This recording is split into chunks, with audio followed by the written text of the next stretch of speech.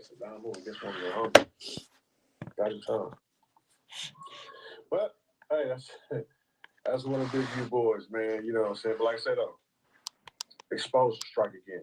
Hey man, let's get straight to the content, man. I wanna start this show today by shouting out Active Chucks and DuseM. We're gonna make you famous today, brother. You know what I'm saying? 8 hours later.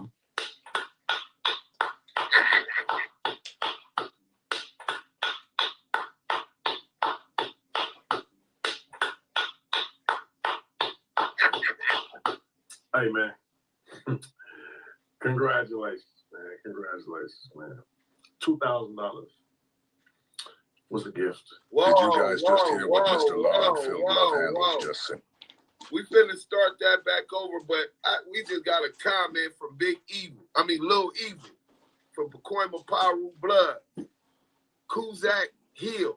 The one that he kept saying, he said he supports our podcast. The one that he keeps saying, Messy Brother Toto. He's supporting our podcast. He said, after my life sentence, he's on high-risk parole. And my PO told me that if I did anything, he would know within the hours.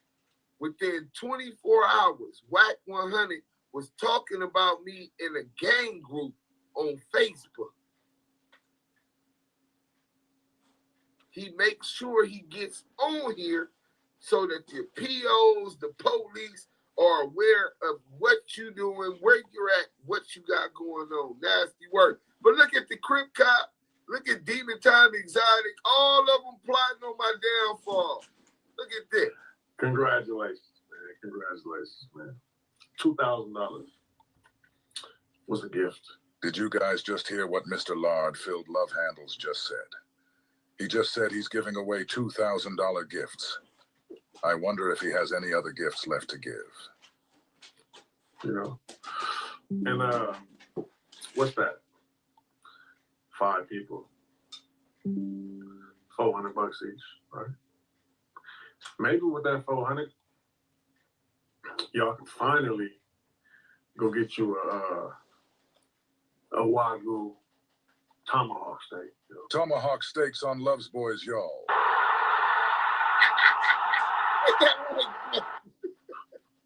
That's the way me and Wack eat weekly.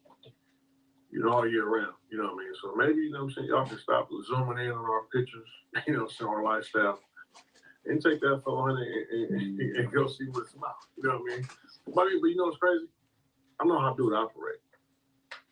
And he probably only gave y'all a couple $100. I don't know how you operate, bro. You know what I'm saying? I wouldn't do that every day, man. So, you know, but like I say, man, you know, it is what it is, though, you know what I'm saying? And, but this show don't stop, you know. We don't stop. But what y'all did do was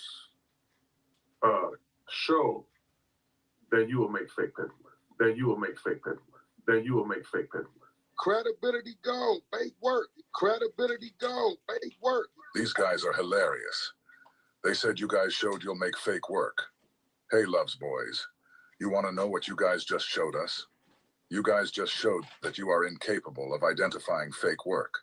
CS2 Back just said all credibility is gone because of fake work. For some reason, he doesn't feel like his very own credibility is gone when he just went out of his way to present fake work to the world as if it were authentic.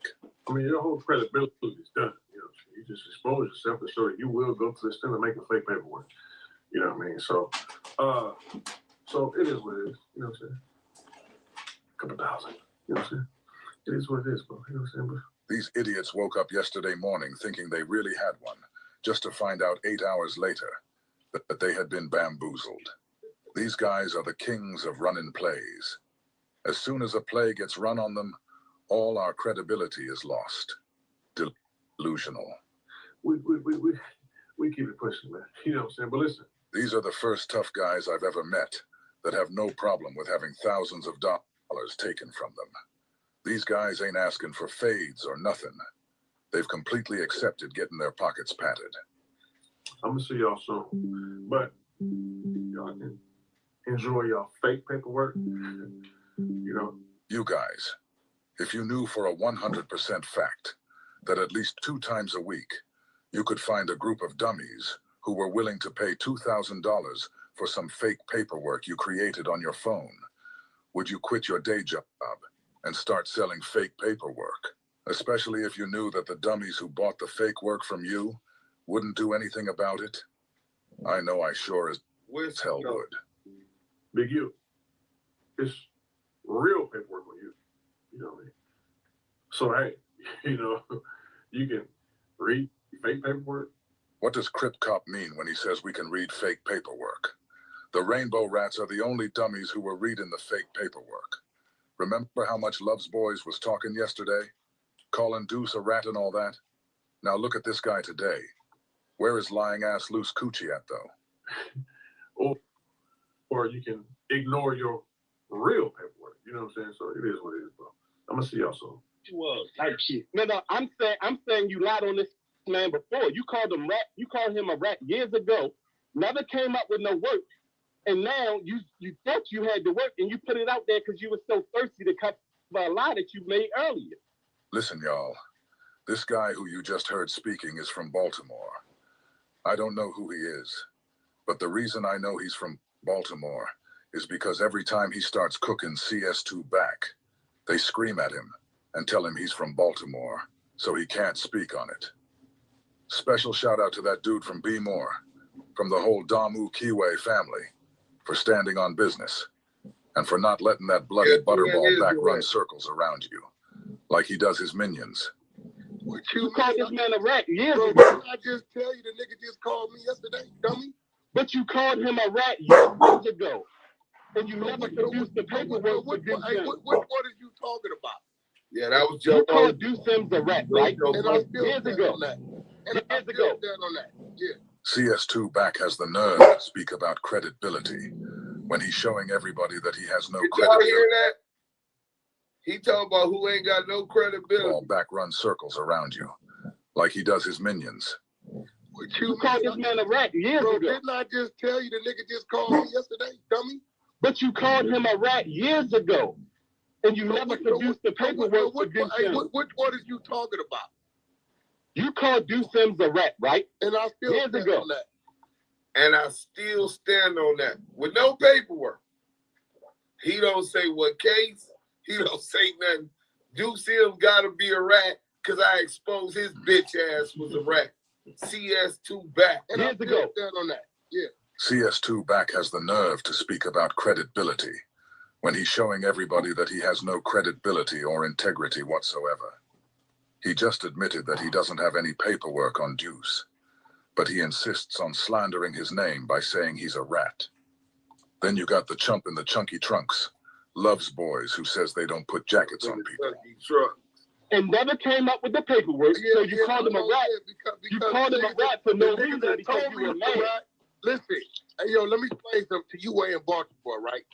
Now, you always say that, nigga. Hold on. Because it's the truth. Let him finish. Man, because nigga always saying shit like he always do. Listen, you way in Baltimore, right?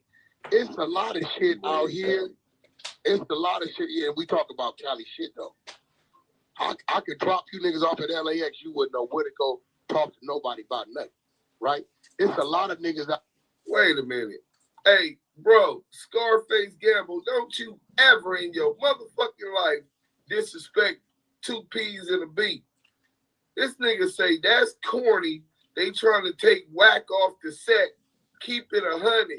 He made PPB name popping. For real. And I ain't saying y'all ain't know, but putting Wack off the set a bad move.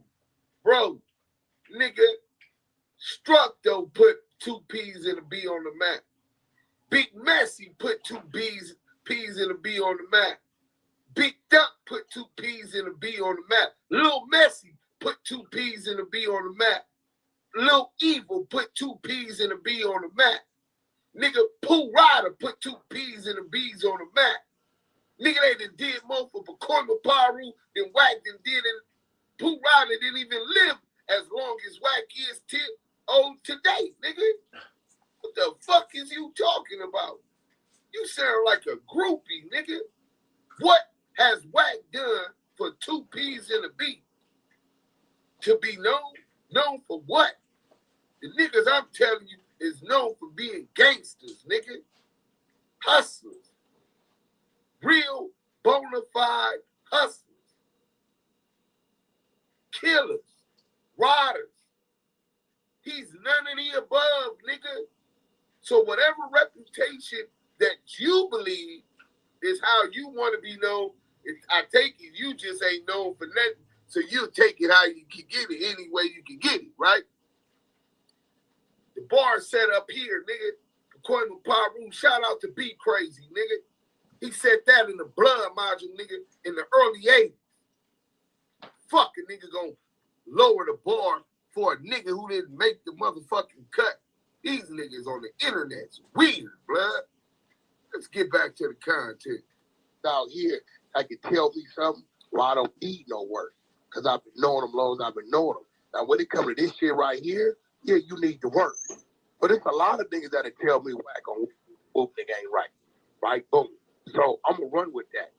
So, whether you run with it or not, it don't matter. You going to run with somebody just telling you something without That's a fact. That's a fact. See, that's what I mean. You're not a street nigga. Fact, yeah. Street niggas don't do that. No. But what about what he did, though? It's weird on both ends. Let me tell you something, bro. Let me tell you something. I don't know about where you from. I don't know about where you from, bro. I don't know about where you from.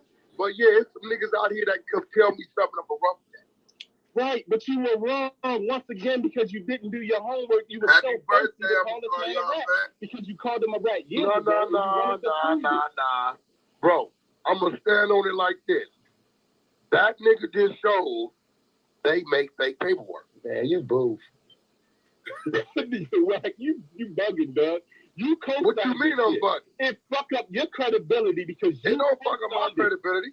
You was on here arguing that it's definitely true. It's definitely true. I got the paperwork. And you were wrong. Hey, bro. But who made that? Bro, these niggas not worried about who made the work. These niggas worried about paperwork. Yeah, you niggas is stupid as fuck. We not. But I'm saying, like, how you not worried about Stop talking some real shit? Hey, let's just call it real, though. Call it real, though. Why the fuck y'all ain't worried about the nigga that made the fake work, though? Bro, hey, Scarface, we gonna get you. Scarface Gamble, don't kick him out, man. Let him just keep going. But, bro, we gonna get you some help. He said, I am speaking for myself, homie. Like, where the paperwork on Wack, to me, dude's hating because he got motion. That is, I mean, you haven't seen the paperwork on Wack? I mean, we ran a room on it last night that went viral. In fact, I put a documentary on World Star Hip Hop that did 3 million views in 4 days. I mean, obviously you can't handle the truth because the truth could be found real easily, especially on social media. But look, bro, I understand that you got 3-finger Wack. Maybe you his new prostate opener. You know what I'm saying? Like can openers, you his new prostate opener, old 3-finger. You know what I'm saying? But listen, bro, if that's your thing, that's your thing. I ain't knocking. Wack want it. You want to give it.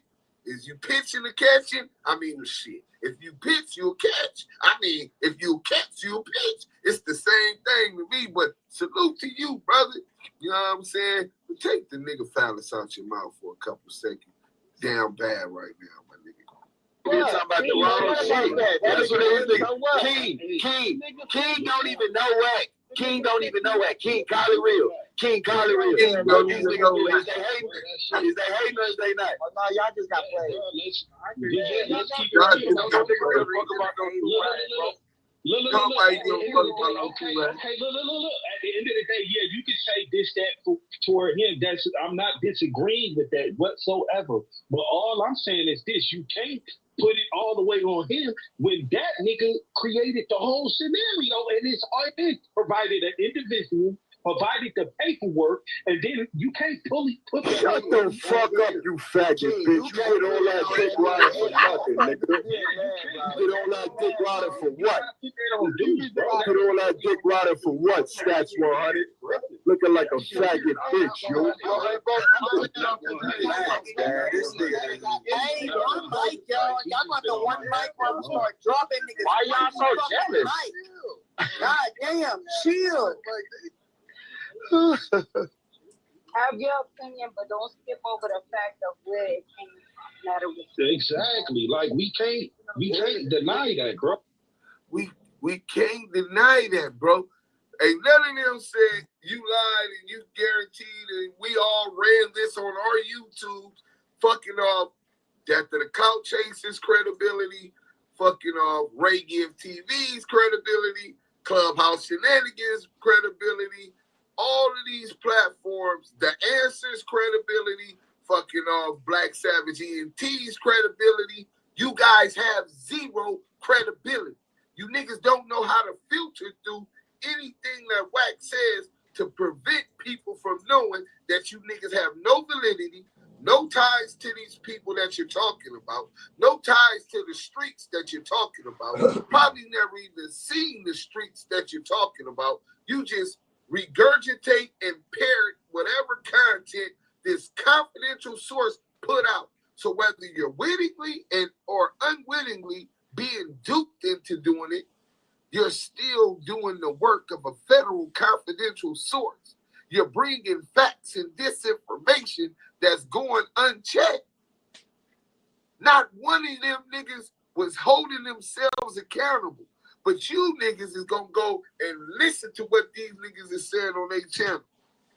Wack 100 gives these niggas whatever he wants to give them, and they going to run it, whether it's true, facts, anything. On top of that, y'all not saying, well, Wack, you supposed to be a street nigga before you put your name on it and speak up on anybody being a rat.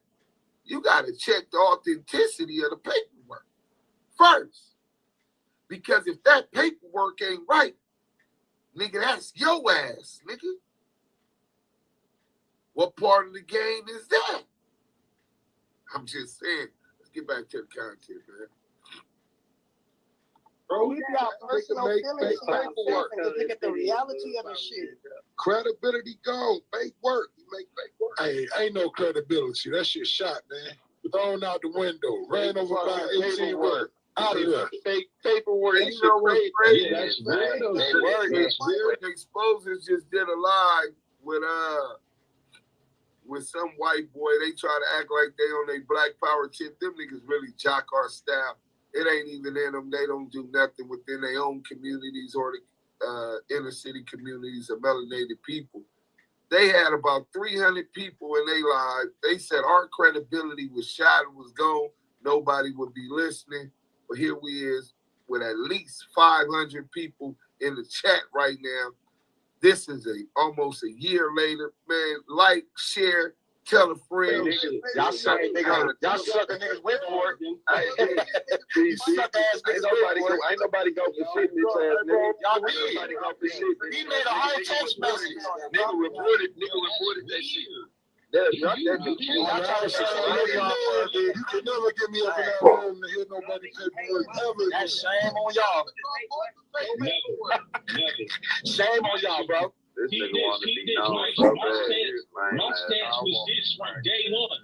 My stance was this from since it started. I said, bro, it sounds like this shit is all a play from the beginning. I kept saying that because why the fuck all these other niggas coming in defending this nigga, but yet he didn't want to defend it himself. So then it comes to find out that you was the one who manufactured the whole thing. Bro, that's some weirdo shit. And then they come with a stance of saying, oh, y'all niggas is worried about me. Y'all want to talk. Bro, you came up with it. This is like me coming in the room and say, hey, y'all, I told on such and such, such and such, and then act like I didn't just say what I just said. And Stats 280, yo, gay ass always got worried about another man and trying to live through another man. He said him making the paperwork to work Wack out of some money, which I did. Me, Diamond, and made up of 115, not paperwork. Let's differentiate that off the top. See, dumb goofies like this nigga don't know the difference between paperwork, which is court documents with a court stamp that you can verify the authenticity of, right? And a 115 from California State Prison, which doesn't have a stamp, which you can't verify, which you can just pull up off the internet right now and put somebody's name on there who's never even been to prison. Or I thought it was real paperwork, and you got me. Hey, Damu, you got me. Bro, stop Damu me. I told you, bring your bust ass, pull up and get your put off. Matter of fact, listen, I'm willing to do what you ain't gonna do. Told you to come get your put off. Hey, Messi, Big Man. What up, y'all, soldier? What's up? What you do, Sam? What's up, y'all? What's going on? Hey, he must have fell asleep. Well, we know you work real hard, triple OG, double OG. But nah, what I was gonna say, I remember that you said something about blood got. It's a put off. It ain't a fight. It's a put off. Wait, but it ain't a fight. It's a put off when Big Mess see blood. So while these niggas is talking about a LA nigga can't call no dogs on Pacoima, nigga, that call didn't come from a LA nigga. Nigga, you was summoned to come get it right and get these open fades that you've been having in your hood, and you done turned it down and been hiding. Bust. Bust. Right? Same as baby Cuban Rob. Cuban Rob said he was pulling up. He pull a whack 100. No show. Bust. Like I said, when you come up, bro, you stay within the confines and in good standing with your village, your tribe, your community, bro. When you summons to the community, you come face it like a man. You said you's a man, right? Well, you done got your skirt pulled up, nigga. We found out y'all niggas got pussy. Nigga, you niggas is hiding out from niggas that grew up with you, that loved you. Some that were like family. Because you know you fat. Let's get back to the content. And put it on another nigga who went back and repeated what I just said. The art of war. Bro, this ain't no fucking war. The art of war is mean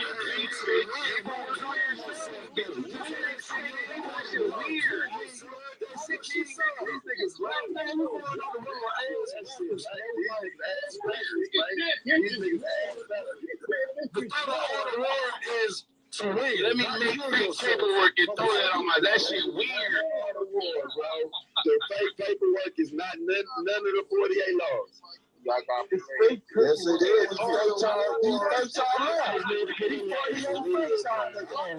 That's 48 That's it. Like, yeah, Jack just a hater, bro. That nigga. Wow, dude, ain't no hate shit. It's surreal, man. You can't hate him being right, man. You just want to talk to him. Do your work, man. Do your homework,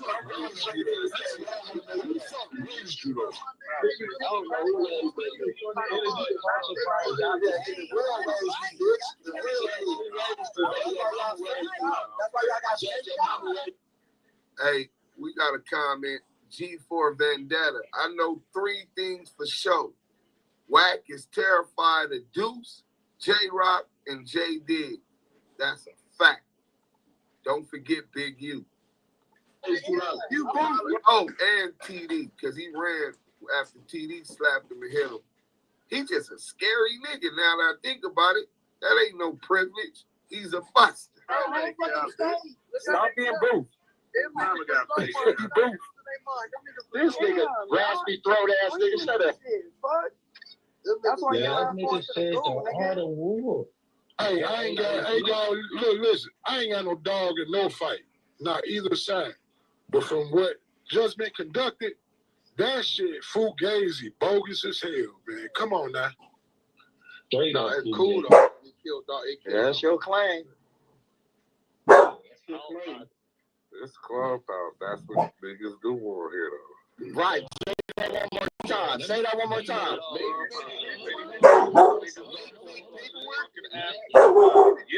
You a dropout anyway. Hey, wait a minute. Fake paperwork, bro. Niggas. Let's get some of the That's fun. the Right? fact. Hey, D-Mo, I want to talk to you. Being that you, yeah, so be more. Hold on, y'all My still bad, talking. Y'all still talking. Y'all gotta respect the one mic. Hey, Wack, good looking for that. Damn, 2K. hold on, Zion. Hey, what mic on that? Nothing. That's Oh, they got a bit of. what we saying. We not. Stop begging on something. Stop begging. Don't worry. Did you know that when you were sitting there in the room earlier? You were saying DuseM the shot like he was in on the play? Yeah, it was the play the whole time, homie. So like, serious question, though. It's a conversation we've been having. Like, congrats if that's the play, whatever. But do y'all think, like, you fear about the consequences? Because like, it's all over the internet. Man, this nigga Wack is the They king did of that, running bro. You plays. gotta just accept like That's not a play, bro. They don't finish answering. That's not a play, bro. Just haters. But look, Ken Post said they didn't do any due diligence. So they have no journalistic credibility. They got horny for content that ran with a fake narrative because it fit their agenda. Fact. That's what they did. They seen the paperwork and did straight like that. That's Nasty work. Sweetie! That's a fact. You got Hey, that's the crazy part. We targeted the slowest one because we knew it was going to work. Yeah. Dude. Weakest link. Yeah. Can you hear me? Y'all, you having technical difficulties, brother. Can you hear me now? Oh, I can hear you now. And this No, ain't what I a was saying script. was the dudes with the paperwork on their names, they don't want to go through their paperwork, but they want to get mad at fake paperwork and got duped out of $2,000 for Bro, fake paperwork. I'm thinking that Wack was going to end up realizing that I never been to Calipat. Like, you know what I'm saying? Pull up what you call it. I thought he was going to realize that on the first paper where it says, does he wish to make a statement? It says, no statement made. But this dude is telling them that I made a statement and I filled it out because I couldn't talk because my jaw was broke. All of these clues that we left so they would find out after we got the money. We never knew whether or not they would publish it. We just working this mob up out of his bread. That's what street niggas do. City slickers, real hustlers. God, turkey. God damn it. Right? That's what niggas do to mob. You know what I'm saying? And we seen the mob, and we got as much money as we could out of him. Who knew he wouldn't check it?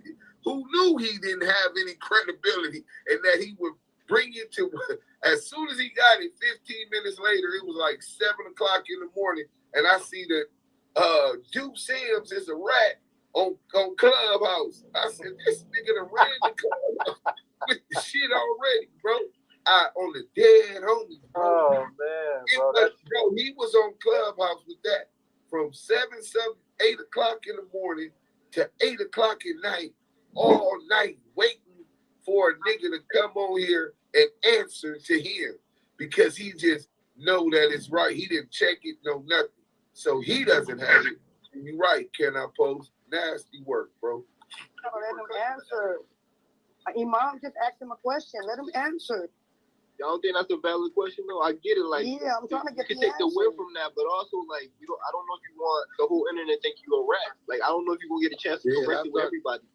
That's ugly. I mean, the thing about it is, them niggas got beef and they're going at each other, the Damo Keyway and then the 100 side or whatever. So nah, 100 it's just a point.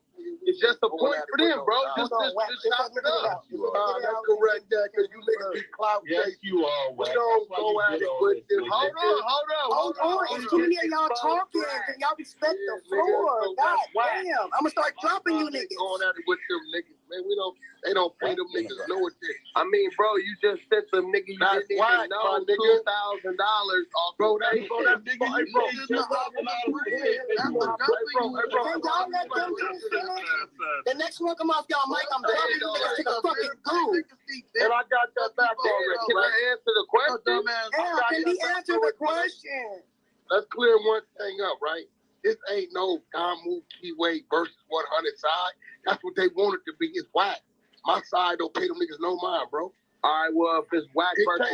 Ain't nobody going on the 100 side playing no games, bro. It's whack versus DuseM, right? Okay. So you got to give DuseM a point. I mean, shit. Nah, he lost.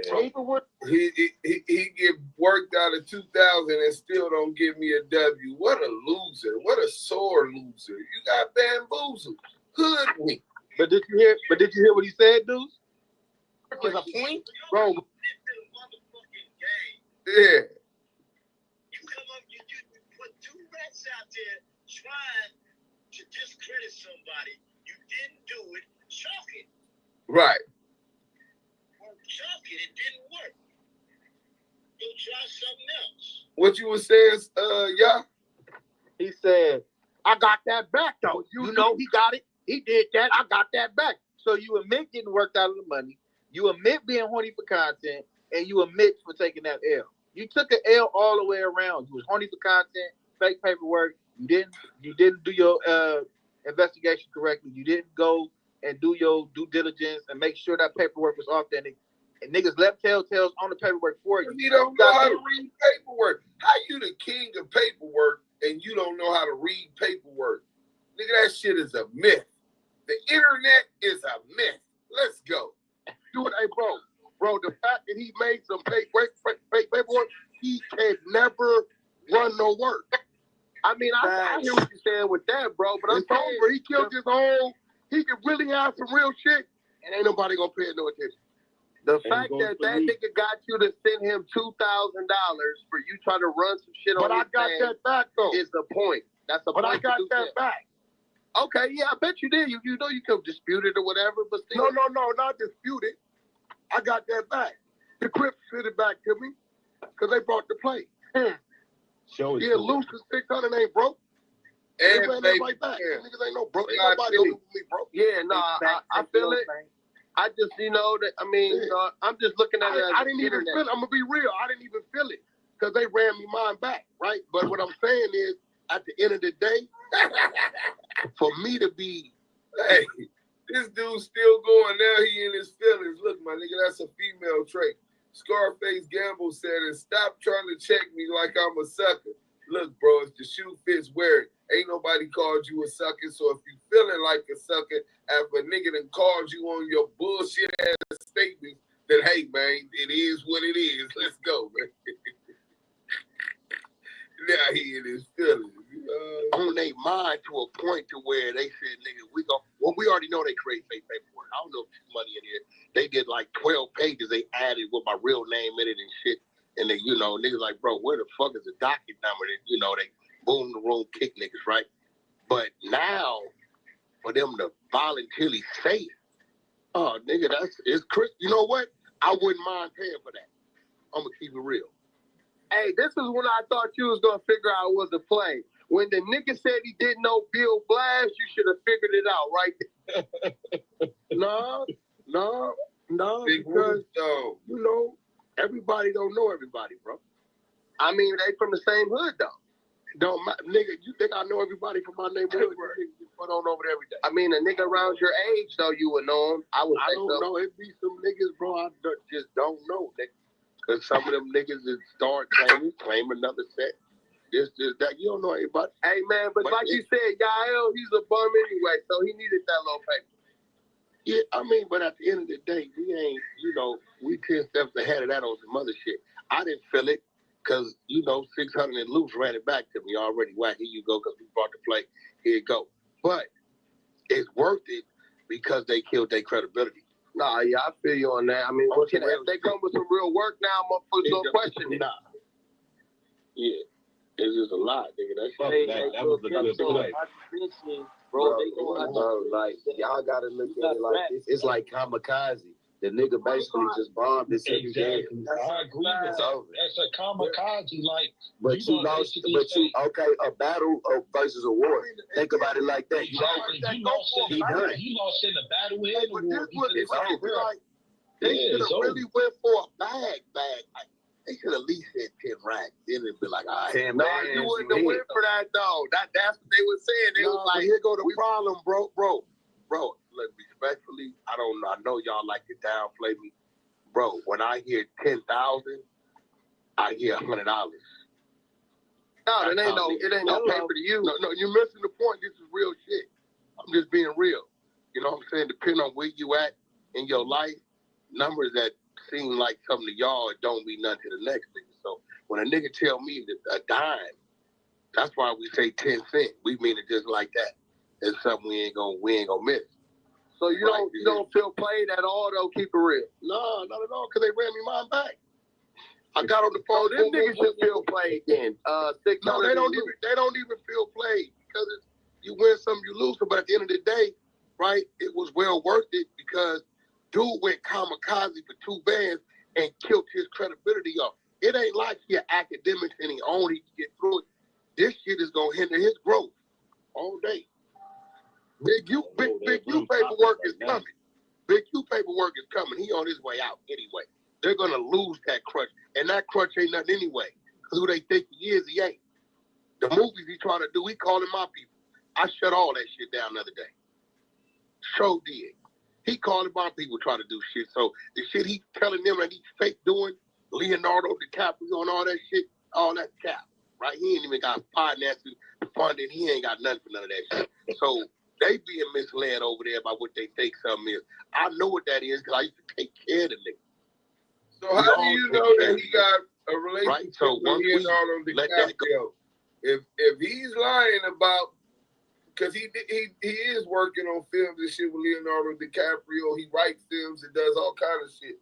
But how is you gonna say he's lying to us about Leonardo DiCaprio when you know about it? He ain't fuck with you in 2-3 years. You know about his relationship with him. We see him doing what he's doing with Leonardo DiCaprio. So what lie has he told us about Leonardo DiCaprio? This nigga weird, bro. This nigga obsessed. Let's go. Go. That's gonna go away. I bet our work ain't gonna be fake. That's the fact. Your work. And then they didn't kill their growth of what they could do by themselves, bro. It's gonna cost them more in the long. Frank Nitty. Yeah, because now they on YouTube mentioning my name and all this, that, and the other. Like, bro, all I said was come in here, defend this shit, but yet you want to keep mentioning my name. Bro, I'm about to really go up. Because, bro, if you're willing to make paperwork on yourself, bro, I can't fuck with you on anybody, bro, on any level. I can't fuck with you. It was going for the boom and only got the bang. Except Wack got an amplified reach. No, you went to $2. I'm about to say, bro, y'all gotta realize, bro. Look, Benzo, you ever lost $5? Benzo, you ever lost $5? Man, I lost. Nigga don't even feel that. I lost 50 grand on the Timberwolves series last year. I'm just talking about $5 though. You don't even feel that though. You know what I'm saying? But them niggas starving. They feel like they hit. They just really so got broke. They hit. How much left? Them niggas are showing the screenshots and shit. Them niggas putting it on t-shirts.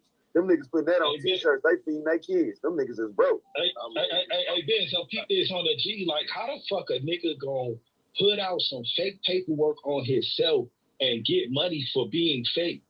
Well, look, man, like this is how they're looking at it, bro. You know, I'm just like you a street nigga, right? You I know how they looking at it, but I'm saying on the overall for what niggas trying to do what they love, and you know they need that little shit they trying to do, right? You know, I'm on my way out of this shit. They got about 90 more days to be, and the internet go miss me, right? Like you can't, that's just like, bro, that's just like selling a nigga, taking a bird of some fake-o deco and put it in the streets out your spot and then expecting niggas to come back and spend some money with you, bro. No, yeah, I feel you on that, dog. You killed it off. Like, if you gonna do that, you go for the bang. You go for something. We gonna grab this nigga, we out anyway. Right. Niggas tried to run off on the plug. It's like they're celebrating that shit. Like, oh, we got this nigga for 2 bands, nigga. My motherfucking mortgage is $8,000 a month, nigga. That ain't shit. That ain't no money. These shoes on my feet. Hey, Benzo, even at this point, you can't argue with the nigga Wack no more because you're doing the quote unquote same thing you saying he do. Right. So there's no opposition. You're running the thing. I don't make Bro, I'm just saying what they say, bro. It is what it is. That's what they say. What fake paperwork I made? Bro, I'm not the one that's saying this shit. That's what they say. FBI code. Hey, Wack, when did you figure out it was a play though? Like, somebody hit you and told you, or what?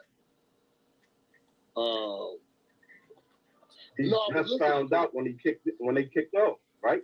I was listening to him. Yeah. So I hit loose in 600, boom, boom, boom. They just sent me my friend back. So I'm not, and I'm good. My day, they like, Wack, here you go, boom, boom, boom. Gave me a stack of pieces. It was done. But at the end of the day, right, I'm going to take them niggas and I'm probably going to spend a stack on them. We're going to sit down and eat, bro. Say, it's cool. So we even. But he killed his credibility. I don't think, that's a bad leader, bro. Like, you don't sell out the whole thing for that. You gonna sell it out, nigga. It got to be, nigga, this what it is, and we don't need nothing else. It got to be something tied to it that's gonna put you where you need to be so it don't matter. That's all I'm saying. Maybe that's just my way of thinking. You know what I mean? They went kamikaze to me. Hey, Benzo, at what point did you lose the play? No, I knew they was setting this shit up for like 3 days, bro. I just, I'm an innocent man. First of all, Benzo from Minnesota. He say he from 60. We can't confirm or deny that. He say he's Big U's relative. Don't know none of Big U family. Then it comes out that his dad, he says his dad that's dead knew Big U. Big U don't even know him. This nigga, only niggas who knew about this play. Big U didn't know about the play. Henny didn't know about the play. ODM Slim didn't know about the play. Spider-Lo didn't know about the play. Smoked Out TV didn't know about the play. None of them knew about the play because we didn't want nobody to act unnatural while we were still trying to get as much money out of CS2 back as we can. This would kind of clout chasers come on the internet and act like they representing for us. Just clout chasing. We're party, so I ain't got no dog in the fight. This up for 3 days. This is clown shit. Bro, Them hey, grown bro, ass. you know what I did the last 3 days, Benzo? Shit. Closed out a regional Walmart. Get some money. I closed out a regional Walmart deal. Hello. That's what the fuck I did the last 3 days. I wasn't thinking about no motherfucking. You got played. Shut up. I wanted to see how it was going to play out, man, but. Admit to it. Hey, bro, they got the youngs. Y'all niggas bro, crazy. they got 2 racks. All right, go ahead. I got my money back. And He said he closed out a regional Walmart deal. Yeah. Have you seen any incredible diapers in Walmart? Pop LQs in the building. Salute, salute, salute. I just was asking that question to the Dollar and Keyway family. Salute, salute, Quan. You already know what it do. Kenny Kingpin is in the building. Let's get back to that. So really, 600 and loose cannon got played, really. I mean, they ain't tripping anywhere like that. All them niggas got played. They not, bro. And Juice played him too. It's worth them knowing they ain't got no credibility with no work.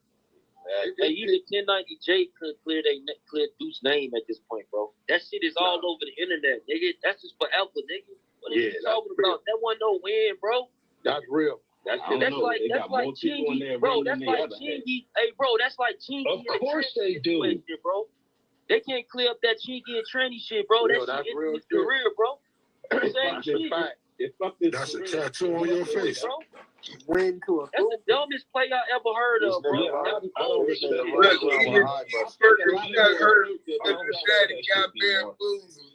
Nah, bro, I'm just keeping it 1,000 because bro, you think I wanted to be sitting here like as if I was going against Lou, whatever. That took his company, took the name of his company, and he was there taking up for it, giving him something copies. giving them sloppy copy. We got about 4 more minutes. Fuck Deuce at the end of the day. And fuck Wack at the end of the day. But at the end of the day, it's the bottom line. It's indiscriminate. If this nigga is willing to put fake paperwork on himself, I can't fuck with you. That's weird. Point blank period. That's weird. I told you a long time ago. I know you was I told you a long time ago. Dude you running with ain't what you think you running with. I told you that a long time ago. What you running with?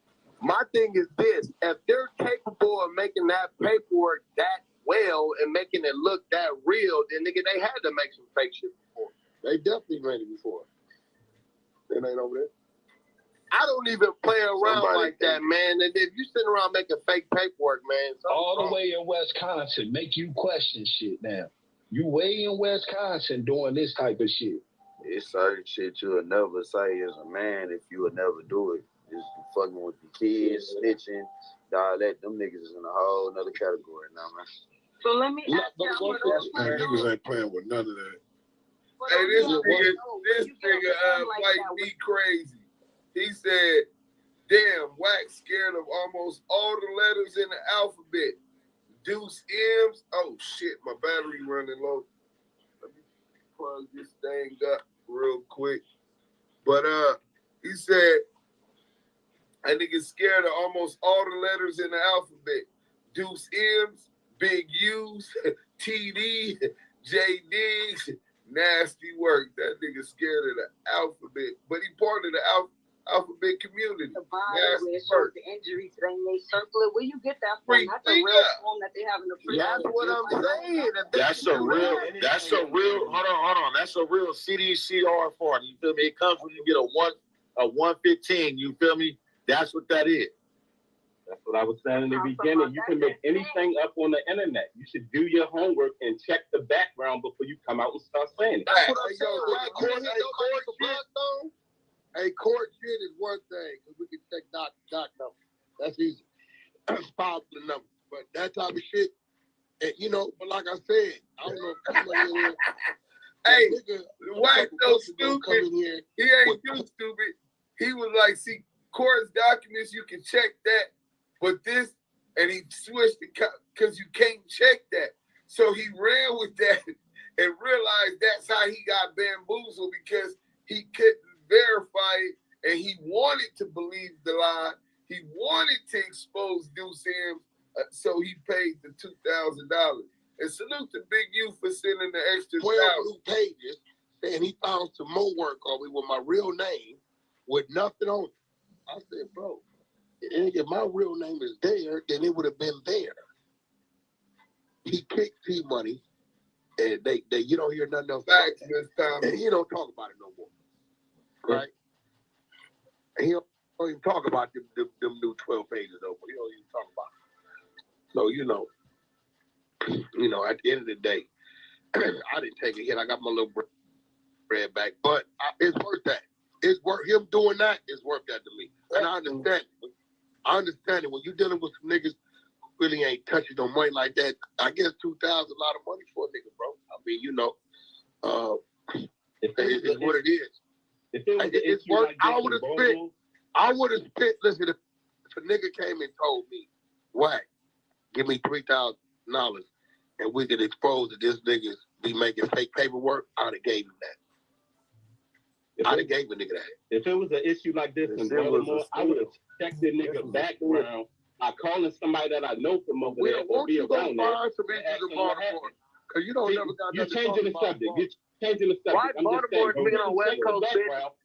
This nigga right here, later on. I'm just talking about rolling. Y'all want to change the subject? All right, you talking about rolling 60 days? Happened in Baltimore. That nigga wanted to be which one have you did? Give us an example. Give us an example. All y'all dick suckers, please. He ain't got one. Why your mind go straight to y'all suck this nigga dick all day. Clubhouse. Hey, salute to Scandalous Los Angeles TV. Yeah, the last 2 years. That was one of them, right? Hold on, what is this one? Let me turn this off real quick. All right, so boom. Yael, you back with us? Can you hear me, bro? Damu Kiwe conversations. So before we get into anything else, we're going to take y'all back to another classic moment, 2024 in review. And then we get into the content. This is a 13-minute video with DuseM and Debbie. For those who ain't got introduced to Debbie, stay active in the chat. I think y'all gonna like old Debbie. Debbie is the clerk for the Wheeler County, Texas, where Wack 100 caught his case. Let's go. Hey, what's up? We live for all them out there. What's up? Y'all want to be famous? Here you go. Welcome back to Scandalous Los Angeles TV, where we expose the exposers. We got the content again, y'all. CS2 back, a.k.a. Porky, the pit poodle Pyru, has stepped in a pile of his own shit again. He's got some real explaining to do this time. Somebody call Big Chuck from Death of the Clout Chasers and let him know that the guy who trademarked his company has been Rainbow Rattin' since 2005. You guys are about to hear a recorded phone call with Deuce M's and a courthouse clerk from the same Texas courthouse that Porky was in, after he was caught crossing state lines with a trunk full of guns. Listen to what she has to say about this case.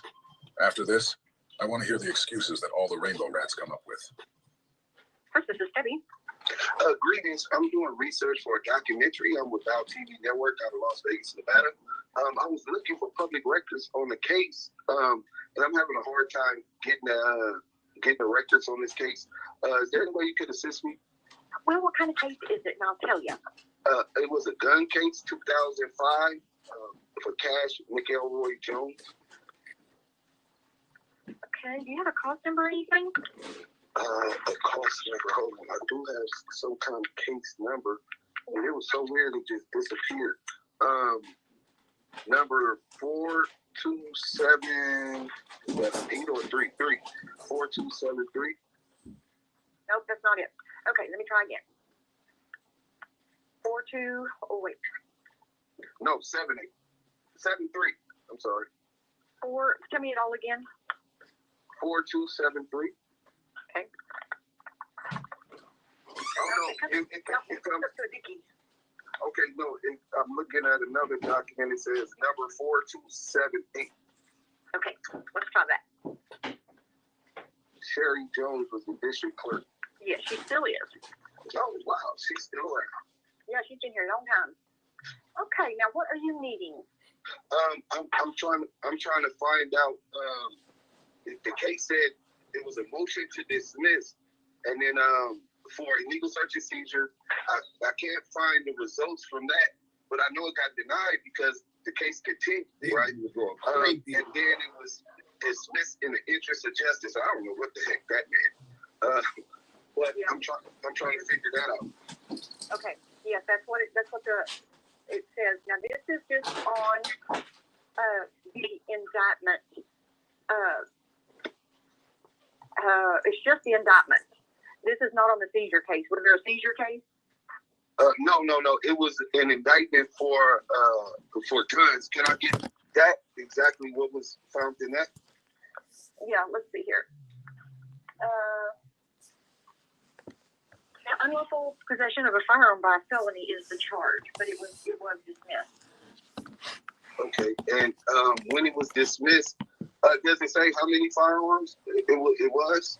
Let me just see. Let's look at the. Because the documentary I'm doing is about gun traffickers that seem to not be held accountable by the court of law. So let's see here. The indictment says Cash McElroy Jones is then and there having been convicted of a felony of assault with a firearm on the 12th of May, 1994, in cause number of the Supreme Court of Los Angeles County, in the case of the docket state of California versus Cash. So, but this one is unlawful possession of a firearm. I guess he was convicted out of the state of California. Yes, I found that one. I think he was a juvenile for that one. Then he gets caught in Wheeler, Texas, with guns. I don't know how many. I'm trying to see how many were charged in the indictment. And was this indictment a federal indictment or just a Texas state? The state of Texas.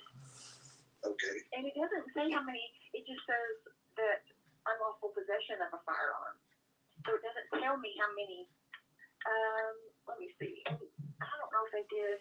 That's back in 2006. I was trying to see if there was. No, there's nothing in here to tell me. Like the PCI, whatever you call it, the pre-sentencing investigation. Sometimes they're filed. And I thought there might be one in here, but there's not. It would tell me everything. But let's see. There's really nothing else in here that's any. Even in 2005, 2006, that was standard procedure for them to file a pre-sentence investigative report? They had them, but sometimes they didn't give them to us. Right. But there's nothing really. All it is a bunch of just regular documents that's filed and some subpoenas. And then they got the motion in order to dismiss. Which was denied. No, he was dismissed. Okay. Oh, you're talking about in 2011 or 2010, right? Yes, 2011. Yes. And that was dismissed in the interest of on Scandalous Los Angeles TV. Yes. I don't know what that means. I'm gonna just keep my mouth shut. I'm gonna plead the fifth on that.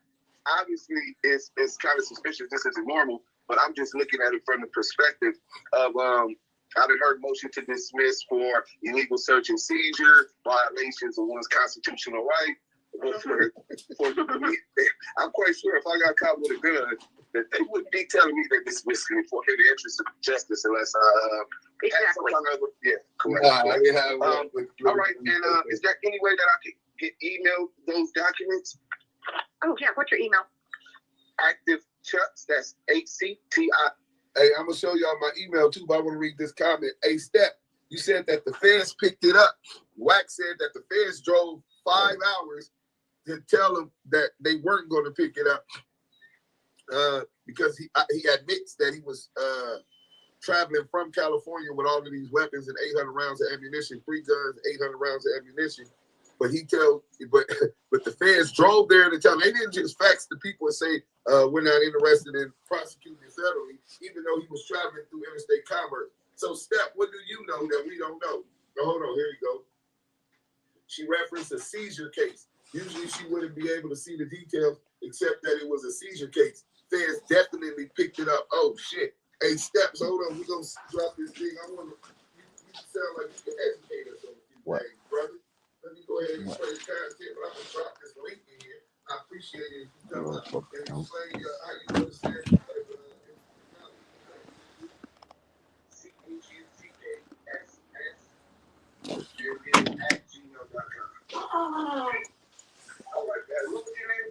I'm Debbie. Debbie, thank you for your professionalism. I really appreciate it. Now, yeah, it makes a lot of sense now when we get to the interest of justice. I'm like, how did this just end? Well, I'm just gonna keep my mouth shut. I'm quite sure he did. So I'm gonna take your advice. Thank you. Well, do you need the indictment or just the motion? The indictment, the motion to dismiss, and if you have the motion to dismiss for illegal search and seizure, because I think that one was denied and it was later dismissed in the interest of justice. Okay, let me look through here. Hang on. All I'm seeing, but let me save this right quick. Hang on. Okay. What up? Salute. Let me go back through here. Okay, I'm gonna send you that indictment, and then both of the motions in order. But other than that, it's pretty much just basic paperwork. Did they have the original investigative report, like from the police officers that detained them? We don't ever get that. No. Okay. No, we don't. Now, I mean, the sheriff's office might have some of that. I'm going to have to contact them. Maybe that'll help fill in a little more holes so I'm not swinging in the blind before my audience with this documentary here. Oh, so what channel is it? Oh, wait, let me see here. Brief in support of motion to suppress. Okay. Let me see. He did file a motion to suppress, gathered The defendant, Jones, previously filed a motion to suppress evidence gathered by the Texas Highway Patrol, the Wheeler County Sheriff's Office, and DPS for their actions prohibited by 4th, 5th, 6th, 14th Amendments. Let's see. He wanted any and all tangible evidence seized by the enforcement officers or others in connection with the detention and arrest of Mr. Jones in this case or in connection with the investigation. This really does. Okay, let's see. Yeah, little Debbie Cake's trying to get chosen. Little Debbie Cake. I'll just send this to you. Okay. And you can decide if that's something you need or not. How about that? All right. And you said the local police that initially arrested them were sheriffs? Well, it says DPS.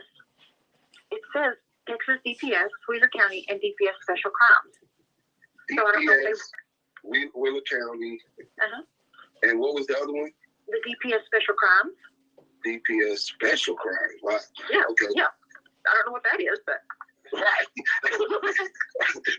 From a state which allows and permits us to bear arms under the Constitution, as long as it's out in the open and not concealed.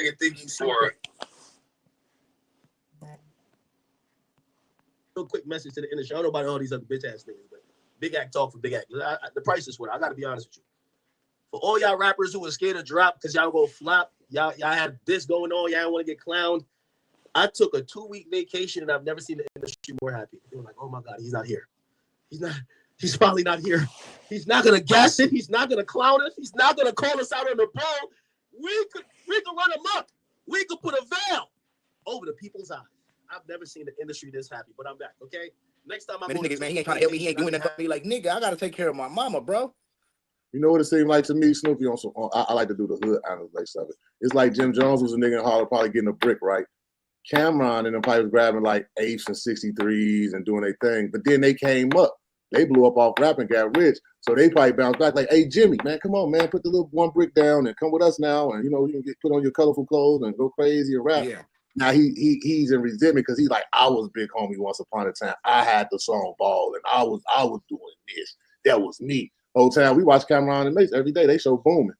It's a part of everyday content in life right now. Booming like a motherfucker. What is he doing? Sitting somewhere complaining, still dressing like it's 05 and tweaking. Get over it, Jim. Yeah, get over it, Jimmy. The opportunity for us to really start. I hear you. Go ahead. No. When he was dropping, like when he made that song with Game, Balling, like I seen a little light for him. He just got weird, bro. He had a run. A lot of people have a run. For a period of time, your run is over.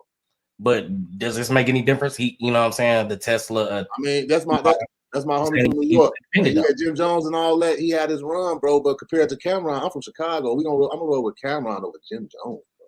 I ain't gonna lie, but I don't, you know.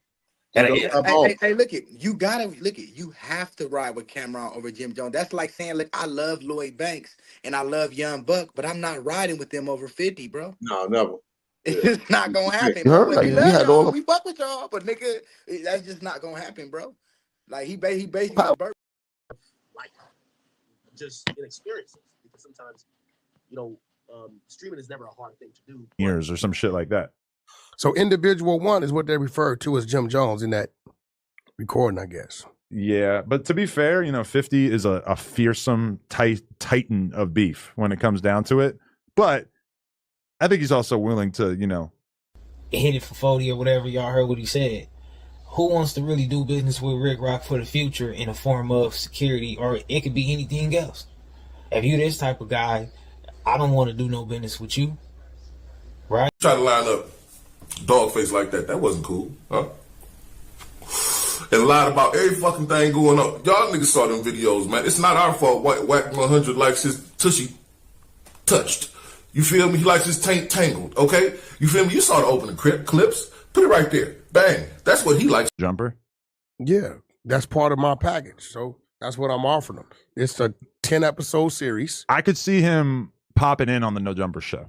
A whole separate interview. I mean... So can he come in and sit down with us an interview? We could do something. Oh, coming in on this? Okay, yeah, I could definitely see that. A whole, like an hour-long interview? I mean, that's just... I feel like that's a bad look. So we can get him in here with us and he can do his interview. We could do that, yeah. There you go. There you go. Segment. So we got Adam and No Jumper on the 22 stirring the rooster, Adam 22, and Wack 100 show. Let's there go. It goes. I'm pretty sure R&B is going to kidnap this soundbite Duck go do her editing magic. It's been a long day. We actually drove out this morning. We were supposed to come out last night. I said, nah, we go out. I wasn't feeling it. What time you wake up to come here? To come here? Yeah. Well, I was shit. You know, I woke her up about 5. Sheesh. But we didn't leave till 8. It's always my least favorite days when you gotta get up before We left the at 8. sun comes We up. didn't leave till I woke up at 5 because I knew it was gonna be a long day and it was gonna interfere with me busting nuts. That's awesome. I want to thank you for allowing R&B to appear on Plug Talk. I didn't allow. She just did it. Yeah, y'all went behind my back. You're on cleanup duty. Y'all went behind my back, and I see you hold a grudge. That's another conversation. You know what I'm saying? I got to take her over here to the little place they got, you know, where they strip them and they sit them around the thing, and it helps purify. Here I got. He's just fucking weird as hell and want to release my mugshot because they dick hard about it. Talk about drug paraphernalia. I had fucking 10 perks on me. I've been out of jail, but chat know that. I've been out of fucking jail.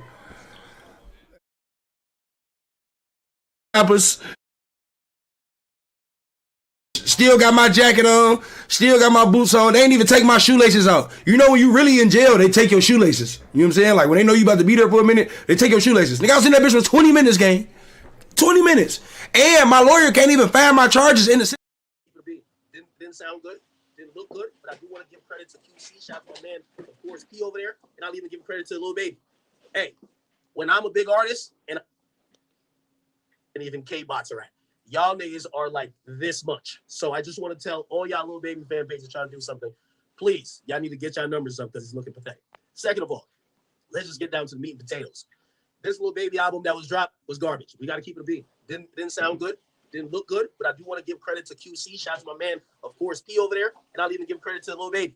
Hey, when I'm a big artist and I'm starting to fall off, my label's supposed to make me look good. And that's what they did.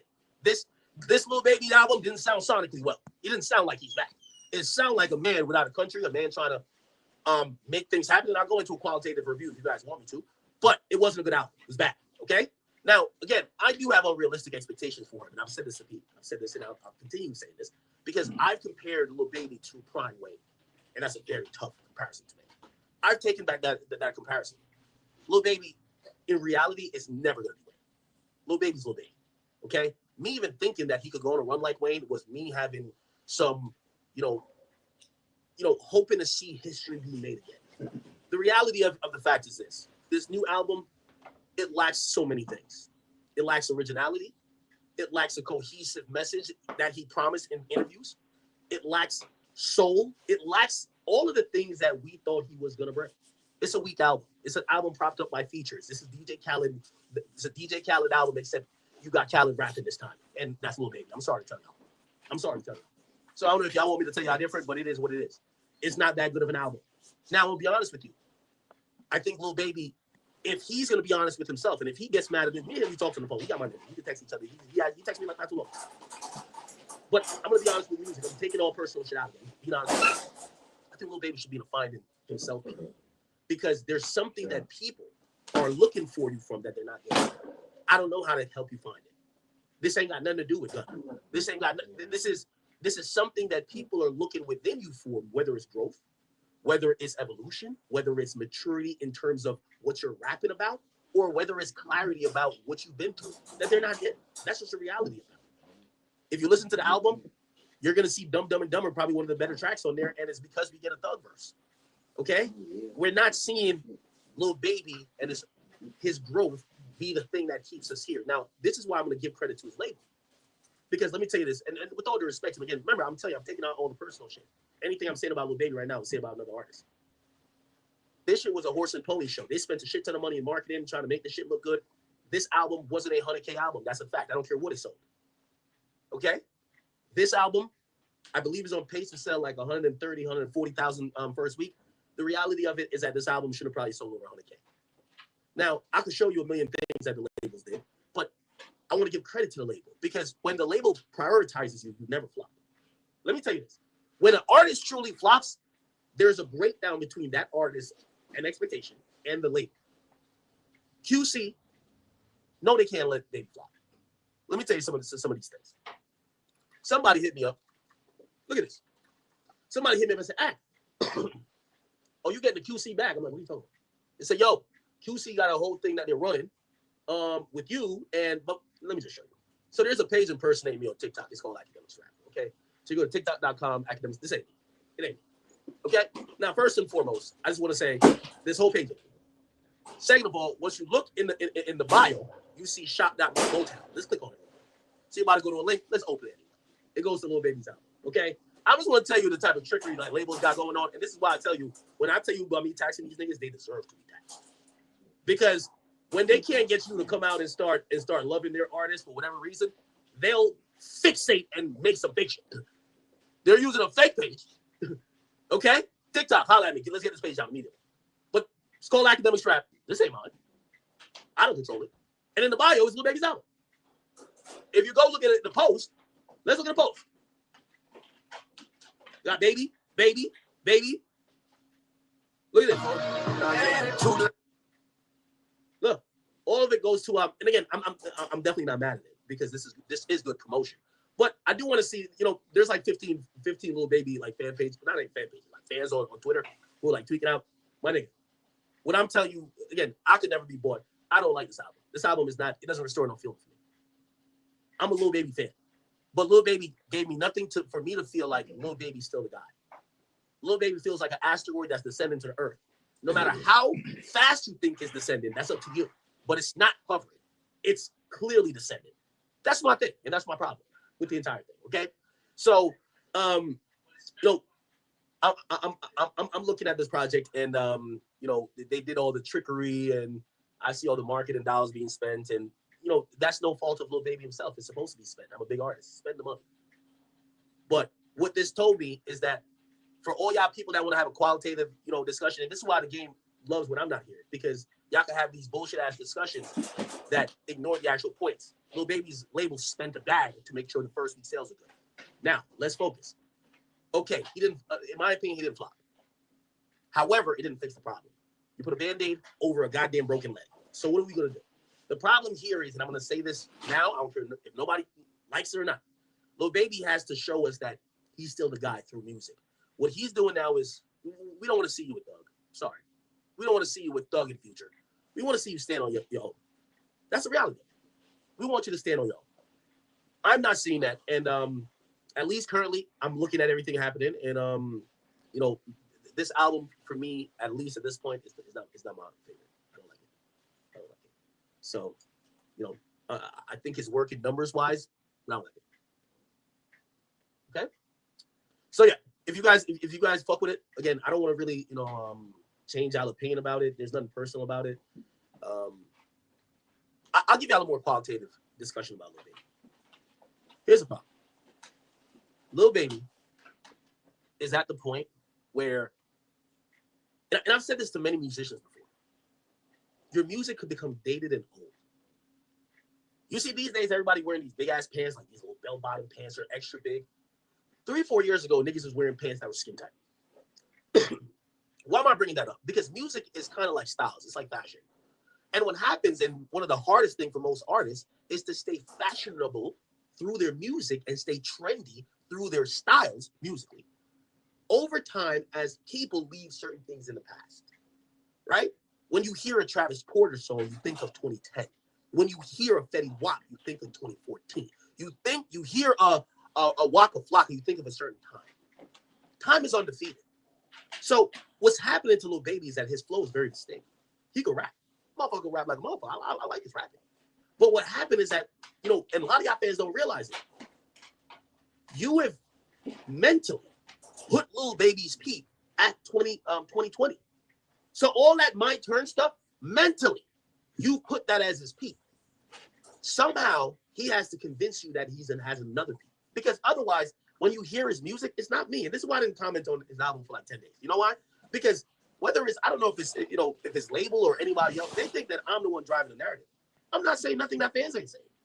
But I'm the person who's going to give an explanation to what fans are feeling. I never, number one, anybody there think I could brainwash y'all? I can't. I only just say the obvious, right? But some people feel like it's me. Oh, no, Ak, you're the reason why they don't like this. That's not the truth at all. The reality is that when people hear Lil Baby's music, they think of a different era. 4 years in rap time is a long time. And when you hear him these days, people are looking for reasons to either say, damn, that shit's not cool no more, or that shit's old. That's the problem. You get what I'm saying? Again, I'm never the one to say that someone's peak is over. Here's the reason why. Because the artist could always prove me wrong. I don't make the records with them. Now, I will say to Lil Baby and a lot of artists like Lil Baby, and this is now so much deflection. Look, when you're a master manipulator, you got to know the right amount of deflection to use to make it palatable, to make us believe you. Mm-hmm. There was every other sentence was another sort of deflection. I make the decision not to respond. You know what I mean? He got lucky. Crip, I know he got lucky on this one. Yeah. Yeah, he got lucky. They gave him a shot. You better come home and do what's right. No, that's a fact. All right. You ready to hang it up? We did give academics like 40 minutes of airtime, but now watch this. What? 50 Cent calls Jim Jones a rat. Yeah. I was being safe. I was minding my fucking business. They profiled my truck. Right? With you talking on the wiretap lets me know that you are running from something. Because not one time. Nah, never do. Yeah, they got a TMZ. Homie. He in prison. It's not good. And for me personally, I have gauged my expectations on Lil Baby. I don't think Lil Baby is in the position or the place right now to be giving us the hottest material that will be dictating the new or hotness for the next couple months. Okay. Sorry. Anyway. Okay. So that's my opinion. And by the way, here's the thing too. I'm also not mad at his label. His label did an amazing job marketing. Okay. Yo, you know I knew his label would spend the bag. Nigga, they paid a Canadian blog. Shout out to Keep Six Solid. When I seen a Canadian blog, y'all gotta see this promo right here. When I seen this, I said, okay, at least they're spreading the wealth. Look, Wham is in heavy rotation. Stop it. Stop it. Okay? But I can't be upset because in reality, this is what a label should do. If your label isn't supporting you financially, why are they there? However, I'm just here to tell y'all the truth. I don't personally like the album. I think the album is weak. I think the album, I seen Kai Cenat rate the album. He said it was a 6.5 out of 10. I'd give it I'd give it a 6 out of 10. Yeah, a 6 out of 10. I think Kai was pretty fair with that. 6 out of 10. Now, here's a good thing. Lil Baby always has another chance. He could come back, drop some more shit. He could always try to build back that hype up. But at least currently, I'm not that interested anymore, to be honest with you. All right? Anyway, his album is supposed to debut #1. Bad Bunny did drop an album on Monday, so he dropped on Friday, and then he dropped his deluxe on Tuesday, and Bad Bunny dropped an album on Monday. And Bad Bunny's supposed to be at like 116. Lil Baby's supposed to be at 140 or 145. Congrats to him. Still just not the album that I fuck with. I can't even lie. And by the way, y'all Lil Baby fans, stop dick sucking. If y'all keep saying Lil Baby's back, this and third, let me tell you this, and I know y'all would be like, well, you're a big Drake fan. Well, I try to hold him to some type of standard. I'm not just going to call it mid-classic. You know what I mean? Unless y'all really feel it. If y'all really feel it, cool. But I think y'all know that Baby has another level he can get to, right? Now, by the way, shoot him some bail. I know Baby says he has other albums and other projects coming out, and I can't wait to hear it. It might be a thing. You know what I mean? So, but this project right here. West Detroit. That major drug bust is going to make a big difference. Thank you for staying with us. I'm Simon Shakett. It's good to be with you. And this is unsettling to hear. Arguing on Clubhouse has been exposed as a confidential informant in paperwork recently released by defendant Money Mark and Stutterbox. Before we content, man, I just want to say, There'll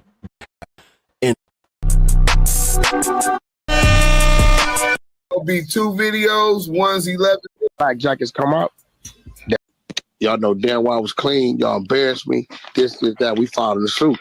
Well, my keys. Sounds like a scene from Power. Was it one or was it 2 woman? Now Wack 100 decides to use his favor the detective promised him and I kept asking back wiretap Wack.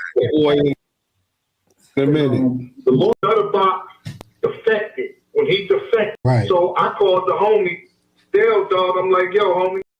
Other than that, most of these songs, and by the way, Say Twin, I don't give a fuck what y'all niggas say. This is one of the worst songs we've heard. Like, Say Twin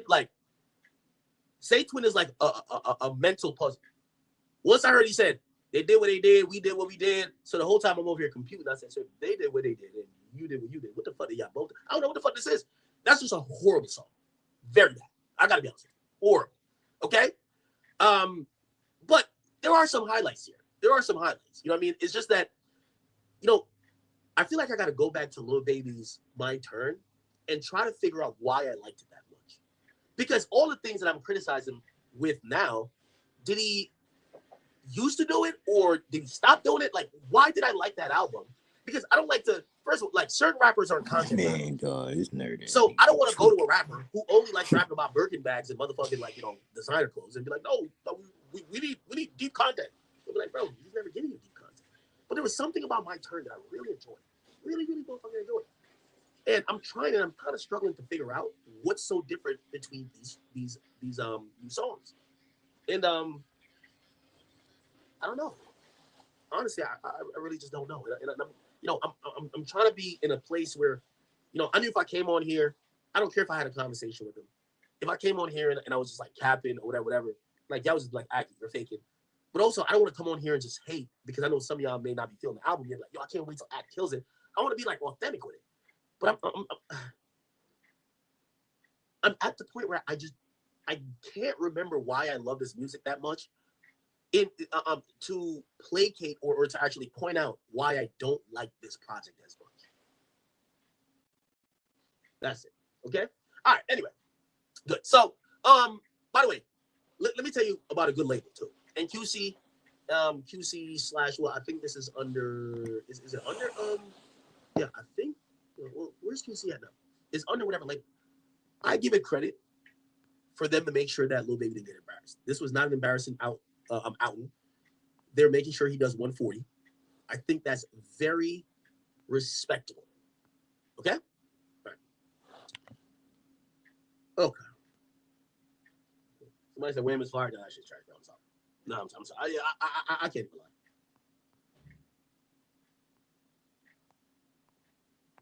Here, give a bitch 500 just to braid my hair. From the murder men, don't get it twisted. I take it there, nigga. Yeah, I be tweaking. Yeah, I used a little bit. Hey, you some song you can't say not one song good, bro. There's a disrespectful I told woman. I could hear her. Okay. All right. Good. We're gonna get into some streamer stuff, and just to put that polish on the Lil Baby stuff. Again, man, I got no personal issues with Lil Baby. I want to be able to give it my opinion on his music without, you know, I don't feel offended anymore. I think I've told you the nature of the conversation. Essentially, Lil Baby had told me, he said, I wasn't trying to little nigga you nothing. That's how I felt. That's just honestly how I felt. So me and him, I felt personally like he was trying to disrespect me. And after I heard the album where he dissed me, I said, all right, cool. Well, I do this, and I've been doing this before he got in the game. I tell every artist, I'm probably just not the person. There's mad. I heard Future don't like it. Well, Future would never say that about me. And not Future's a goat. Like, maybe I could do, but I don't think Future wants academics getting up on this platform every single day sitting on his name. I don't think so. False. I don't think he wants it, right? So I know there's a lot of artists that supposedly don't like this, but they all know keep it nice, and I'm gonna keep it nice too because I'm a fan of you guys, right? So, with me and Baby, I think we're at a mutual understanding now. However, it doesn't mean I'm gonna say that your music is great. I don't think it's great. It's not great. And when it's great, it's gonna be great. I told P on the phone, I said, P, hey, if you think I'm a hater, give me a record. Send me or put out the Lil Baby record that I'm gonna like, and I promise you I'll be the loudest person saying I love this record. Because I'm starting to personal shit. I don't know the nigga like that. You know what I'm saying? So I just reserve the ability to say I don't like your music. But I don't have to sit here and call him retarded for like, you know what I mean? Like 4 hours, right? I don't like the song. Or I don't like the album, actually. Whatever. Cool. I feel like there's some Drake stuff we should have done, right? There's some little TJ stuff as well. Should we get to the Drake stuff now or no?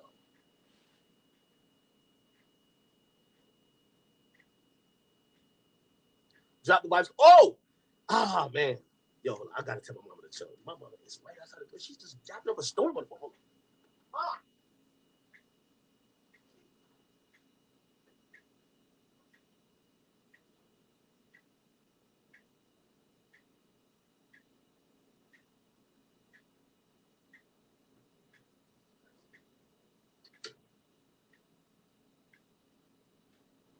I'm there having the whole conversation. All right. So should we get into the Drake stuff or should we get into the other things first? Yo, Mama Atkins. Yo, my mom come here and just start like fully clean and like it's. I'm like, yo, mom, it's like late. Please stop. Okay. What should we do first? Should we do the okay? We could do the Drake topic. We're gonna do the Drake topic, clearly, right? There's other topics that's kind of like pertinent. You want to talk about Drake? Oh, I was giving you the Jamaica rundown. You know the Jamaica rundown? Oh, the Jamaica rundown was so great. Yo, chat, I kid you not, man. I love y'all so much. I went to Jamaica. First vacation. Obviously, me and Vibes Cartel was having conversations about, eventually linking up. They had offered, like, yo, you want to do an interview? Because he was doing interviews. And I was like, no, I want to do it in person. I didn't want to do it on Zoom because obviously it's Jamaica. I was here. And I said, I'm going to come like 2 days before the concert. Let's see if we can get it done. I went there, and I just want to say, Vibes Cartel, which, by the way, we're going to get to Drake. If you've been watching me long enough, you should know my favorite artist of all time, all genres, is Vibes Cartel. Not Drake, Vibes Cartel. I've always told you how amazing he is. Meeting him, interviewing him, going to his concert is something that will live in me forever. I followed his journey for so long. I remember the day he got arrested, 2011, September 30th. I remember when he got convicted of murder. I remember the numerous appeals that got denied. And it took 13 years for him to be freed. And when he got freed, it was a very emotional moment. Not only for what it meant for me as a fan of his, but also what it meant for a country that I was born in, if you don't know Jamaica. I went to his concert. They rolled out the red carpet. I want to shout out to TJ Records. He was really hospitable. Vibes Cartel was really hospitable. Shout out to Tiffany, who was the PR person, so hospitable. Everybody there showed me so much love, made sure anything I wanted. It was no hassle. They showered me with all the gratitude and all of the things you would expect, and way beyond my expectations. Because y'all know me, I don't really, I'm like a cheap date. I don't have too much expectations, even if it's my favorite artist. And I'm telling you, anything I wanted, they acquiesced to. While out there, I ran into my Toronto guys, and I got to say this, man. And listen, clip it, put it, every Toronto page. Let me tell you this. The realest nigga I know in Canada, his name is Bulldog. That's a fact. There's no add or subtraction need to put on that. Realest nigga, period. That nigga is, somebody who, if you don't know who that is, that's Pressa's brother. I was out there with Pressa, top 5, but Bulldog is a real nigga, man.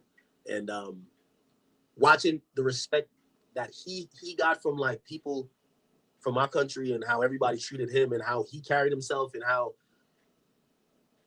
that's one of the realest dudes I've met. I'm not gonna lie, you know what I mean? Bulldog is one of the guys. Pressa, of course, I love Pressa. Like Pressa is my guy, amazing artist, also a real nigga as well, and of course top 5, straight whatever you see with top 5 online, same way. Top 5 is a movie, but I definitely like my takeaway when I left. I said, man, Bulldog is a guy who I've seen him get so much respect from everybody who interacted with him. Not even if they only knew him now, or if they knew him from back in the day. You know what I mean? From whatever garrison we was in, from Popcorn to he moved a certain way, and I'm not gonna lie to you, man. Bulldog, one of those few people who I could be like, yo, I'll go anywhere with that nigga. That nigga official. Facts. You know what I mean? And again, I'm not gonna lie, my Toronto niggas out there, they represented perfectly. They all showed out, all looking, you know what I mean, wealthy and rich, doing their thing, moving around like gangsters, getting respect. Everybody was showing them love. I want to shout out to all my Toronto people. And by the way, it's the first time I met top 5. I met Bulldog and Press a bunch of times. But everybody I met from Toronto, man, amazing out there, man. Amazing.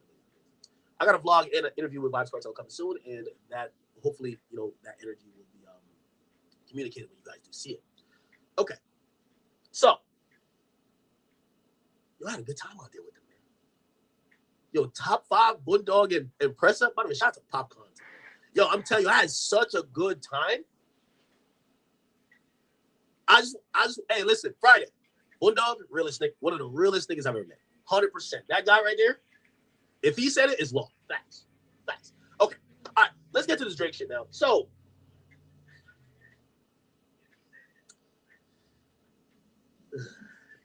Oh no, I'm going to Toronto. I'm going. Come here.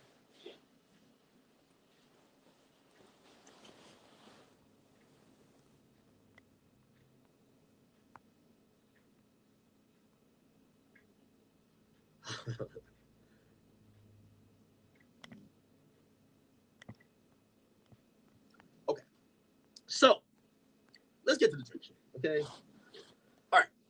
So an individual, and you know, I've been seeing.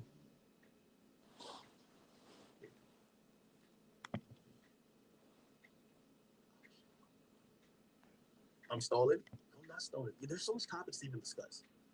And by the way, I see somebody say, "Yo, act, this better not be like a 4-hour stream." So definitely, I'm gonna. I don't care if I'm drunk as shit. We're gonna make it to 6 hours. Okay, so let's see if we can get to the shit. So essentially,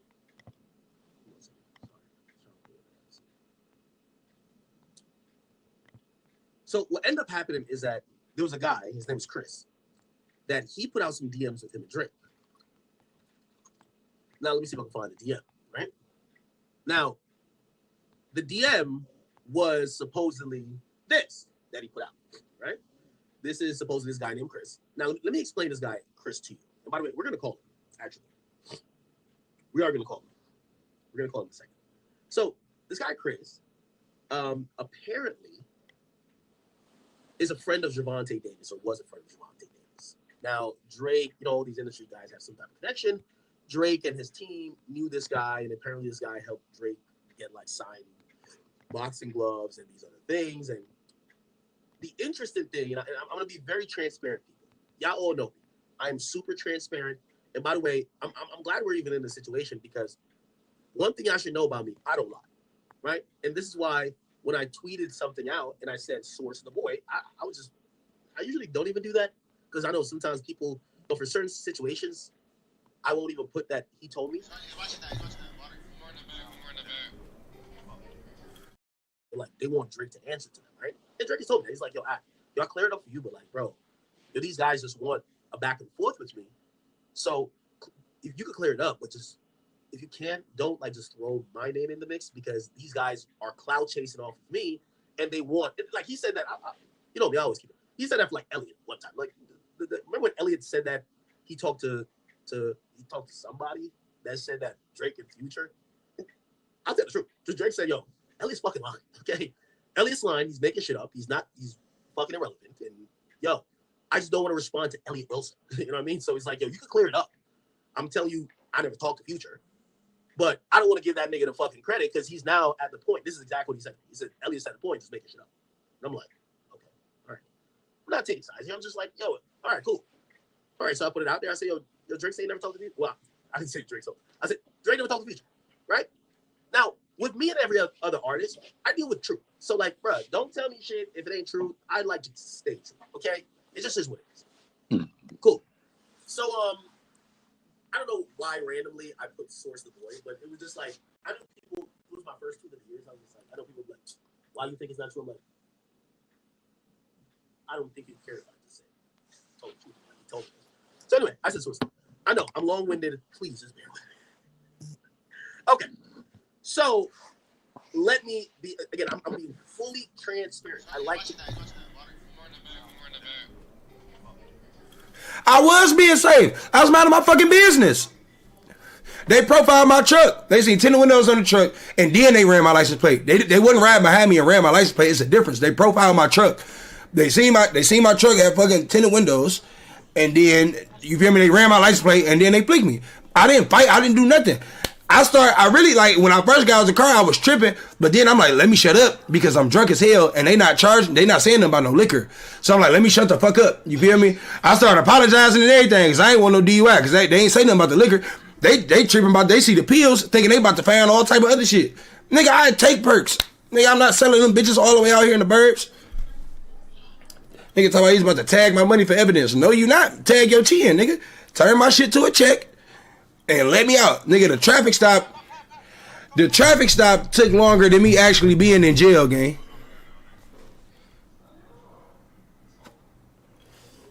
Man. My big brother just ran from the police. I don't want no extra smoke. He's just fucking weird as hell and want to release my mugshot because they dick hard about it. Talk about drug paraphernalia. I had fucking 10 perks on me. I've been out of jail, but chat know that. I've been out of fucking jail. I wish I was here celebrating a big sale or something like that, but unfortunately we're here talking about 1,000 new renters and buyers that have now unfortunately entered into the LA real estate market. My phone over the past 48 hours has been ringing nonstop with different types of calls. First, you have the call for immediate. Eggs make all our family moments better, especially when they're Eggland's Best. Taste so fresh and amazing, deliciously superior nutrition, too.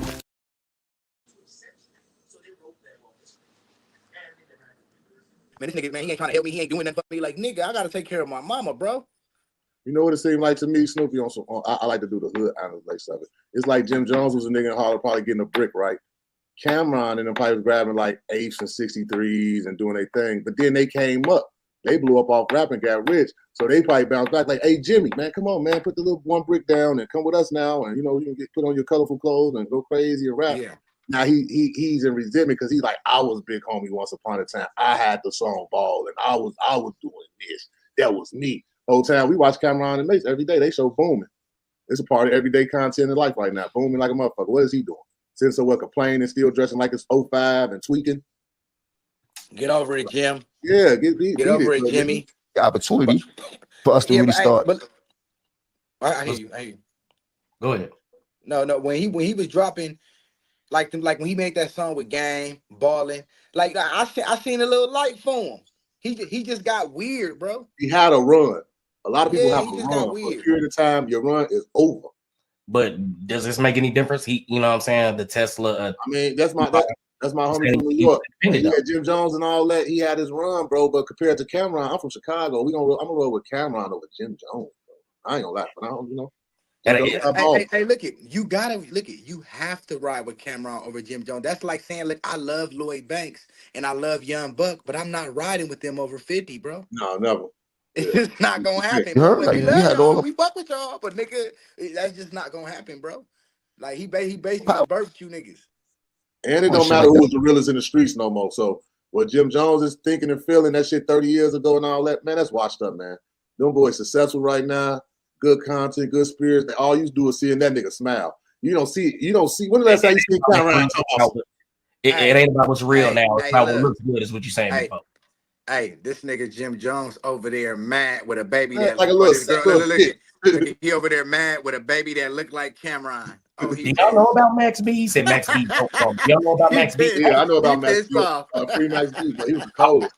Hey, I fuck with Max B. Wave God, wave. That's who Jim Jones wanted to be like. All that wavy talking, all that. That's Max B, man. No, yeah, I was that's a nigga that had a half a brick back in the day, and you know he was giving them 8 balls and shit. He thought he was bad. Jim Jones looked like he nibbled from Max B. Though. He do got the same little look style. Though. You know he got the Max off everything head to toe. He was a little in the Matrix. Yeah, a whole little swag. All right, let's get back to it. My mind ran different and shit like that. So when he did that, I'm like, damn, really didn't hold no merit. Like West Detroit, that major drug bust is going to make a big difference. Thank you for staying with us. I'm Simon Kett. It's good to be with you. And this is unsettling to hear. Investigators telling 7 News Detroit's Randy Wimbley there was enough fentanyl in that bust to kill almost every person in the city. Cocaine, fentanyl, and marijuana. That's the drugs Detroit police pulled off the streets during a felony arrest to kick off the new year. And the investigation is far from over. Chief Edison's message is clear. Everybody for me go live. All right. So this was it, and again, I'm being very honest. So I said, Drake, I said, yo, is this real? And I said, I'm a bit skeptical and I don't want to report it because this same guy has made several accusations about other high-profile people in the last few, whatever. You know? So, like, I know guys like that. They're like on the outs, they're saying anything. And Drake flat out tells me, he says, I think he just agreed that it was me. Honestly. Just agreed.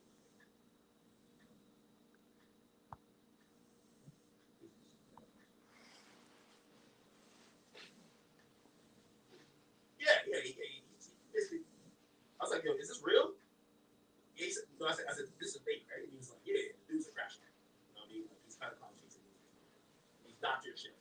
Because he's trying to get a pick. That's exactly what. All right. Cool. Right. Now, I am going to call this. We got to, because this is where my journalistic integrity got to get it. And again, if there wasn't some type of controversy here, I would never call this guy. But I understand, and also my reputation is above everything else. Trust. Okay? So, one way or another, we're going to have to figure this bitch out. So, give me 1 second.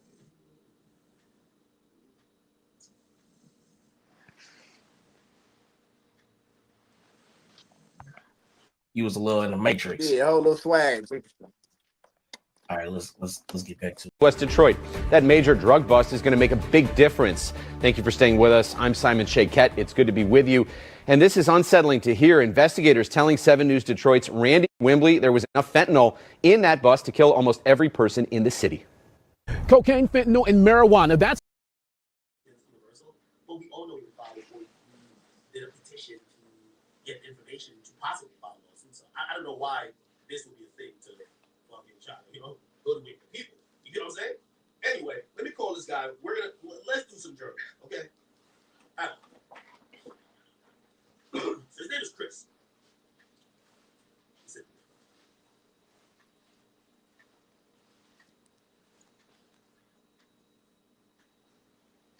What's his phone?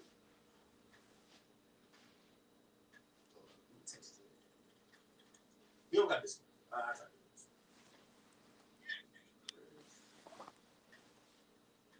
What's his full Instagram? Oh, Chris Blake Griffith. Chris Blake Griffith. Okay, so this is right. What I did know is that so he's been cool with and Drake told me this. So Drake was like, "Yo, this guy, this isn't some fake person. This person is known for being around Javante Davis, right? Drake did that, right? Says he knows he's known for being around Javante Davis. By the way, it goes to even me saying, yeah, this guy's crashing out right now. Why? The dude put up a picture of Javante Davis, which I didn't know this how Javante looks these days, and he says, I've seen this transition occur once or twice throughout my life. Some other tough guys. Javante Davis. So now the whole industry knows him for being cool with Javante. He's now calling Javante gay.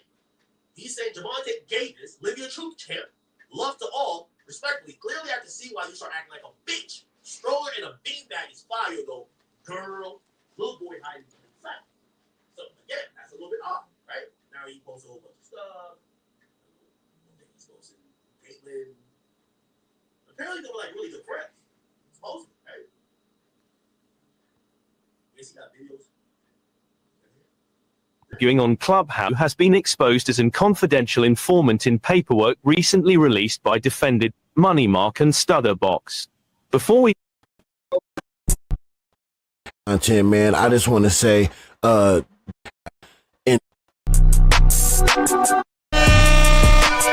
be 2 videos. One's 11 minutes, and then the other one will be a video from Scandalous Los Angeles TV as he. What's up, fuck boy? Salute though, Gaga. I love your crazy ass. Yael said he's sick of your shit though. But nah, we love you, bro. Glad you made it. Let's go. We gonna get into this video. That's it.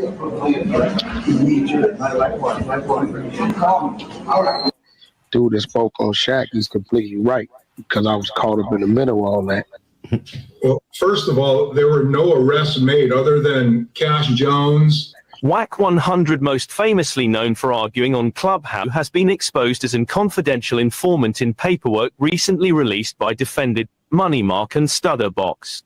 Before we play the recording of Money Mark, who was the main defendant in this case, confirming Wack is back, let's take a look back to when Wack himself spoke on this case and admitted to meeting with the feds and also saying they owe him a favor. Once they hit my motherfucker.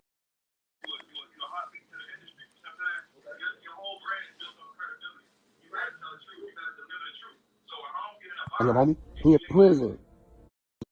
The Jedi mindset ain't gonna work. Everybody say, Jimmy, we want to know why, how you ducked the conspiracy case, and where the gun case went.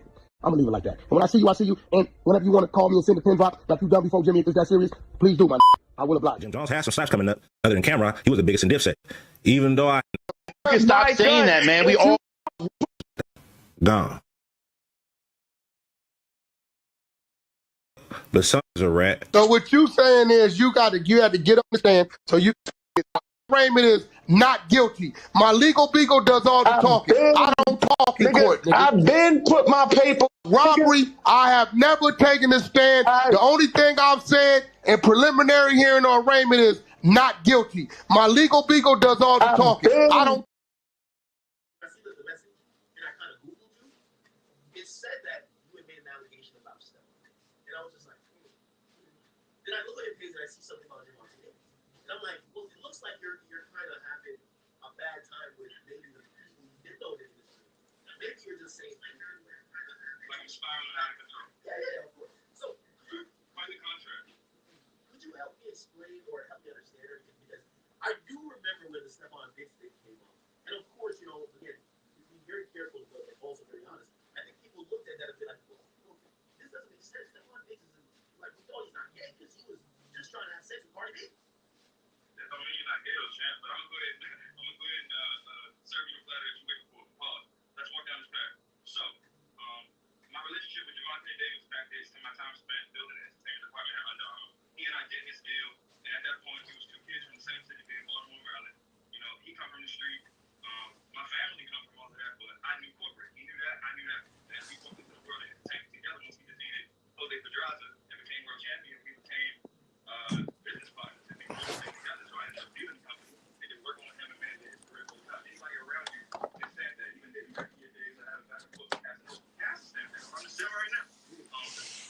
Real shit. So anyways, when you can hit Brad or any of those guys, anyways, back to that, he was building his career, so on and so forth. And, you know, eventually we become men.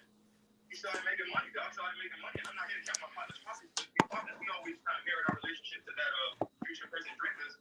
That's the people I was studying. I used to be outside the shows. I used to be studying future when I couldn't get the drink. You're just sitting there and just have conversations with me, teaching me the game, so on, so on, so on, so on. And let me ask you the question, because you mentioned future the prison drink. That's a great, or at least one explanation. So are you saying that you were operating a managerial perspective when it came to Javante Davis? Yes, it is, but that's not like an unknown fact. You can go back and like look at my page and you can see that that's not something that's like a hidden thing. The problem is, as we scaled and became men, boys becoming men, you know how it is even in the early days of going on tour. You might start out, it might be 3 of the guys in one hotel room.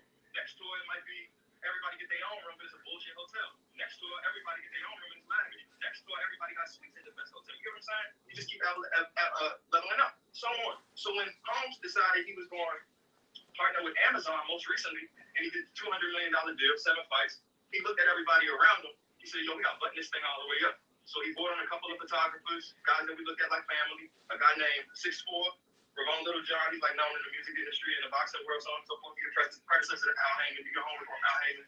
But yeah, so before he on paperwork, and it was my turn to go for the paperwork. He got a jealous brother. You know, he used to work on the back of the trash truck. Irony strikes again. We used to watch the Life is Good video where the boy in Pluto is throwing the trash on the back of the truck, and it's like, you know, a garbage bag, shit juice, splashing niggas in the face, so on and so forth. That's what his brother used to do. So he wasn't even Davis' brother was a trash man.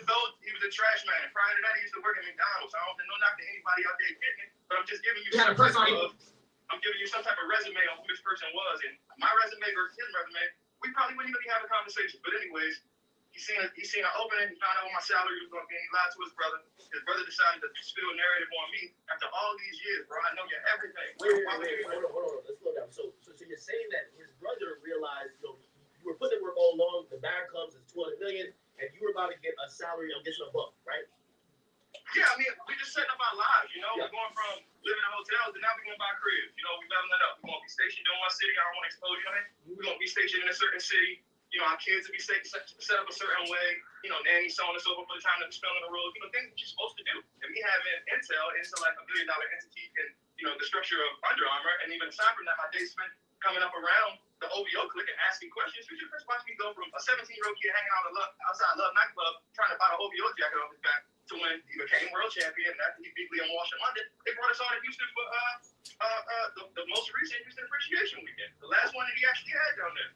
This is all facts. You know what I mean? Like, this ain't nothing I'm just pulling out the air. But anyways, having all of that intel, it was my job to create a structure around G-Money. And that's what I did. When the bag didn't match up, a narrative was spewed. It was just bullshit, bro. And the thing about it is, you know how life is. My broke ain't the average person broke. It's a certain amount of money that costs to be able to live the way that we live. So in my life, let's say it's on a small scale, like 20 bands or something along those lines, that's going to take about a $250,000 salary to be able to satisfy my life at bare minimum.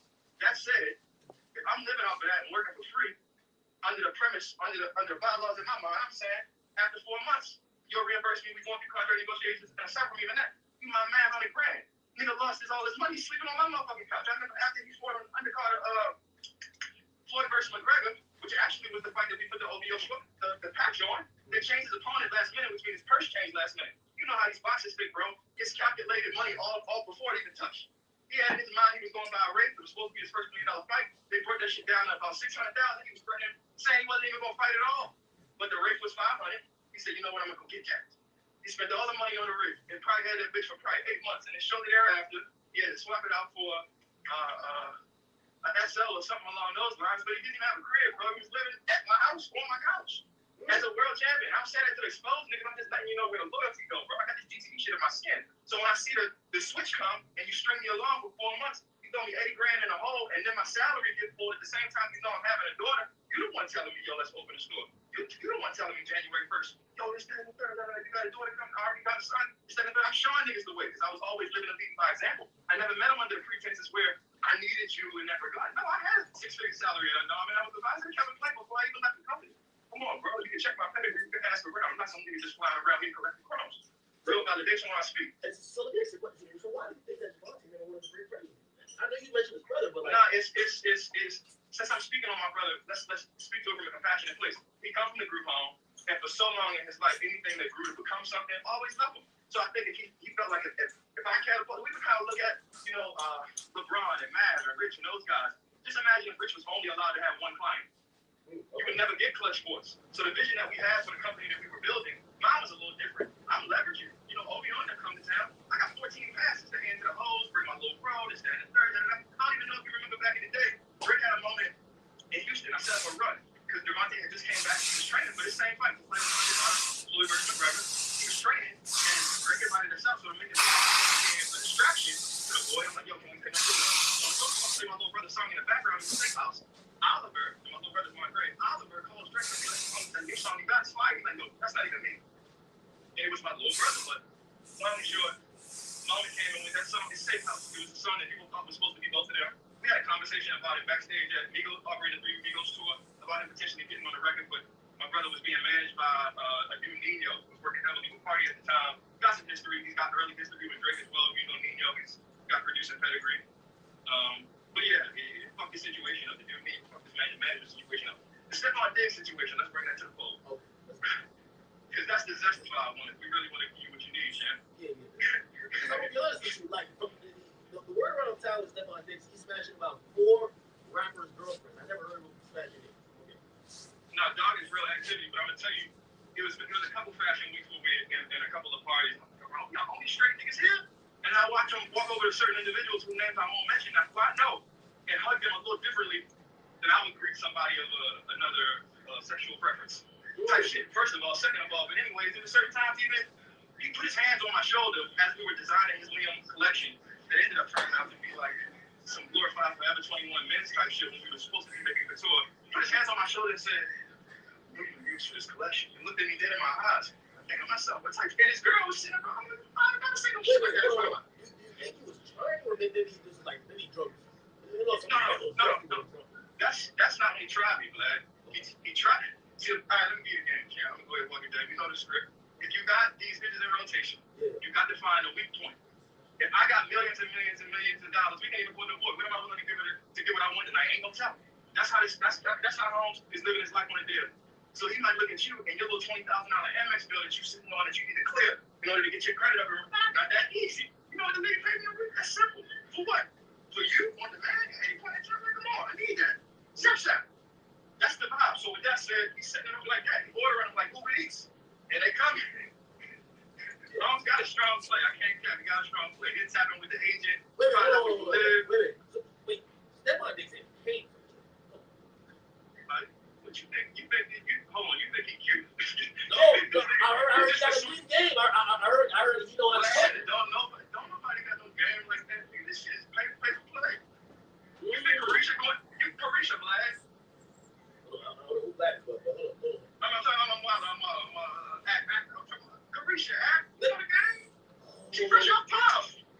Yeah, that's. But Stefon Diggs got it like that. Come on, stop playing. Bro, let me keep the main thing, and just be script on what he did to me. So what happens is, you find a weak point, you exploit that, I gotta get this, that, and the third, and now that person psychologically feels indebted to you. So I had a situation where, my son's mom, she's looking at my life, she calculating, you know how they go. Pocket She watch. need more. You know the score. She need more for this. She need more for that. And even aside from just that, she's looking at who I'm with now. I'm about to have a new baby, so on and so forth. She want to cause friction because to keep my attention elsewhere, let me just rouse some shit up. So what she does, and at the time she thinking somebody win the league. He's funding the lawyer. She's telling him a narrative that's completely capped. Anyways, I'm like, yo, bro, I think I need. At the time, me and Stefon designing his line. When I'm designing his line, and he running the grid. He's like, yo, what's wrong with you? We riding back from the club one night in DC. He just did the celebrity game for his charity, so on and so forth. Riding back to his crib, it's probably 4 in the morning. And I'm in the car. I thought I had what was something that it wasn't. And I start, my mind started doing shit, whatever the case is. We riding back. He asking me about, you seem like you need help. So I'm like, bro, you got the public opinion. You got the big face. I need a high-profile lawyer to walk me in this courtroom and help me get my son back, or denounce whatever she got going, or whatever Holmes is funding for, whatever the case is. He's like, man, don't worry about that. You can get that for me tomorrow. I got that. That's easy. I said, it's not about the money, bro. I need you to set me up with a lawyer. He said, man, I'll do both. Don't even worry about it. Just keep working on the line. So as we walk into toward the crib, get out the car. It's a 911 Porsche, 2 seats. He put his lips to my motherfucking ear. Pause. Find the left. Find the left. Lips to my ear. Talking about come to my room. He makes a left and go up a spiral staircase. I make a right. Go all the way down the hallway to a bathroom. My pupils big as a bitch. I'm slapping water on my face. Cold water on my face trying to wake the fuck up for as long, like about 45 minutes. I don't know if I'm going to walk out this bathroom. There's a bunch of girls in the crib. Might be settled. There was a bunch of people there earlier in the day. It's 4 o'clock in the morning at this point. I don't know what the vibe is. Maybe you were trying to set up a freak off. Like, get mad bitches. Run through. No. You don't put your lips to your man head up. Oh, yeah, no. You're right. Yeah, and he had slipped a little tongue, so I'm like, what the fuck just happened? I'm sorry, so I'm into the bathroom. I'm wiping this little slope in the spot on my head, get my you put his tongue in your ear? Oh, that's a freak thing. Yo, he's a zesty nigga, but Sex monster. What the fuck? You gotta think, bro. The same, they draw parallel between an NFL game being like multiple car accidents. If you want a bad car accident, say shit, look at this, what they gonna prescribe it? Pain medication, correct? Yeah. You think he got CD? Right. If he's taking the same pain medication as somebody at an EDM festival will potentially be taking to go crazy, this, that, and the third, there could be a connectivity of an issue going on. And the NFL got a thing where they just want you to go out in the field and perform, have this performance on it. I honestly think the drugs done turned his butt up, and he just couldn't help himself. He got a little zestified, and it was what it was. He tried the wrong one. I come out that bathroom, and what happened when you come out the bathroom? When you come out the bathroom, what the fuck happened with that? I come out the bathroom. I was greeted by like 3 or 4 girls that's trying to get me to corroborate a story. It was also his one of the brothers that was ended up getting charged and convicted in the robbery case that had to be with me. I saw you post the video. That was a quick segment. Hold on, wait. I thought so the narrative we got was that because you didn't suck his dick, they were beating your ass up. No, that's not what happens. So what happens is in that moment they try to get me to corroborate this story. They take my clothes. They put bullshit on me. I had like a remote trunk, the big one, so on and so forth. They took my suitcase, gave me the most bullshit suit. A homeless man would take the suitcase from me. Shout out to the homeless. Swear, OD. Send me to the airport. No ticket, no nothing. Matter of fact, they put me in a car. I didn't even know I was going. It just so happened to be the airport. I go, and I did have a return flight home for coming down here, for coming to DC specifically for the celebrity game. Yeah. And I take that ticket to the front desk, and we were able to swap it out. And they took everything from me, stripped, like literally, and sent me back to try to. Why though? Like I'm trying to hit the why. I now know who he is. I never knew him in that regard. So now you have confronted the zest monster and oh my gosh, the boogeyman is now alive. And now that he knows that I know and I don't corroborate, it's just a walking ticket time bomb for me to be able to do something along the lines of what you're not doing right now. But anyways, I get back to LA. When I get back to LA, it was Memorial Day, and I was leaving my girl house, and you might not know me, but I'm known in the industry for connecting dots from the world of strategic partnerships, and those people typically tap my shoulder for like aesthetic curation, styling, if you will, but it's a little bit more personal than that. So Drone Parks is like a good partner of mine. come up with exclusive pieces. They always give me access. I never had a problem, so on and so forth, which is why you see Javante Davis flourishing in that light as we speak right now. But anyways, back to the topic. In my bag, just my carry-on bags with the holidays. I'm moving around. You know it's LA. I might go to the club later. But in my bag, I had a shit ton of just one-of-ones, rings, bracelets, wallet chains, so on and so forth. Some of which you see Stefon end up walking into Monday Night Football and later on in the storyline. But anyways, I walk into my building. I get off on my floor. The first thing I see is the elevator, and then he walks toward and he put his hand in as the sensors were trying to close it. It opens up. Two other guys follow, and they pull me out the elevator. But bro, he's strapped. What you don't realize is he thinks that guns. You go out there trying to throw all the fist fights you want. I know the building. I'm home at the end of the day. These niggas not home. I'm trying to get my life. Yeah. In my crib, it's a Chrome Hearts jacket with 100+ crosses on it. They talking about the crosses is XYZ, 300 per cross or whatever the fuck the case was at the time. This jacket giving me motion. I'm fucking with it. I don't know what they really on, but I know what they're there for. First thing he said is, what's up with all that chrome shit? And I'm hearing niggas, you ain't gonna say nothing. You ain't gonna say nothing. They got knives, they got guns. It is what it is, bro. I just had to do what I had to do to protect myself in that moment. But after that, I survived it, so on and so forth. His brother was charged. I didn't know the other niggas' two names. Bro, I got a history. Like, when I was coming up with G, who's his brother? His brother's name is, I'm not talking about Trevon. Him and Trevon have the same mother and father. Because he knows, right? There's a nigga named Trevon in the league, right? Trevon, he played for the Cowboys. That's their little brother. The middle brother, his name is Derez Marshawn Diggs, but he go by Marshawn because that's Stefon's middle name. So he has a different mother. Wait, so you're saying all the Diggs brothers are zesty? No, I ain't say that. Oh, okay. Just I'm not. I can't speak to Trey being a zest. Well, I can't speak to Stefon just because of personal experience. Like, it's been times I'm around the guy, they're like, yo, bro, come to the room to stand in the third because there's hoes in the room. So I ain't gonna do that. Trey hit me multiple times, yo, bro, come to the room to stand in the third. I get up there, it's 7 drunks. You know what I mean? It's different. But if a nigga put his tongue in your ear, talking about come to my room, I don't give a fuck what time, I don't give a fuck what bitch in your room, you want different time. But let's get back to the fact that the nigga lied to you, though. Why did that do that to you? All right, hold on. No. We get to all these. Great next. Okay. So basically, in your opinion, Stefon Diggs tried you. You didn't go, but then later, because of your association and everything with Chrome Hearts, and they realized you wasn't going, they tried to press you, had guns down, blah blah blah. Charges got filed, whatever. But you got off of that, right?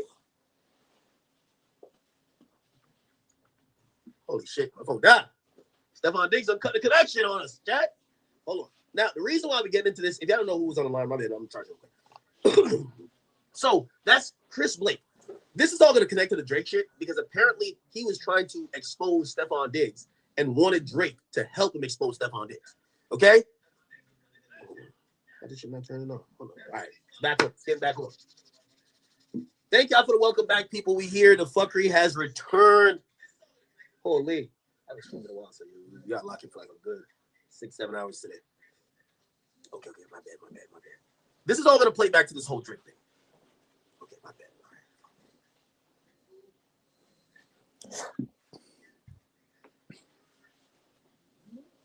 Okay. Got it. Let me just hit it back. Okay, my bad.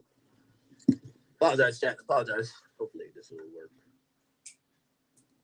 Why does she not show that it's charging? Okay.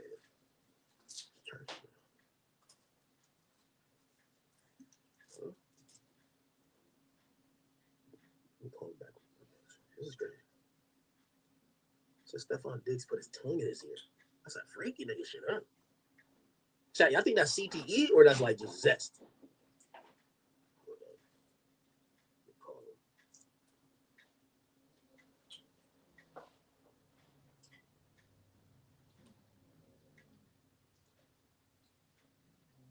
All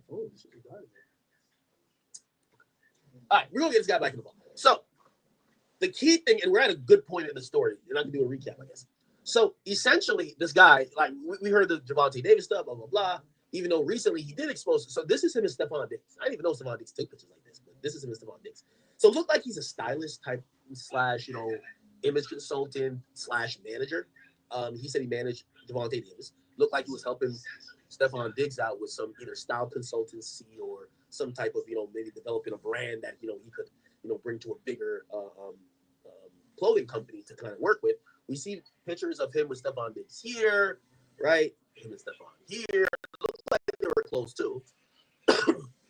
And as we go up, and by the way, if we go to Twitter, actually, if we go to Twitter, we can see the video that he was talking about.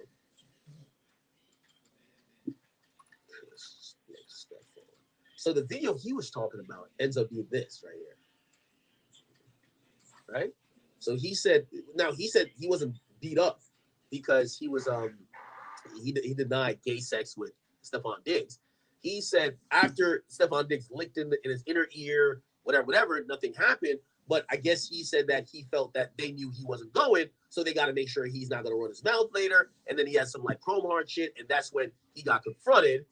And yeah, supposedly this is Stefon Diggs' brother named Darius Diggs. Okay. And they basically jumped him. Okay. They basically jumped him. Okay. There's another angle or whatever. Shows a whole bunch of stuff happening. And he says this has nothing to do with him getting assaulted in terms of him not doing gay sex. But that is the backdrop. Let me try to pull this back in. Yeah, my bad. My phone died. Yeah. Okay. Great. So you know, I was trying to tell everyone that this is all kind of sequentially getting to the point where we're getting to, because this whole thing with the brother of Stefon Diggs does eventually lead into this conversation that you have, correct? Correct. Okay. So, by the way, we do have the video that TMZ put out, and it looked like, you know, it kind of matches up with the story that it looked like this guy named Perez tried to get into an elevator, him and some other guys, and blah, blah, blah. And now, let's be clear before we get to the next part, which involves Drake. You said these guys got arrested for this? So, Derez got arrested because I knew Derez's name. Okay. The reason anything even lands into the realm of anything Drake related is when Stefon Diggs walks onto the field against the Buffalo Bills for the reunion game or whatever the fuck you want to call it, and he put free chap on his eye black. He said free who? Free chap, C-H-A-P, on his eye black. Who's chap? That's what the fuck I said, and that's what social media said. So I go on Twitter, and my people just sending shit through. Yo, this the guy from the video. This the guy from the video. This the guy from the video. Wait, Chap turns out. So it's chap or champ? Chap is in C-H-A-P. Okay. But he turned out to be one of the guys whose name I didn't know that yanked me out the motherfucking elevator, snatched the chains off my neck to send my son name, threatened my motherfucking life in that elevator. I done federal probation before. I'm not going into, just imagine if you work at Goldman Sachs and two guys decide to get funny and meet you at your crib and this, that, and the third after you to revolutionize your life, so on and so forth. I'm not going back into a trick bag. Yeah. Don't get it twisted. And I don't mean to fast forward shit. And I love the boy. I love the boy, bro. But at a certain point, we saw Hov evolutionize. We seen him put the tie on around like 30, 31. Eventually, he put streetwear back on and shit like that, but he became a man. I love the boy. But if you look at the No Face video, if Drake going on 38 years old, he got his arm around niggas that's fully gray. They got to be 47, 48, 49. I don't want to see thugs doing that shit. I love the boy, but that look crazy. No face with niggas that got kids. That's my age. Come on, bro. I don't want to see that from my GOAT. I want you to go grab a few young niggas that got the ability to spit like Gotti and some, and give them a platform similar to what yours was. Charge them boys up. You back to Intel. You talk about making the building a safer place. Do some shit like that. Okay. So all right. So again, we want to get fully into the Drake stuff. Pause. All right. So the free chat. The free chat shows up on the eye black. When the free chat shows up on the eye black, I found out it's a guy by the name of Charlie Jordan, who also has been involved in a bunch of other shit, this, that, and the third. At a point in time, he might be free now from what people have been sending me, so on and so forth. But at this point in time, they had him arrested in Maryland or something along those lines for drugs and guns. It was a bunch of shit. If you look at like the little tags on my story, the Justice for Chris Blake type shit, my Instagram is Chris Blake Griffith. If you look at the highlights on my story, you'll see exactly what I'm talking about as I break it down. As things were uncovering in front of my own eyes. It was Instagram detectives that helped bring the shit to the light. The reason them boys didn't get charged, I didn't know their name. Oh, Charlie Jordan. Okay, so Charlie. Yes, bingo. So he got arrested in connection to some of the shit he did to you. He got arrested on some whole other shit. But he later got a charge for that too. Yes. Okay. Cool. Yes. And then there's another guy named Corey Darnell Mack. Okay. Bingo. He was the third party. Them two boys, I had no intel on until he decided to walk out on the field with the free chap under his eyes. And at this point in time, bro, it's big bank, little bank. The same way we was talking about how I go with the hoes. These niggas be hoes too. I hate to say it, but it is what it is. I watch people switch on me quicker than a Glock accessory, bro. I'm talking about snap of a motherfucking finger. So to see the boy pull the plug on me as you got to think, if I'm saying I'm close to you, and the same way you come to DC, and as soon as you land, all the guys hit me. They want to go to Rose Bar. I'm setting it up. It's a Monday. It's elected. CJ, Mark, Charles want to go out this, that, and the third. We got Rose Bar on a Monday. It's probably just us there. Literally, on some shit like that. Or Daniel from Division come to the city, 100 wings from stadium, 200 wings from stadium. It was almost like I was the mayor in that sense. So as I go around, moving around, guys like Dre the Mayor who got relationships with Pusha T, and you got beef, and I'm in a city like DC where Pusha T actually lives on the outskirts of, bro, I'm actually holding the fort. That's all the old shit in my skin. I'm in LA. I got homeboys that come from all walks of life as I'm out here, bro. I get busy. That said, if I'm around Kendrick people that stand the third, I'm still holding the fence. Same way when I was around G and I was constantly waving the OVO flag and this nigga was telling me I was dick riding because I was going for free because I saw the motherfucking vision, bro. But what I'm saying is when Holmes pulled the plug on me after I just stood with him and aligned with him for all this time, I'm like, bro, what type of shit you on? Okay. And I didn't even ask you for nothing. Wait. And I said, Okay. Hold on. Perfect. So now let's get to the Drake stuff, and I'm gonna pull that up on a separate tab, right? So, all right. So now we get the whole Stefon Diggs thing. We get his brother. We hear about the free chat. We hear all that, right? Now, we then later see you publish these DMs that has to be Drake. It appeared that looked like you guys were having a conversation. Looked like the conversation didn't go too well. I want you to give me the context because the conversation was later posted by you. And from what we see, like I'm looking on one of your posts, you said, "Damn gang, unfollow me from college day play, blah blah blah." Explain to me what the nature of the conversation in the last couple of days was, and where the disappointment and breakdown was that led to all of this, and subsequently you putting out these DMs. Which, by the way, and I'll tell you this, he basically says you're spiraling. He says you're capping clouches. Okay. Okay, great. That don't make me a liar. Okay. No matter what you want to call me, whatever, no matter what adjective you pull out the book, whatever synonym you pull to say adjective, it don't make me a liar. And what it did for me when he called me a liar, and I'm gonna get to your point, but what it did for me when he called me a liar, it made me think about everything that everybody ever said about that man, about his writing credits when I see 45 fucking names or anything I don't like, bro. And I want to speak respectfully because at the end of the day, he's still my GOAT. I just think what he did was some Karen shit, and I always roll with him. And if you look at me like I'm spiraling, how the fuck it look in front of the whole world? What do you think is some Karen shit? That's what I'm getting to. Let me get to my point. Go ahead. In the middle of a rap beef, bro, and I don't know if it's American. I speak respectfully because at the end of the day, these boys raised me to a sense. So I just want to make sure I'm speaking respectfully, bro. You don't file a lawsuit for defamation when you say the same shit about him that he said about you, vice versa. That's it's a word for that. Come on, bro. We don't play like that. That's foolishness in the middle of a rap beef. Defamation. You want to pull that card? Do you think that was sideways? That's it is. So you believe Drake doing that was a snitch? What he's doing on the label right now is taking a flashlight and saying, "Oh, all the bullshit that you did on me, you did it for him too. I don't align with that, so now everything got to blow up." It's like watching Frank Lucas in American Gangster to a certain degree. And again, I speak respectfully. It's not necessarily no street shit. And what I was trying to relate to Holmes is, my shit ain't no street shit. I don't know these niggas are no street shit. Stefon ain't no street motherfucker. He got a couple of dollars. He got a couple of dollars and some crash in the dummies, and that's why the fucking shit went the way it went. Justified, press the button. It is what it is. That's the sauce, press the button. So also, let me ask you: did you share these opinions before things went left? Because I think people will be like, if did you stand by him filing a lawsuit until you felt you were done wrong? No, I never necessarily stood by him filing a lawsuit. And what I also want to clarify to you is these messages are not from the last couple of days. We had this conversation over the holidays, you know. I gave him ample amount of time because at the end of the messages it said, "Give me some time. I'm on a plane. I'm gonna find another place to write this, that, and the third." I waited, and in true Drake fashion, he wrote me off, and then he never wrote back. I'm not here to tell no song. These are cold facts. Come on, Holmes. Come on. I waited after you go through the stream with Aiden. I'm waiting. It's like the Barnell Jones episode of Mike. When Barnell said he could come on the show, and he didn't actually expect him to get his T-shirt signed. You understand the parallel? I do hear you, and I understand it too. But let me ask you a question. You said to me you didn't ask for anything, but your behavior does appear like you felt like he didn't deliver something, or didn't at least give you an answer.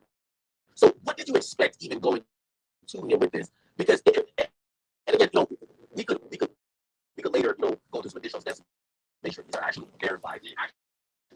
But if it was going to go with that saying already, what he was saying, right? Like he said something. He says, "You're asking me to post the tape about your right." I got you. So I clarified it again.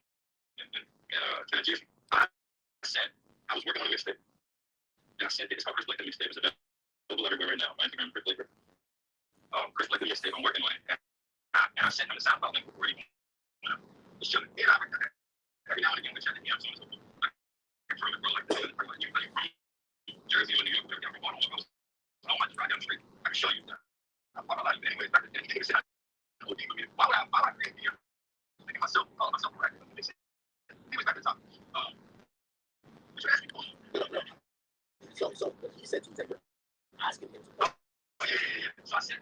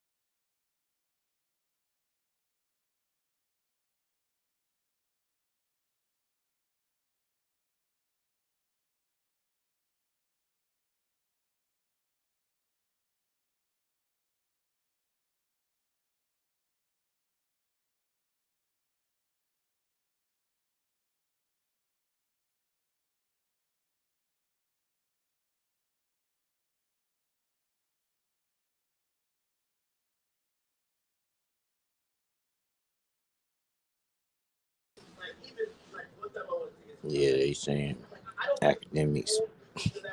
academics interviewing dude. Say he know Stefon Diggs and Drake. Stefon Diggs zesty. He tried him. And then he had people jumping. And they was still supporting dog. Same dude, he went to jail for all charges. Drake wouldn't help him. I guess Drake didn't expose the video or expose him telling on dog or expose Stefon Diggs. He saying Javante Davis wasn't messing with Drake. Drake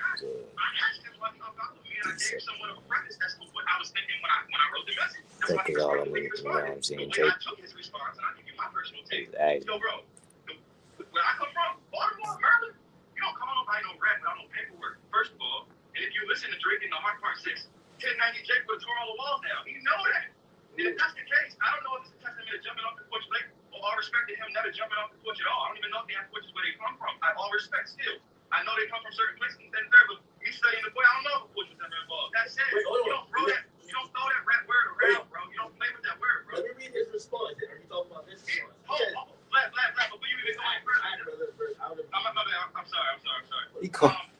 He called him black. I'm sorry, I apologize. I'm with respect. If you say I don't have all the details, fam, you don't call nobody a rat. Are you talking about the message? Are you talking about the message you posted where you supposedly said you're asking me to post a tape about you ratting on? I just don't really come from a family or a friend group or a city where that's acceptable. I live by a code that's become law. We all got to deal with our own shit off of here. Not telling you to be on some super gangster shit or tell you what to do. Not that message. Okay, all right. Is there another one? Right. No, the next one when he says I don't have all the details, man. Okay, all right. So he said, I mean, I don't know all the details, fam. I'm just showing you the outside perception. I think there's better ways about going about it. He makes him and Nike, him and Universal compared to Nike and LeBron thing, and then he says your shit is personal. It involves violence, and and the difference is your shit's personal. You're the one that's upset that they tapped the other guy's shoulder and gave him the same pack. You remember when Kanye kept screaming, "Yo, Drake got the same, Drake and Bad Bunny got the same pack. It's the same pack they removed from me and charged him up." All he's mad about, and I say this with love and respect, and I honestly speak from a place of subjectivity as I say this, it just looked like they pulled the pack from him and charged Kendrick up. And he don't like the way it went down, and much like how Kanye went quote-unquote spiraling, he went quote-unquote spiraling. You don't file no defamation lawsuit, petition, whatever the case is, in the middle of a war on words. Come on, bro. Hold on. And you don't call nobody a rat and also say, I don't have all the details. You only call somebody a rat, you gotta have the details. If y'all stepped the gun up, y'all heard what y'all heard. Let me just interject here, and I will say this. By the way, if you're wondering why I went to him to ask him this, you should have. I respect it. The reason why I asked him is that I have a lot to say if this is his reason, right? Where he's criticizing Universal. I have a lot to say if that's what he actually feels, because it's as much as I'm one of the biggest fans of his, I don't think you could get at them for doing something that they're probably done in your favor of. So that was my point, bro. That was my point. So let's move forward with under context that I'm not a sack of shit lying to you. Because at any point at this conversation, if you want to centralize information, I will be where you are and I can prove it to you that I'm not lying. You know how these phones work. Come on, clockwork. Textbook. Come on, bro. Okay, I'm a man of receipt. Well, if he blocked you, how could you prove it? When I show you the date, the time, every single message he was sending back and forth, I would screenshot and send it to my best friend. Because at the time I'm in bed, laying next to my girl and my 9-month-old daughter, thinking to myself, I'm going back and forth with the biggest artist in the world right now, who just so happened to be somebody who I consider to be a mentor, and he actually gave me his reason as to why he went back at Universal the way he did. Okay, so I also have to ask you. And I was screen recording the entire time. Okay, and I have to ask you because listen, me and Drake have shared many conversations. Me personally, especially if we're talking about personal things, and it seems like you and Drake were closer than not being there. Honestly, right? I don't record it. You know what I mean? Like that's not. You don't really call me a rat, my nigga. You call me a rat. Okay. Oh, you call me a rat. I'm from Baltimore, nigga. I don't come from like a place where you just carry that. You see, yeah. You call somebody a rat in this industry. Okay, what's the connotation with the name? Come on, bro. Your kids gotta carry that. You don't play with my name like that. All respect to go, bro. Just be accurate with what you're saying. You don't put the word rat with I don't have all the details. Anybody on this stream right now that ever been through anything real will stand what I'm telling you. You don't use the word rat loosely, bro. That's not where we come from. That was my issue. That's my only problem. Don't call me no motherfucking back. Don't call me no rat. And then the fact that you said I was lying about some shit that you say, that rubbed me wrong because it made me put skepticism on everything you ever said. And I love you, bro. My heart was broken when I heard the reference Maury track on Mob Ties. I thought you was really pissed off. But I still credit him with the fact that he came back at the very end of the song getting shook. Yeah, everybody, you get the elements of the boy, great, this, that, and third. But I gotta tell you the truth, homie. Like I just told you, rat and lack of details don't align. You got to be able to read that. Anybody will tell you that, bro. I don't know if you come from it. Anybody will tell you that. All right, okay. So let me ask you this question, right? I think you reasonably are going through a lot of shit, and you've given me a lot of information that I could understand if I'm putting myself in your shoes. How you could feel like, yo, A, B, C, and D, this is going maybe not the way you would like it, and you're trying to use whatever leverage or whatever resources you can to try to, do what you got to do, right? Once you hear the word rat, you automatically start thinking from every angle, who's trying to take me out, bro? All right, hold on, but don't you think Drake is going through the same, though? And I'm not trying to That's why I wrote to him. Continue to read the message, my good brother. That's why I wrote to him. If anybody knows what I'm going through, it's you. That's why I wrote to him exactly that, and I was waiting for his response. I even told him about a situation that I was in. I was very vulnerable in that moment, bro. Pause, part of that. I'm saying to the GOAT, my nigga, this is what I'm going through, Holmes. Then you go on the stream with 8 and you stand in third. I gave you a matter of time. You act like I don't exist, cool, this, that, and the third. All fine, good, this, that, and the third, but you playing with my name. And paranoia kicking when you start dealing with the word rap, bro. You gotta think, Stefon in Houston, the boy in Houston, this person affiliated, this person affiliated. I can't afford $10 million security to protect my back at all costs. I also know that criminals don't do crime on the internet, so that's my buffer. So the same way you was protected in certain instances by just being able to speak up online, I'm gonna do the same for me, bro. I got kids, I got a real name. And at the end of the day, I've been through real shit. I'm from Baltimore, Maryland. I've been on federal probation before. Why would I jump into a trick bag with some niggas who I was just putting clothes on and letting them look like me and expand me to do it? He gets fruity and want to get in his bag and try to touch me in a way that I don't like. And I stand up for myself and he put a hit on my life and I lose all my motherfucking friends and this guy's supposed to look at me and call me a motherfucking rat. That don't make sense. And they hit me back up about I ain't got all the details. That's dumbass bullshit. No, Ron, you out of pocket. So I was reading your comment section and I seen people commenting and they said, hey, bro, what you're doing currently is messing up opportunity. And I'm pretty sure you. Who are these people that don't even have no motherfucking, they can't tell me about no motherfucking opportunity.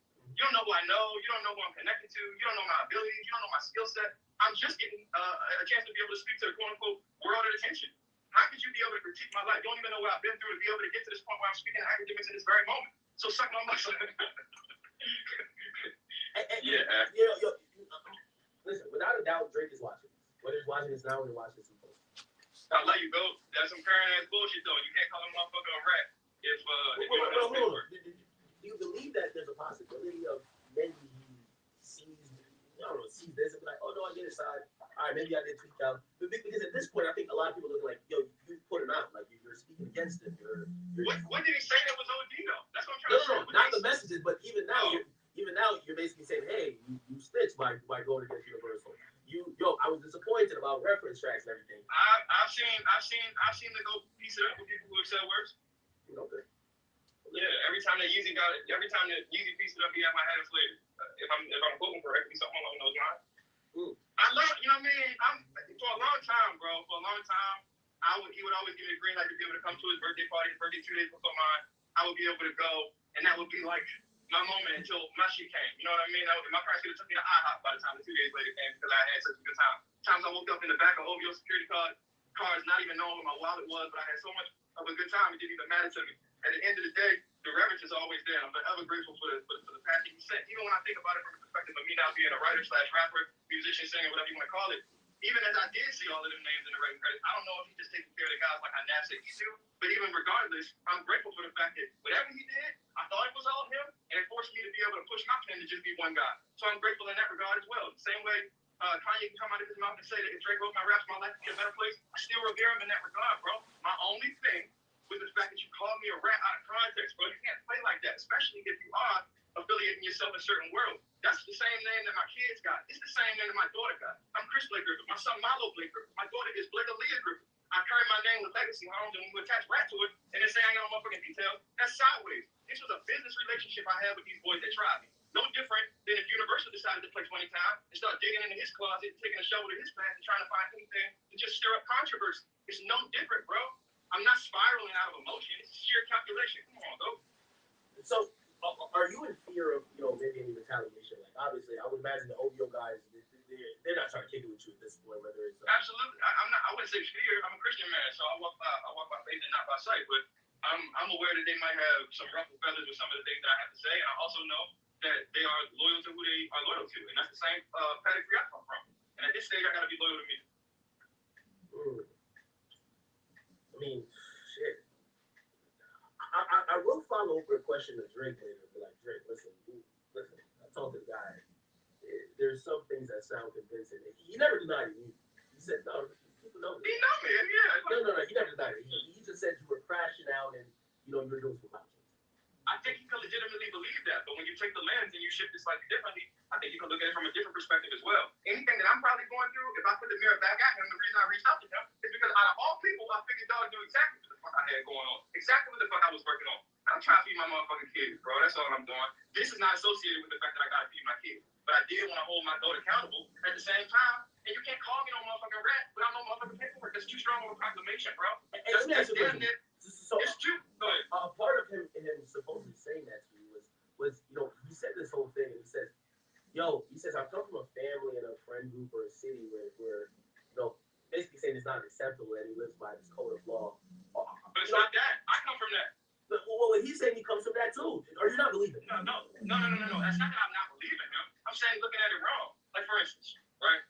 Throughout this call, when I spoke to you about Javante Davis, I had certain conversations. We touched on certain topics that could have been touchy. Do you think I treaded carefully and out of respect to a certain degree? Yeah, I would imagine. Right, and that's exactly what I did. Why? Because it's GTD on my wrist. It's GTD in my skin the same way as OVO on my skin. That GTD shit. Wait, you have an OVO tattoo? Yeah, you know that.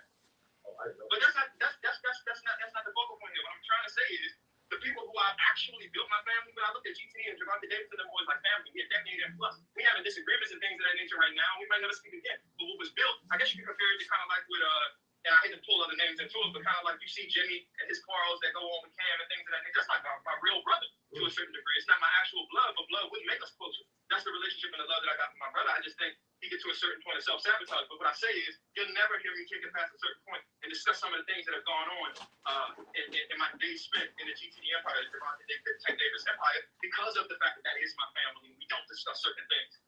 These niggas I don't know about this. They're not even street motherfuckers, bro. I compare it to Golden State. It'd be no different. The ring I was charging Stefon, I actually got from homes that worked at Vogue. And he wanted to charge a certain amount of money per style a day. I was doing a better job than him, so I just took his rate and kept it going. And Stefon was paying. That was a business relationship, not no street shit. Church violence. And to that I say, it's the same thing that right now, if Universal decided to play funny business behind closed doors and put a shovel in his past and start digging up things and trying to draw narratives and this, that, and third, have nothing to do with a business relationship. Stefon ain't no street dude.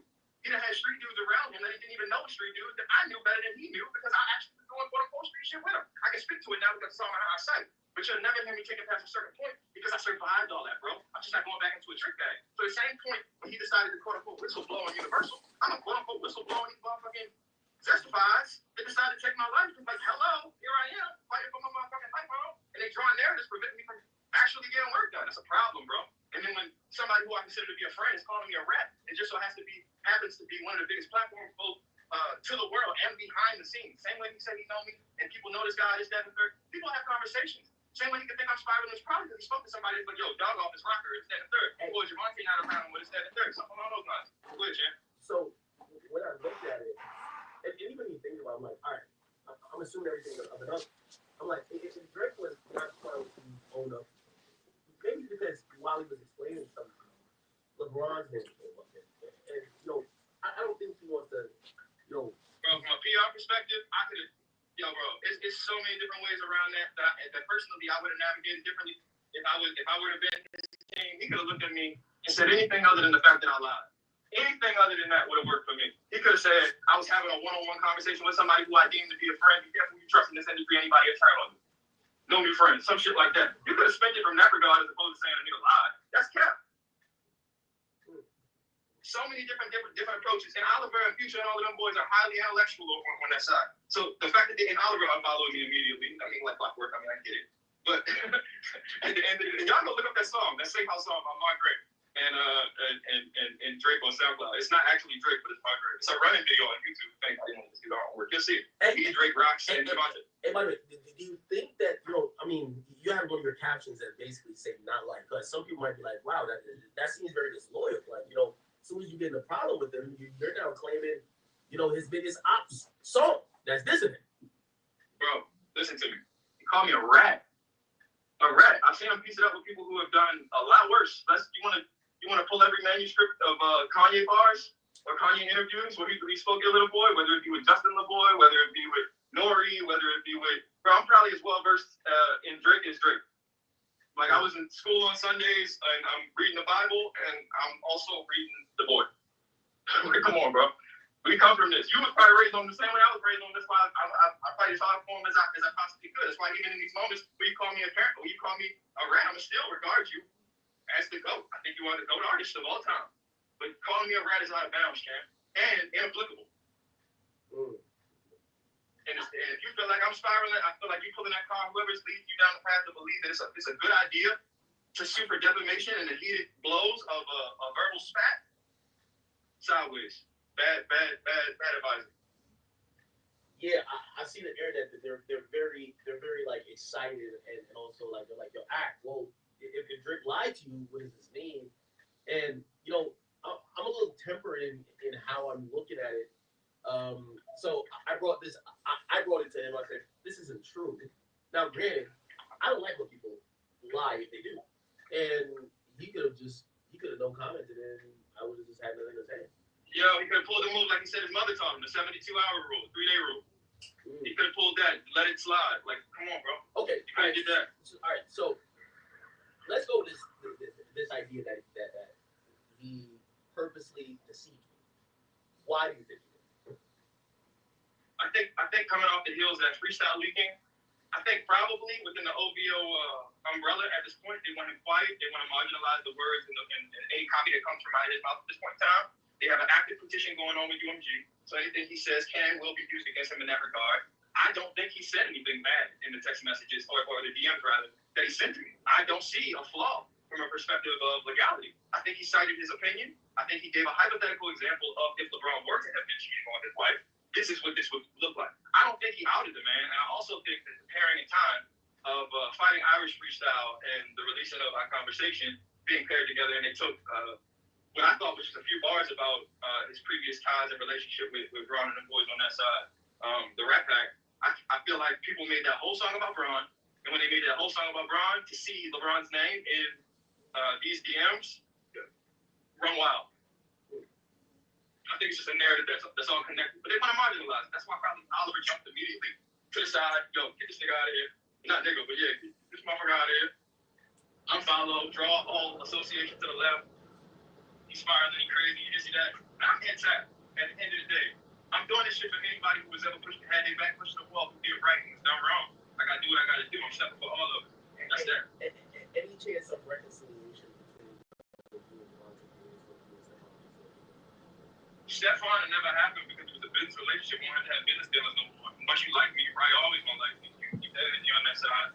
I have no issue with the gay community or any of that community whatsoever. Lesbians, trans, I have no issues with any of them. All I ask is that you respect my personal space the same way I respect your personal space. If I'm not coming on to you, don't come on to me. If you come on to me and I feel as though and you get the gist that I'm refusing, respect my space, and that be that. He violated that. We don't have no more dealings. And aside from that, put a hit on my motherfucking life on. And then if you can text me, walk on the field. That's a heavy accusation. No, it's the truth. If niggas show up to your door with guns and knives and they dragging you out the elevator by your feet, and it's 3 to 1 and they at your doorstep, and they don't leave with nothing but the belongings on you, and they do it on camera, and they don't wear no mask, and they trying to get in my crib, what else would it be for? And I ain't spoke to them since. What else would it be for? I would never show up to somebody's house with a gun, with 3 of me, for no reason. Like, come on, it don't make sense.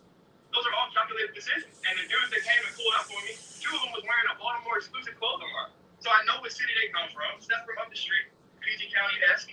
I'm from Baltimore. I know the line. Shout out to Offshore and Dovel. Yeah, that's that. I can calculate. But in that moment, God being my compass, I was strategic enough to get myself up out of there. And I'm suing my building for premises liability, and that be that. The reason Derez even got pulled in is because his dumbass played in the NFL, and the video got leaked on TMZ before my family could even see it. I mean, hear about it from me. Javante called me from the cell.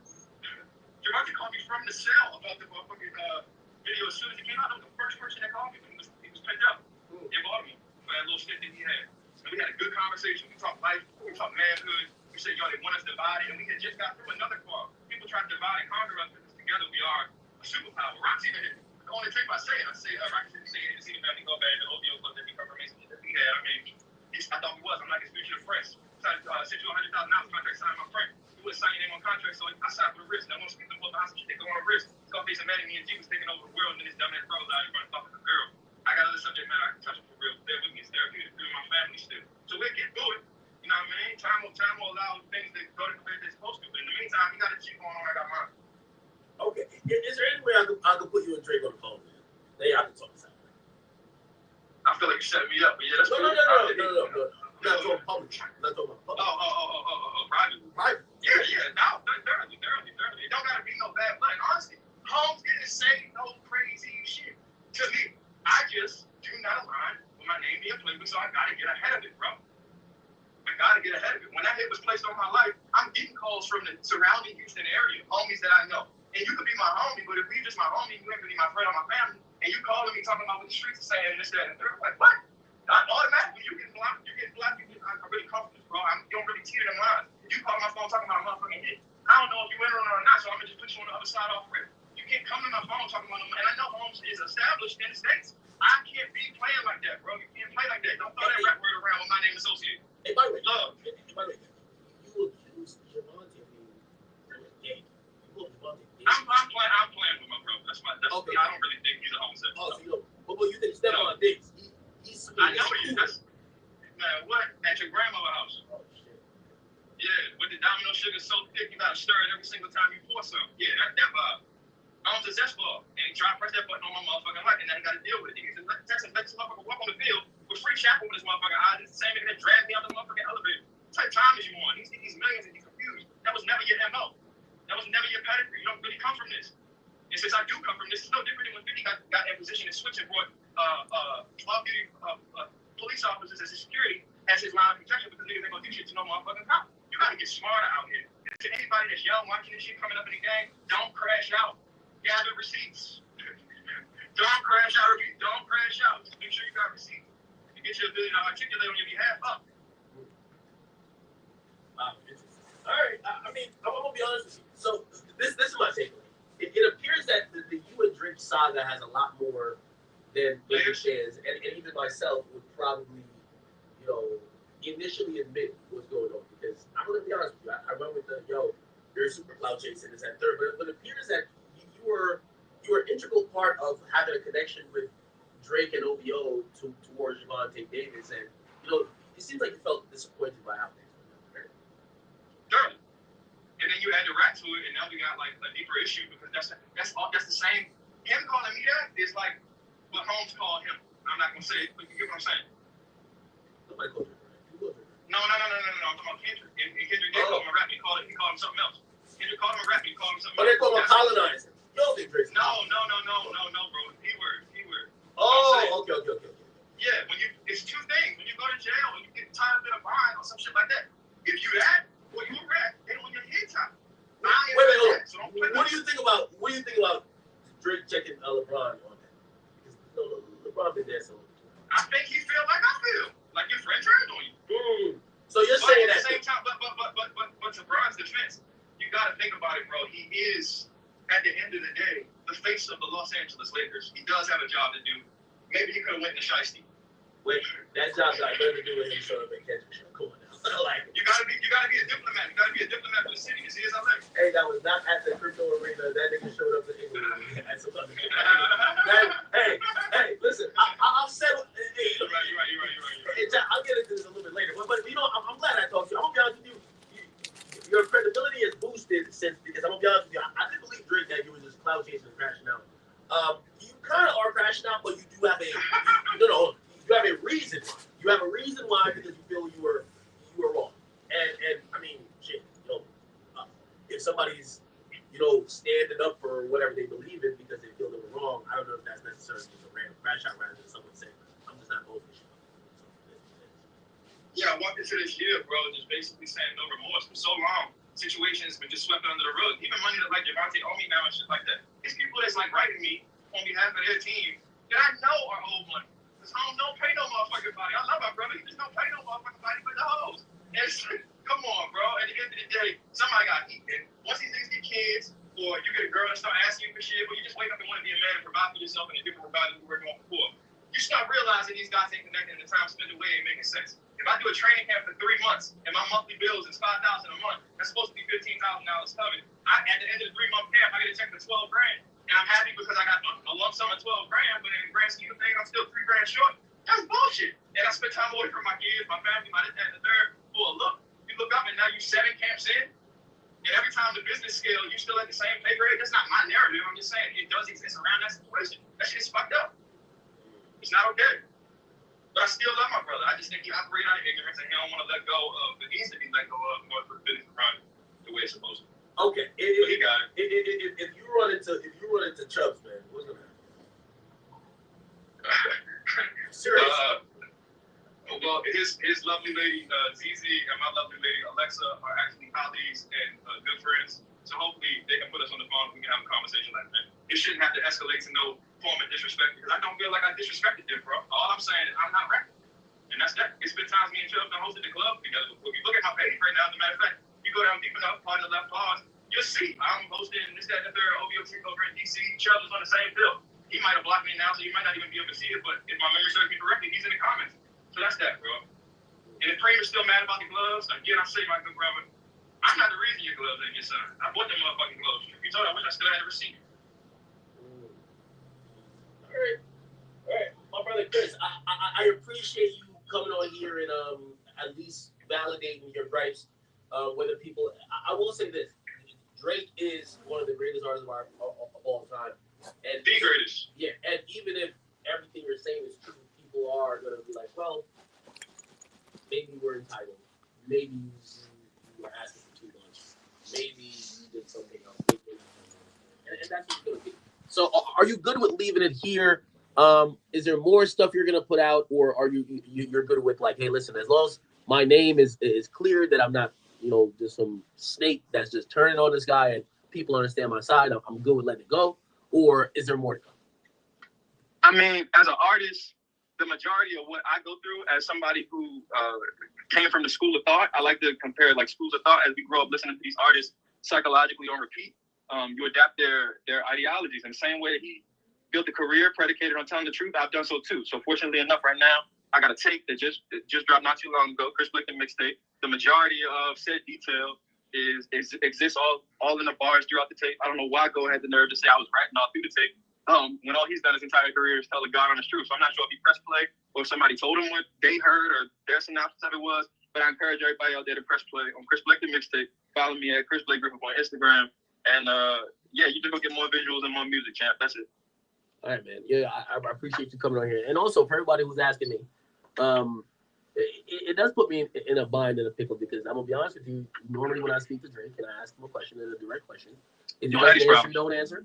But if he does answer, I do expect that, and by the way, I'll even volunteer something else where maybe like a month or two ago, and I forgot the back and forth, but I was just like, I think he had said something that ended up being true. And I was just like, yeah, like, I'm glad you tell me the truth. And he was just like, bro, if I ever lied to you. And I was like, well, I don't know. And I said, I don't know. And he was just like, when? And I couldn't point to something. Maybe this is it. Maybe this is the first. Maybe, the first. Me as a historian of the board, from Room for Improvement to Comeback Season to the script, bro. We can list them all the way down. It's the first time I ever seen Doug come out and publicly lie. And I honestly am like, why would you even do that? That, like, piqued my antennas even more. You didn't even have to. I don't even feel like you said no OD shit, bro. I don't, honestly. You clean that up easy. Maybe I'm doing the wrong thing for a living. Because that's a PR sweep. Easy money. Hypothetical conversation. I was betrayed by somebody who I was close enough to have a personal conversation that was taken public out of contact. Be careful with who you trust. That's how you could have spun it. Don't say you lied. By the way, I agree with both of that. And I will say, I think what happened is that there's twofold. The LeBron conversation and the whole thing about he hadn't spoken to the answer. So, like, both things were like, oh, wow, this is hot off the presses now. Now, this is new, right? This is big news. He could have pulled that anything else. Everybody else said it get hacked. Why didn't he just say that? Because you would have dropped the screenshot. Like, you would have said no word. All right, my man. Okay, so people go check out your music. Is Chris Blake Griffith? Is it on DSPs everywhere? Yeah, everywhere, champ. Everywhere. And TikTok ain't but so much longer, but you can find me on YouTube. I'm doing my thing as well. Chris Blake Griffith as well on YouTube. Chris Blake Griffith on Instagram. Yeah, let's keep pushing this motherfucker to the top. I'm fighting for everybody that was ever done wrong. Let's do right. All right, great. I'm hoping we have a conversation later on. Hopefully, maybe not revolving around this, but just more about you and your story. But I appreciate you getting on here, my man. And at least my dog. And when I come back, when I'm dealing with the fires and shit in LA and all that, but when I come back east, I'm gonna sit with you. We'll chat with her. I bring you some a good little bottle of cognac. I know you get busy, champ, so we'll have a good conversation. Nah, definitely, brother. All right, appreciate you, man. Yep. That was a little conversation, chat. I know. But lock in with me today. Okay, great. What am I to take away from that? Tells me that him and Drake had a. Let me just start with the obvious. If Drake lied, that was a really stupid lie, right? Stupid lie. You know, I do understand the position Drake is in. You know, I've been a person encouraging Drake that he needs to seize all of his fake relationships, right? I'm pretty sure Drake is very paranoid, where maybe he has spoke to people, sent a voice note, he might have sent a text, and if those people can't cash in on whatever they felt that relationship was worth, maybe at this point, they might put that out. That might put Drake on edge. Who knows what he said about whoever, right? It could have been him saying A, B, C, and D. Somebody maybe having it in their DM. But I don't think the way to handle those things is to say, oh, I never said it, right?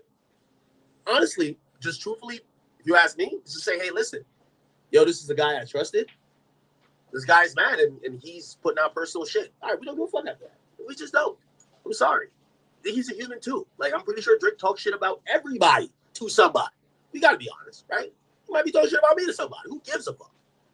If he thought the conversation was private and then that person switched on him and that person wants to go put some shit out. For me, I don't think his way of handling it should be saying, that's not true, if it is true.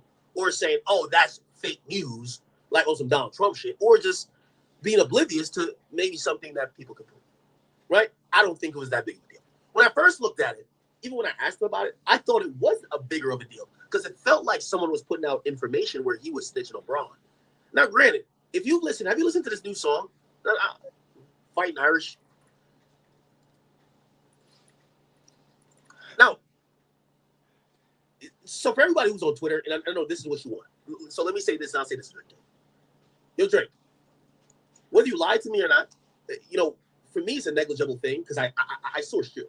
So I would have, number one, I would have immediately sourced you if I found out it was a lie.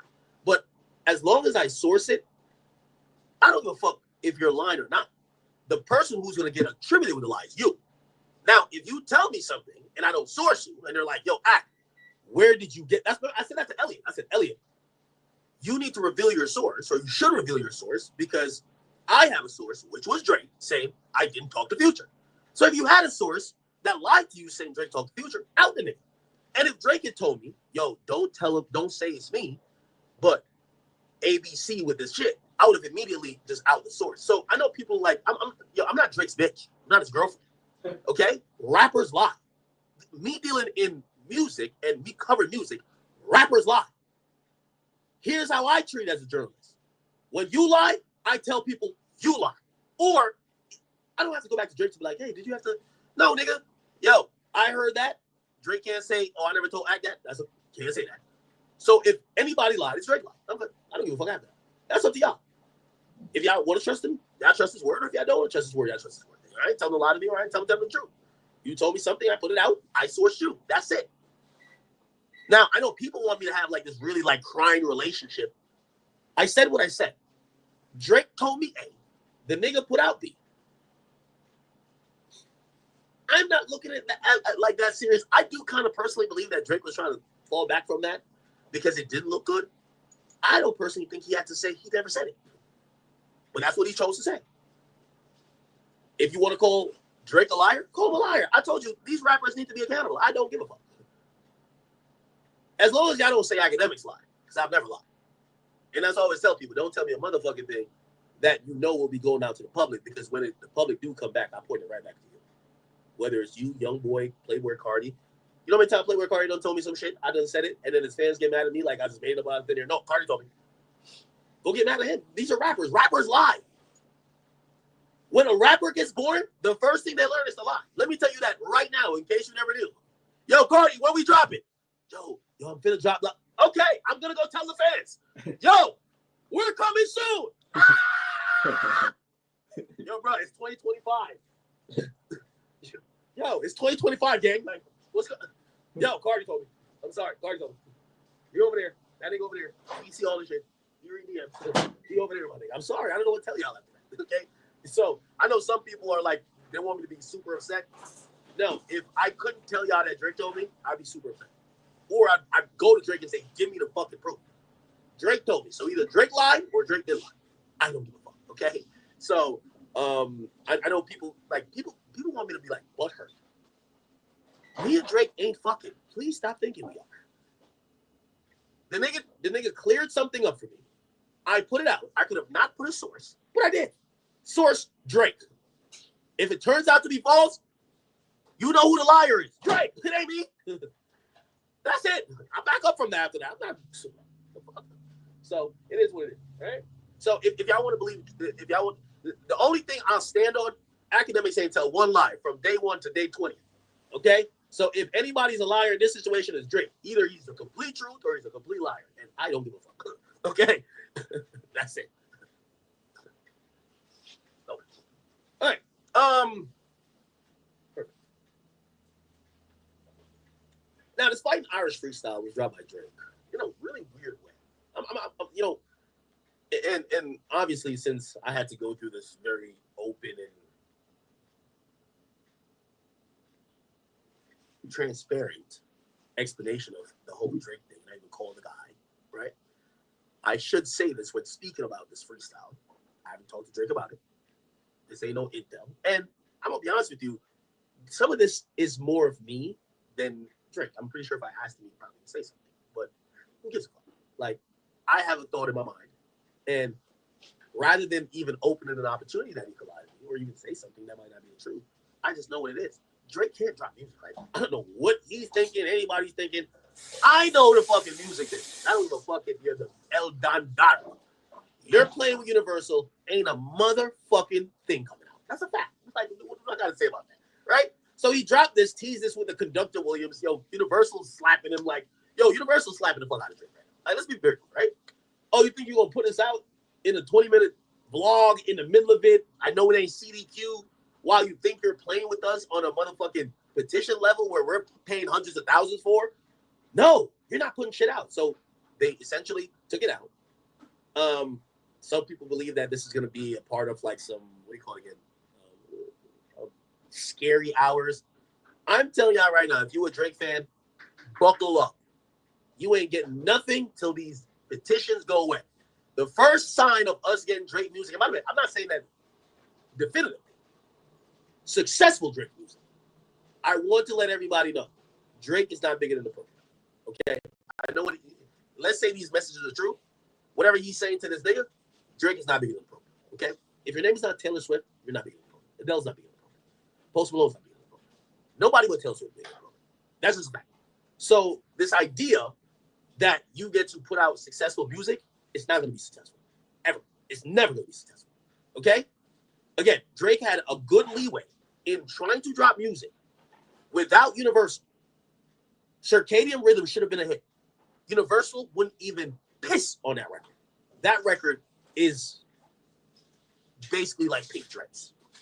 Just to show you how much a label matters. Like, we got to be very, like, I know, I'm one of Drake's biggest fans. I know y'all love Drake too, some of y'all. I know the K-Bots, they're like, talk shit about it. No. Y'all go away. By the way, Kendrick's nothing without Universal too. It's Universal. Like, who's going to be Universal? Like, let's fucking put our brains on it. So, when I see Drake teasing this shit, this is to appease baby fans. Like, is he spitting? Yes. Is this at LeBron? Yes. Right? Which, by the way, I completely get that angle, too. Newsflash for LeBron. Yo, LeBron, I talked to enough whores in Canada. I've talked to enough people. Maybe Drake will keep teasing it. Let me just tell you what I've heard. Yo, LeBron, you and Drake used to go in two mans. Okay? You've been cheating on your goddamn wife. Drake used to facilitate the host. And basically, essentially, you can't dance to a song about him being a pedophile. He used to supply you with the bitches. I'm sorry, my nigga. Yes, if I'm Drake, I snitch on you too. Sorry, buddy. You can't do that. No. You've been living a lie, and everybody been thinking you're this perfect guy. But when you come to Canada, I know some of the whores. When you come to Canada, you know you come to certain places. I'm supplying you with the white women you love. You don't like white women. I'm the guy. So when I bring the tings, and I'm hooking you up. When Kendrick drops a song saying certified lover boy, certified pedo, you're the first one to say, bro, me and Drake done this in two mans. He ain't never bring no underage girl. What the fuck is you talking about? Or how about you shut the fuck up and don't dance, no crip walk, don't do nothing. And how about you go win some championships? I'm sorry. I'm snitching on you. That's why you in trouble, LeBron. You can't dance to a song about me being a pedophile when we went on two mans. That's why you're getting dissed on these random songs. There's like five teams in Toronto ready to shout your business up now, bro. Like LeBron, nobody told you if you're secretly cheating on your wife, stay out of the way. And don't dance at your man who's been helping you cheat, calling him a pedophile. Get out the way, LeBron. What are you doing? Are you dumb? So now you got Drake over here, damn. Like the nigga dropped a whole freestyle basically saying, LeBron, you don't want me to tell on you, bro. Bro, do you want to get to Bryce in the league? Stop it. Talking about, oh yeah, nigga, don't rap no more Kendrick Lamar songs.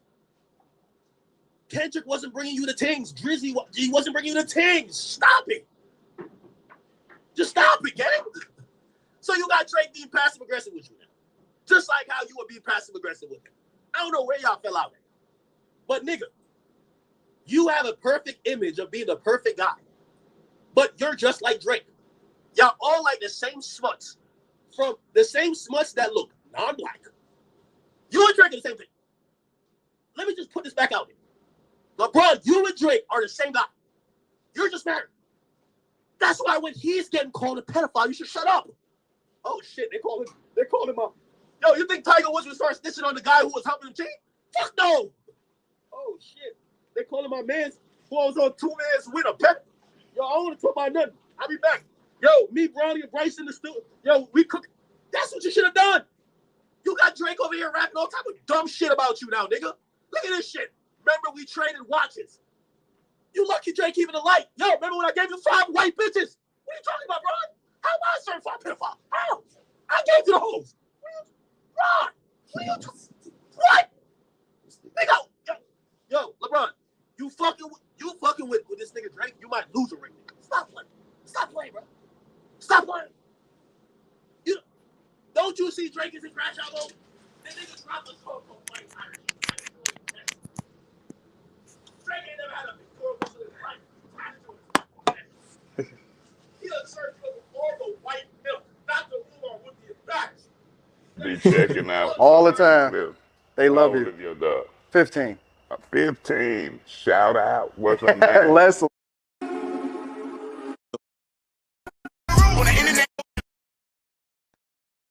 Just played two different stories. The first Yeah. Blood, calm down, man. Why don't run shit here, man? We don't give a fuck what you know or who you know about none of that. Global TV, whoever, Access Media, whoever you was, nigga talking all that weird shit. You ain't even had nothing to do with the situation. You feel me? You's a puppy lapdog, nigga. The nigga Wack 100 told you, oh, hold on, Blood, I got him. And you shut the fuck up for a good 15 minutes until Wack 100 told you, no, defend yourself, nigga. If you got something to say something. You like, oh, okay, run it then. Come on, old nigga. Like, nigga, you a hoe, nigga. Or maybe not. Maybe you just can follow directions good as a motherfucker, like a lapdog. Either way it go, that's the way you look on screen, homeboy. You feel me? I ain't feeling the energy. Let me just say that. I ain't feeling the energy. Salute the dog face. He stood on business. It backfired on them niggas.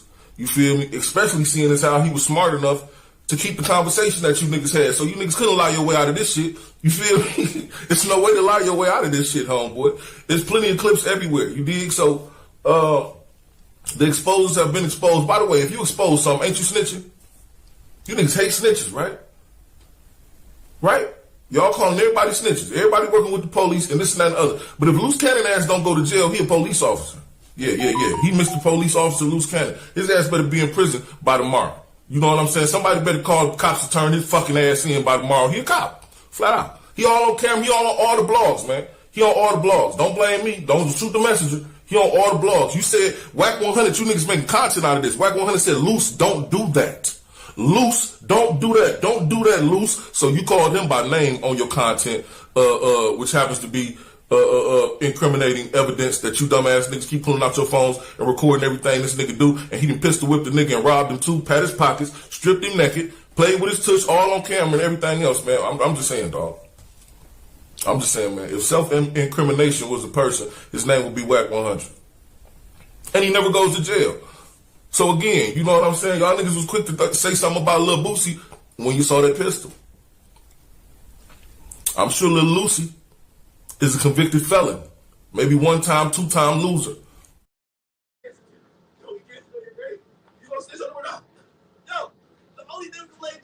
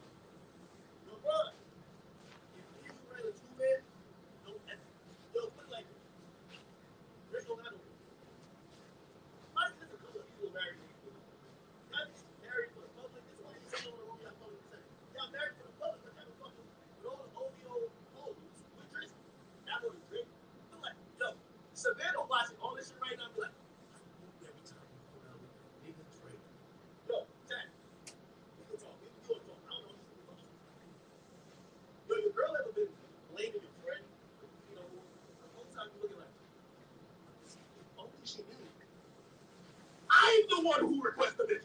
You just blame it on him. Yeah, yo, listen, every time I be trying to go, I be trying to say, tell me what's really going on. I be trying to go to the conference. Didn't you? There. Didn't There. you? There. No, stop saying There. So much deflection. Look, when you're a master manipulator, you got to try to line up dog face like.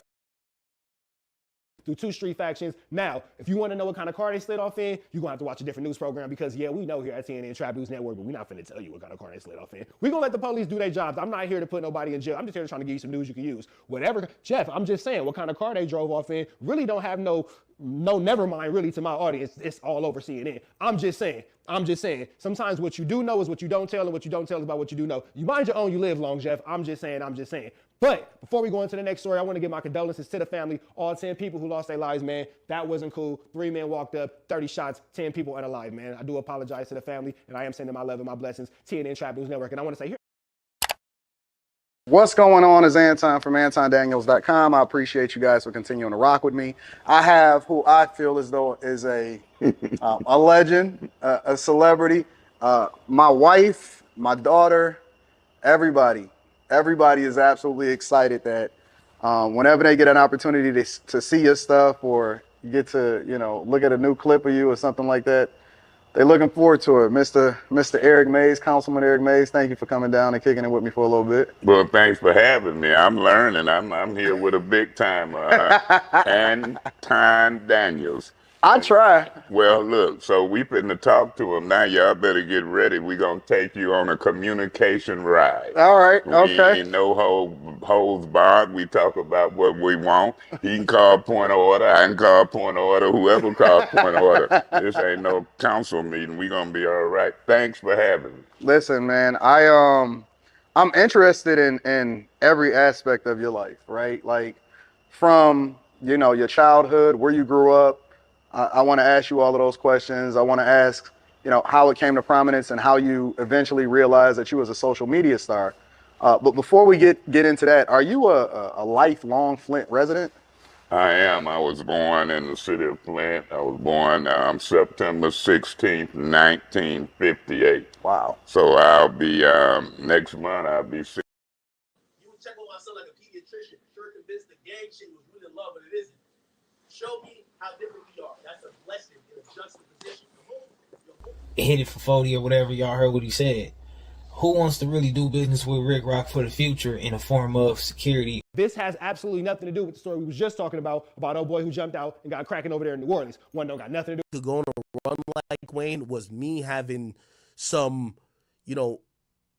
hoping to see history being made again. The reality of the fact is this new album, it lacks so many things. It lacks originality. It lacks a cohesive message that he promised in interviews. It lacks soul. It lacks all of the things that we thought he was going to bring. It's a weak album. It's an album propped up by features. This is DJ Khaled. It's a DJ Khaled album, except you got Khaled rapping this time. And that's Lil Baby. I'm sorry to tell y'all. So I don't know if y'all want me to tell y'all different, but it is what it is. It's not that good of an album. Now, I'm going to be honest with you. I think Lil Baby, if he's going to be honest with himself, and if he gets mad at this, me and we talked on the phone. He got my number. We could text each other. He texted me not too long ago. But I'm going to be honest with music. I'm taking all personal shit out of it. I'm being honest with music. I think Lil Baby should be in a finding himself period. Because there's something that people are looking for you from that they're not getting. I don't know how to help you find it. This ain't got nothing to do with Gunna. This is something that people are looking within you for, whether it's growth, whether it's evolution, whether it's maturity in terms of what you're rapping about, or whether it's clarity about what you've been through that they're not getting. That's just the reality about it. If you listen to the album, you're going to see Dumb, Dumb, and Dumber, probably one of the better tracks on there, and it's because we get a Thug verse. Okay? We're not seeing Lil Baby and his growth be the thing that keeps us here. Now, this is why I'm going to give credit to his label. Because let me tell you this, and with all due respect to him, again, remember, I'm telling you, I'm taking out all the personal shit. Anything I'm saying about Lil Baby right now is saying about another artist. This shit was a horse and pony show. They spent a shit ton of money in marketing and trying to make this shit look good. this album wasn't a 100K album. That's a fact. I don't care what it sold. Okay? This album, I believe, is on pace to sell like 130, 140,000 first week. The reality of it is that this album shouldn't have probably sold over 100K.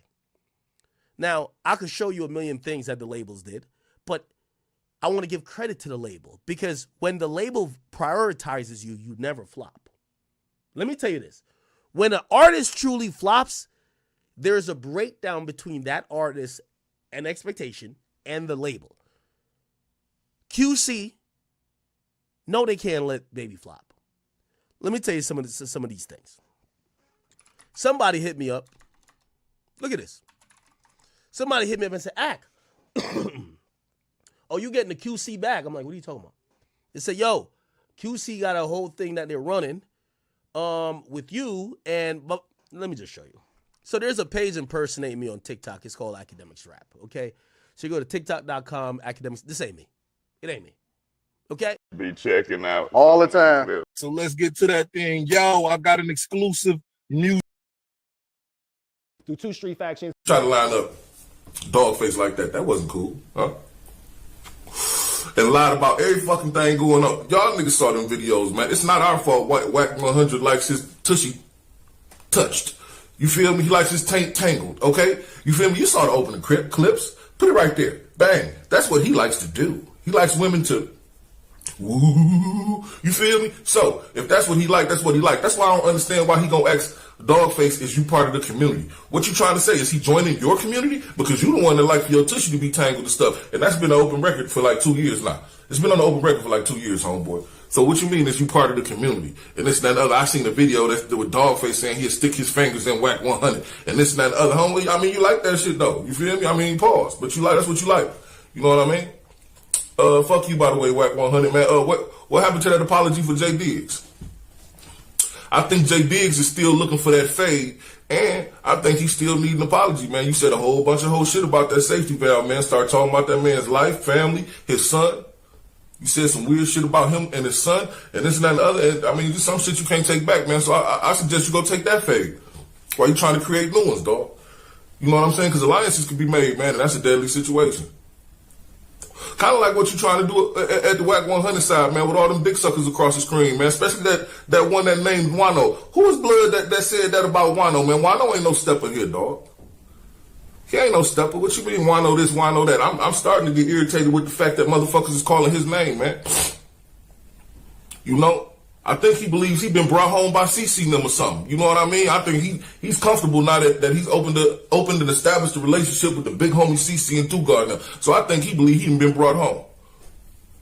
Somebody better comment. This has absolutely nothing to do with the story we was just talking about old boy who jumped out and got cracking over there in New Orleans. One don't got nothing to do with the other, big dog. One don't got nothing to do with the other. This one that police are believing may be an act of gang violence or... Yeah. Blood, calm down, man. Why don't run shit here, man? We don't give a fuck what you know or who you know about none of that. Global TV, whoever, Access Media, whoever you was, nigga talking all that weird shit. You ain't even had nothing to do with the situation. You feel me? You's a puppy lapdog, nigga. The nigga Whack 100 told you, oh, hold on, blood, I got him. And you shut the fuck up for a good 15 minutes until Whack 100 told you, no, defend yourself, nigga. If you got something to say something. You like, oh, okay, run it then. Come on, old nigga. Like, nigga, you a hoe, nigga. Or maybe not. Maybe you just can follow directions good as a motherfucker, like a lapdog. Either way it go, that's the way you look on screen, homeboy. You feel me? I ain't feeling the energy. Let me just say that. I ain't feeling the energy. Salute the dog face. He stood on business. It backfired on them niggas. You feel me? Especially seeing as how he was smart enough to keep the conversation that you niggas had. So you niggas couldn't lie your way out of this shit. You feel me? There's no way to lie your way out of this shit, homeboy. There's plenty of clips everywhere. You dig? So, the exposers have been exposed. By the way, if you expose something, ain't you snitching?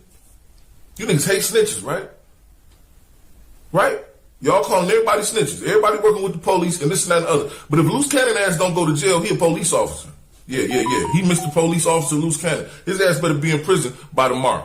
You know what I'm saying? Somebody better call the cops to turn his fucking ass in by tomorrow. He a cop. Flat out. He all on camera. He all on all the blogs, man. He on all the blogs. Don't blame me. Don't shoot the messenger. He on all the blogs. You said, Whack 100, you niggas making content out of this. Whack 100 said, Loose, don't do that. Loose, don't do that. Don't do that, Loose. So you called him by name on your content, which happens to be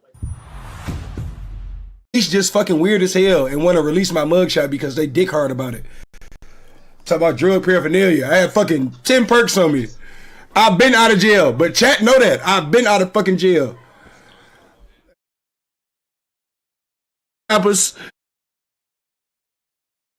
Still got my jacket on. Still got my boots on. They ain't even take my shoelaces off. You know when you really in jail, they take your shoelaces. You know what I'm saying? Like when they know you about to be there for a minute, they take your shoelaces. Nigga, I was in that bitch for 20 minutes, gang. 20 minutes.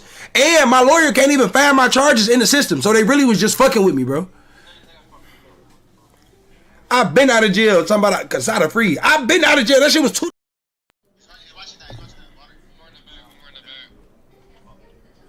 I was being safe. I was minding my fucking business.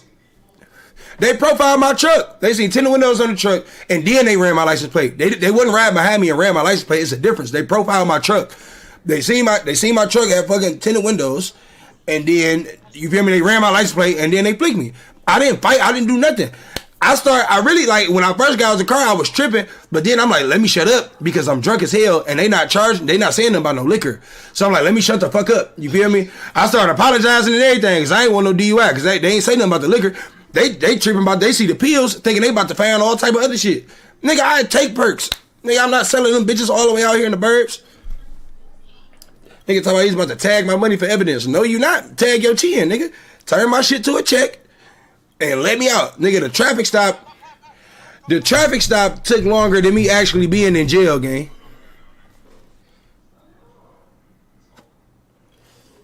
Man. My big brother just ran from the police. I don't want no extra smoke. I wish I was here celebrating a big sale or something like that, but unfortunately we're here talking about 1,000 new renters and buyers that have now, unfortunately, years or some shit like that. So individual one is what they refer to as Jim Jones in that recording, I guess. Yeah, but to be fair, 50 is a fearsome titan of beef when it comes down to it. But up top, they use the record. Anytime they use a recording in a trial, it was authenticated by the individual on that recording. It's conspiracy all through there. Right. So I called the homie, Dale, dog. I'm like, yo, homie, you want to holler at this dude or what? Because you keep calling me. And he was like, nah, I'm good on that. I don't want to holler at dude.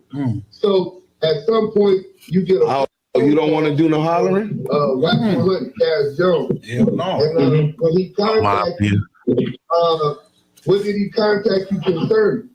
He wanted to reach out to Dale Dog, rest in peace.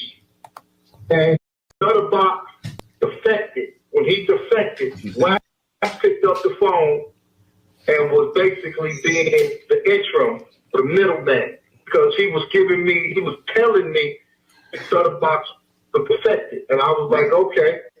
But my whole thing is, if he defected, why are you fucking with him? Right. So he said that Stutterbox defected, and then you get some phone calls asking.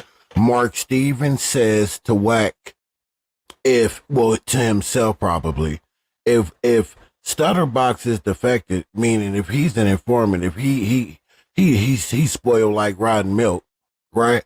Why are you dealing with him?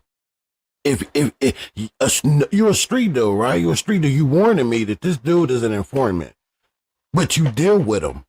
Why would you do that? To speak to someone else, right? Yeah, he called me. He called me, man. It was a series of calls, 4 or 5 calls. He wanted to reach out to the home, and I kept asking. Back wiretap. In a minute. The lawyer, like, who the fuck is? I ain't talking to no back. Nasty. And they said, nah, that's Wack.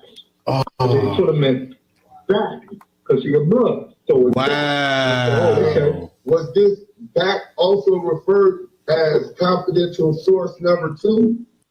Yes, sir. Correct. Well, that's nasty work. We don't even need to play no more of that. You got.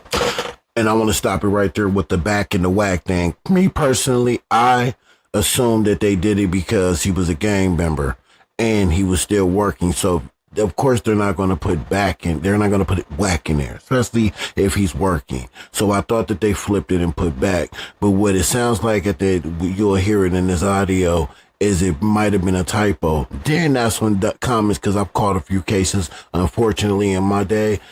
Oh my God, how many misspells and incorrect spelling words and all type of stuff being paperwork. It's not like bulletproof like people think. So that makes all the sense to me in the world. But let's go. Met with the homie Stutter Box. That's how I first came to meet Wack, was through the homie Stutter Box. Right? When I met him, dude was driving trucks, seemed to be cool. Box was like, yo, this was his neighbor across the street.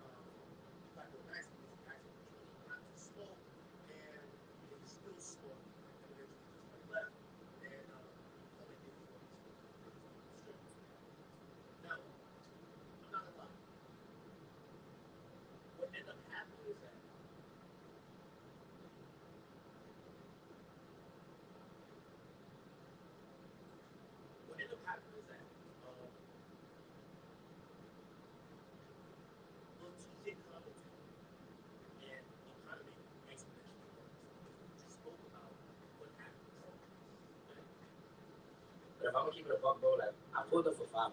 Playboy, Blackboy Max, no disrespect. I said I didn't know you. I said I had never heard of you. I pulled up for Fabi, bro. Everywhere I go, I be smoking. I pay the fine. How much this shit cost, bro? Real shit, gang. How much this shit cost, bro? Whatever. You got this whole shit, gang. It's you. This you, gang. Like, I mean, I don't even just deal with niggas like that, but I don't know who you is. I feel me. I woke in, I got some whole other shit on my mind. I understand I came through with 20 wounds, how you say. What does that mean? But I'm TJ, gang. I mean, yo, I think I'll come both for me. And my fault, I came through. Fucked up your crib, it ain't the end of the world, nigga. I ain't no sorry ass nigga. It is what it is, but I told you, bro, you be like, bro, I pay for that shit. Maybe one day we link up another day. And to why I didn't, I ain't gonna lie, I just felt like you like, yo, one, your face felt like smelled like weed already. Two, you like on some, yo, stop smoking, thank you. Nigga, I'm a hood nigga, bro, regardless of the little TJ image, which I'm trying to feel me, keep it mid ground now, bro. Like, I still damn near feel like you was talking a little crazy, bro. Like niggas ain't never do that. I never been somebody no smoking, we'll go fit the on the hood game. How sensitive y'all gonna be, nigga? It is what it is, bro. Life go on, bro. That's how y'all wanna spend y'all day worrying about it. Damn. That's what they worry about. They worry about the wrong thing. I worry about me smoking in the house. You worry about me smoking in the house. You gotta really think about that, bro. Like, you feel me? And I wasn't even looking at the comments. Like, what? Y'all worry about me smoking in the house, bro? Like, what? Is that serious, gang? Like, what? Now, let me pause and interject. So I feel a lot of rappers have it. I said this before. I don't think rappers.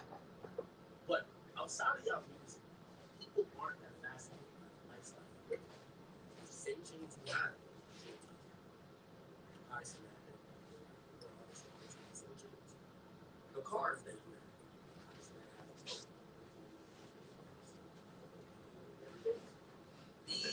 The cool factor of what a rapper is it's been severely diminished. But I also said that before when I said, yo, what rappers don't realize is that they're competing with street. Now that might sound ridiculous because like, no, well, here's the thing. Before people were so enamored about rappers, like, oh, he's the cool guy, so I want to find out about his life. These days, people care more about high cinematic streamers' lifestyle more than they care about the rappers. The rappers had a call. So they're still on this. My presence is your gift. Oh yeah, y'all should be happy. Y'all got me teasing on the street. No. Here's the reality. Black jackets come out. That Stutter Box would always invite to dinner when we was eating at Stevie's on the Strip. That's when I knew. 2 women officers, right? That he. Dude, let me say something real quick. That he said, 1 second. That he said that that Stutter Box would always bring to Stevie's on the Strip. What's up, Gaga?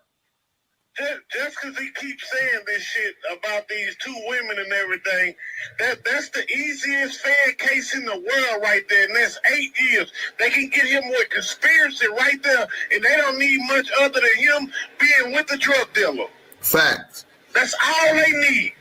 And we know that Stutter Box was still doing all kind of shit at that time, and Rolls Royces and all of that. But let's go.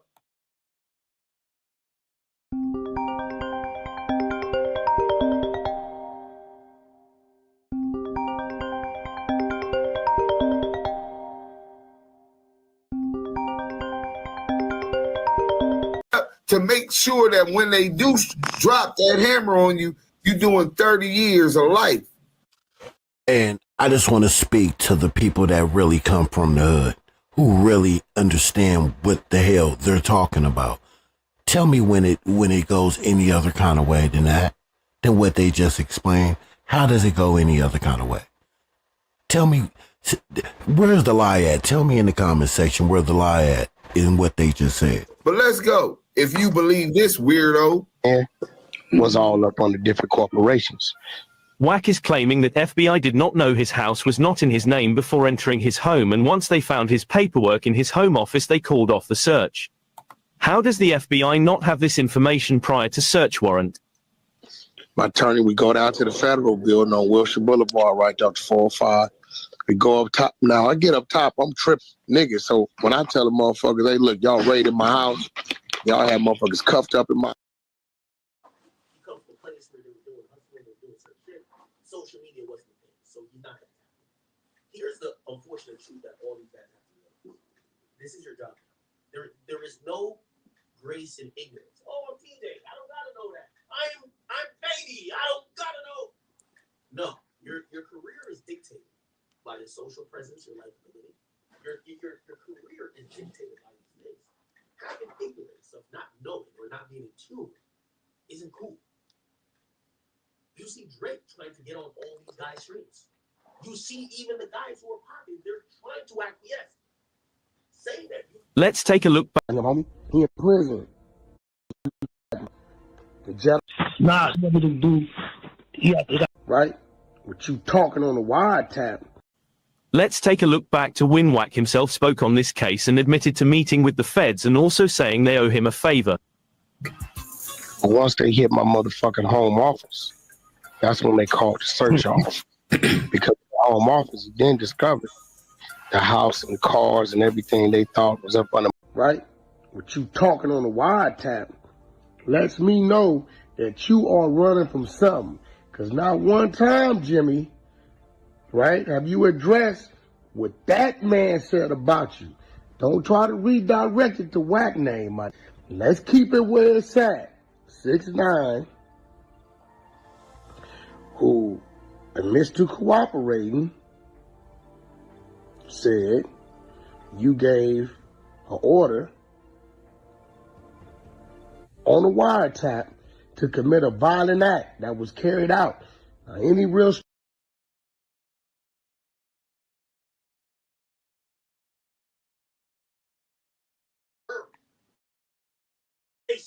West Detroit. That major drug bust is going to make a big difference. Thank you for staying with us. You was a little in the matrix. Yeah, whole little swag. All right, let's. West Detroit. That major drug bust is going to make a big difference. Thank you for staying with us. I'm Simon Shakett. It's good to be with you. And this is unsettling to hear. Investigators telling 7 News Detroit's Randy Wimbley there was enough fentanyl in that bust to kill almost every person in the city. Cocaine, fentanyl, and marijuana. That's the drugs Detroit police pulled off the streets during a felony arrest to kick off the new year. And the investigation is far from over. Chief Bedison's message is clear. We're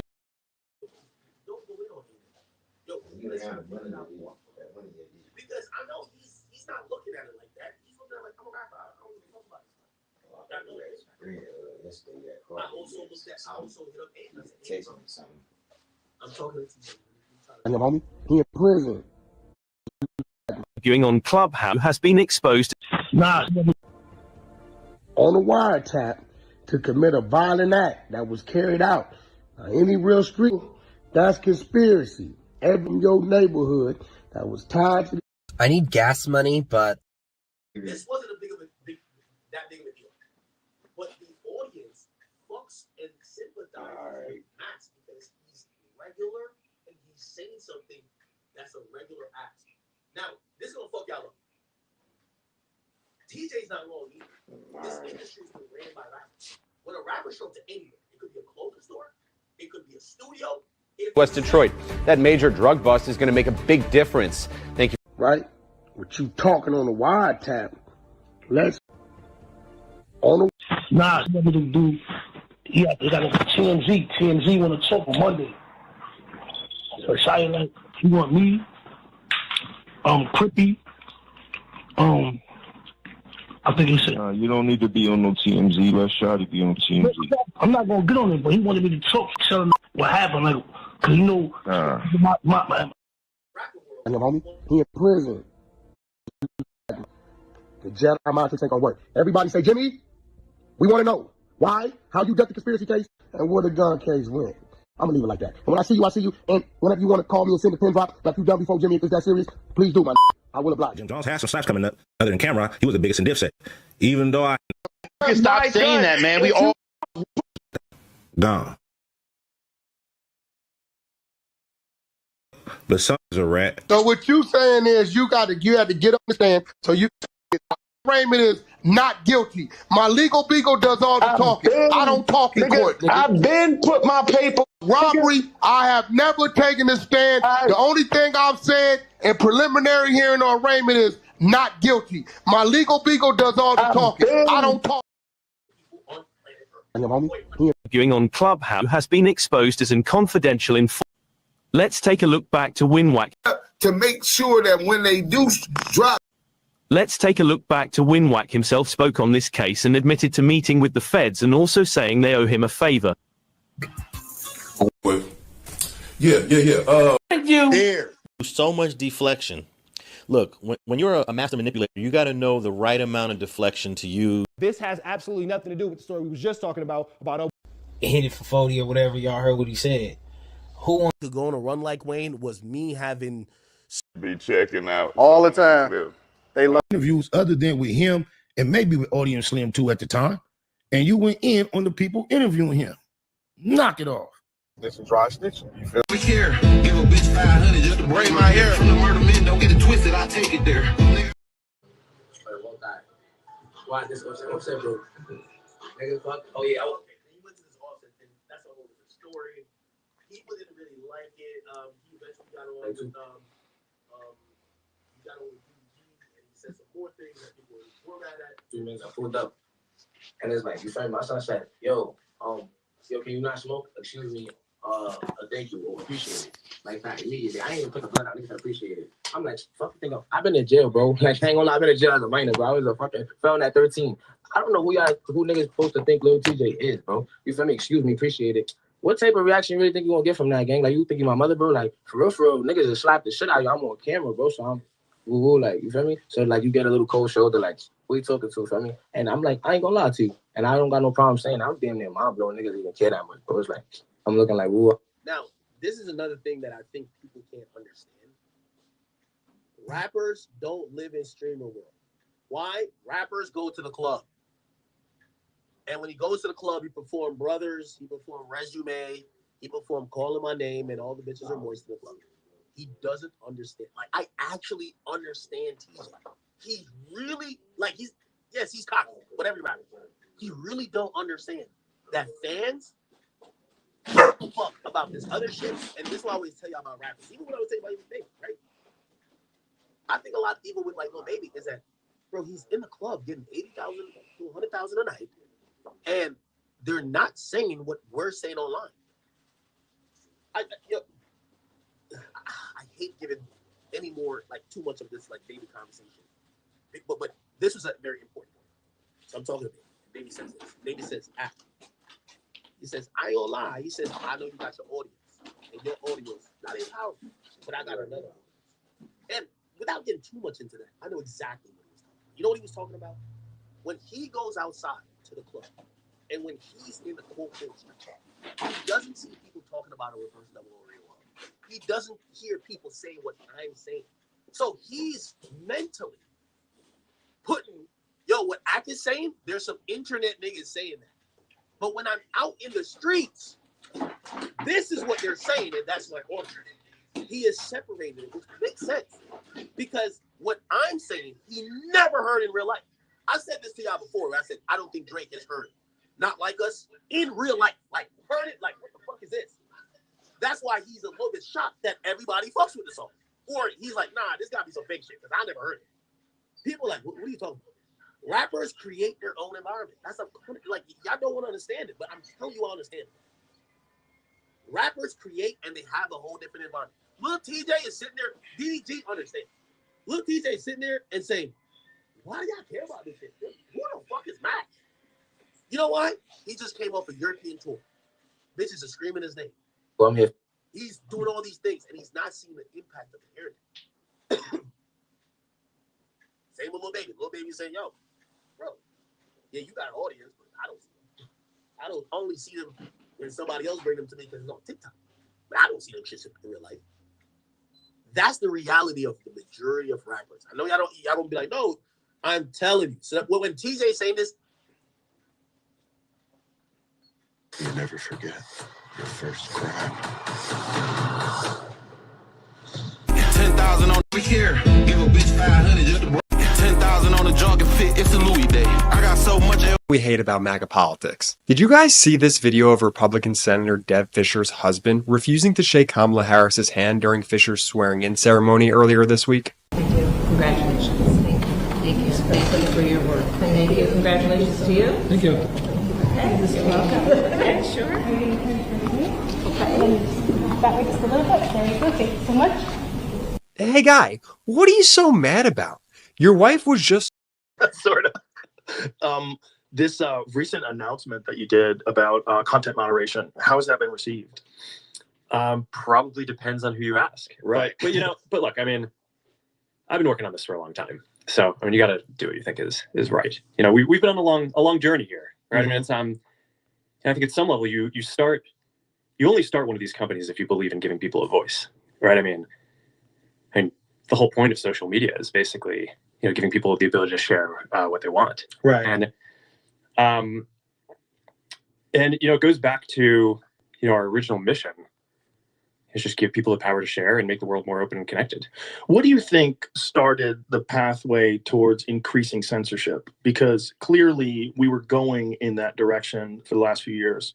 It seemed like we really found out about it when Elon bought Twitter. We got the Twitter files. And when you came on here and when you were explaining the relationship with FBI, where they were trying to get you to take down certain things that were true and real and certain things they tried to get you to limit the exposure to them. So it's these kind of conversations. Like, when did all that start? Yeah, well, look, I think going back to the beginning, or like I was saying, I think you start one of these if you care about giving people a voice. You know, I wasn't too deep on our content policies for like the first 10 years of the company. It was just kind of well known across the company that we were trying to give people the ability to share as much as possible. And issues would come up, practical issues, right? So if someone's getting bullied, for example, we deal with that, right? We put in place systems to fight bullying. Right. You know, if someone is saying, hey, you know, someone's pirating copyrighted content on the service, it's like, okay, we'll build controls to make it so we'll find IP protected content. But it was really in the last 10 years that people started pushing for like ideological based censorship. And I think it was two main events that really triggered this. In 2016, there was the election of President Trump, also coincided with basically Brexit in the EU and certain fragmentation of the EU. And then, in 2020, there's COVID. And I think that those were basically these two events where, for the first time, we just faced this massive institutional pressure to basically start censoring content on ideological grounds.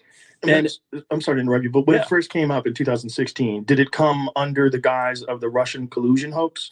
And this is the thing. At the time, I was really sort of ill prepared to kind of parse what was going on. Right? It's I think part of my reflection looking back on this is I kind of think in 2016 in the aftermath, I gave too much deference to a lot of folks in the media who were basically saying, okay, there's no way that this guy could have gotten elected except for misinformation. People can't actually believe this stuff, right? It has to be that there's this kind of like massive misinformation out there. Some of it started with the Russia collusion stuff, but it kind of morphed into different things over time. Well, he was so ideologically polarizing, right? Like people didn't want to believe that anybody looked at him and said, this should be our president. Yeah, so I took this and just kind of assumed that everyone was acting in good faith. And I said, okay, well, there are concerns about misinformation. We should, just like when people raised other concerns in the past and we try to deal with them. Okay, yeah, people no, if you ask people, no one says that they want misinformation. So maybe there's something that we should do to basically try to address this. But I was really worried from the beginning about basically becoming this sort of decider of what is true in the world, right? That's like kind of a crazy position to be in for billions of people using your service. And so we tried to put in place a system that would deal with it. And early on tried to basically make it so that it was really, we're like, all right, we're just going to have a system where there's these third-party fact checkers and they can check the worst of the worst stuff, right? So things that are very clear hoaxes, that there's like, it's not like we're not parsing speech about whether something is slightly true or slightly false, like Earth is flat, things like that, right? So that was sort of the original intent. We put in place the system and it just sort of veered from there. I think to some degree, it's because some of the people whose job is to do fact checking, a lot of their industry is focused on political fact checking. So they just kind of veered in that direction. We kept on trying to basically get it to be what we had originally intended, which is just, it's not, the point isn't to like judge people's opinions. It's to provide in this layer to kind of help fact check some of the stuff that seems the most extreme. But it just, it was just never accepted by people broadly. I think people just felt like the fact checkers were too biased. Not necessarily even so much in what they ruled, although sometimes I think people would disagree with that. A lot of the time, it was just what types of things they chose to even go and fact check in the first place. So I kind of think like after having gone through that whole exercise, it I don't know, it's something out of like 1984, one of these books where it's just like it really is a slippery slope, and it just got to a point where it's just okay, this is destroying so much trust, especially in the United States, to have this program. And I guess it was probably about a few years that I really started coming to the conclusion that we were going to need to change something about that. COVID was the other big one, where that was also very tricky because, at the beginning it was, it's like a legitimate public health crisis, in the beginning, and it's even people who are like the most ardent First Amendment, defenders, the Supreme Court has this clear precedent. It's like, all right, you can't yell fire in a crowded theater. There are times when if there's an emergency, your ability to speak can temporarily be curtailed in order to get an emergency under control. So I was sympathetic to that at the beginning of COVID. It seemed like, okay, you have this virus. It seems like it's killing a lot of people. I don't know, we didn't know at the time how dangerous it was going to be. So at the beginning, it kind of seemed like, okay, we should give a little bit of deference to the government and the health authorities on how we should play this. But when it went from 2 weeks to flatten the curve to and like in the beginning it was like, okay, there aren't enough masks aren't that important, to then it's like, oh no, you have to wear a mask, and like everything was shifting around. It just became very difficult to kind of follow, and this really hit the most extreme, I'd say, during the Biden administration, when they were trying to roll out the vaccine program. And I'm generally like pretty pro rolling out vaccines. I think on balance, the vaccines are more positive than negative. But I think that while they're trying to push that program, they also tried to censor anyone who was basically arguing against it. And they push us super hard to take down things that were honestly true, right? I mean, they basically pushed us and said, anything that says that vaccines might have side effects, you basically need to take down. And I was just like, well, we're not going to do that. Like, we're clearly not going to do that. I mean, that is kind of inarguably true. Who is they? Who's telling you to take down things that it was that talk about vaccine side effects? It was people in the Biden administration. I think it was, I wasn't involved in those conversations directly, but I think it was. How difficult is that to not be involved in those conversations directly? Fitness isn't just about what you do in the gym. It's also about your nutrition. But even with the best diet, some nutrients can be hard to get, and AG1 can help fill those gaps. AG1 delivers optimal amounts of nutrients in forms that help your body perform. AG1 makes foundational nutrition easy because there aren't a million different pills and capsules you have to keep track of. It's just one scoop mixed in water. It's such an easy routine to keep in the mornings.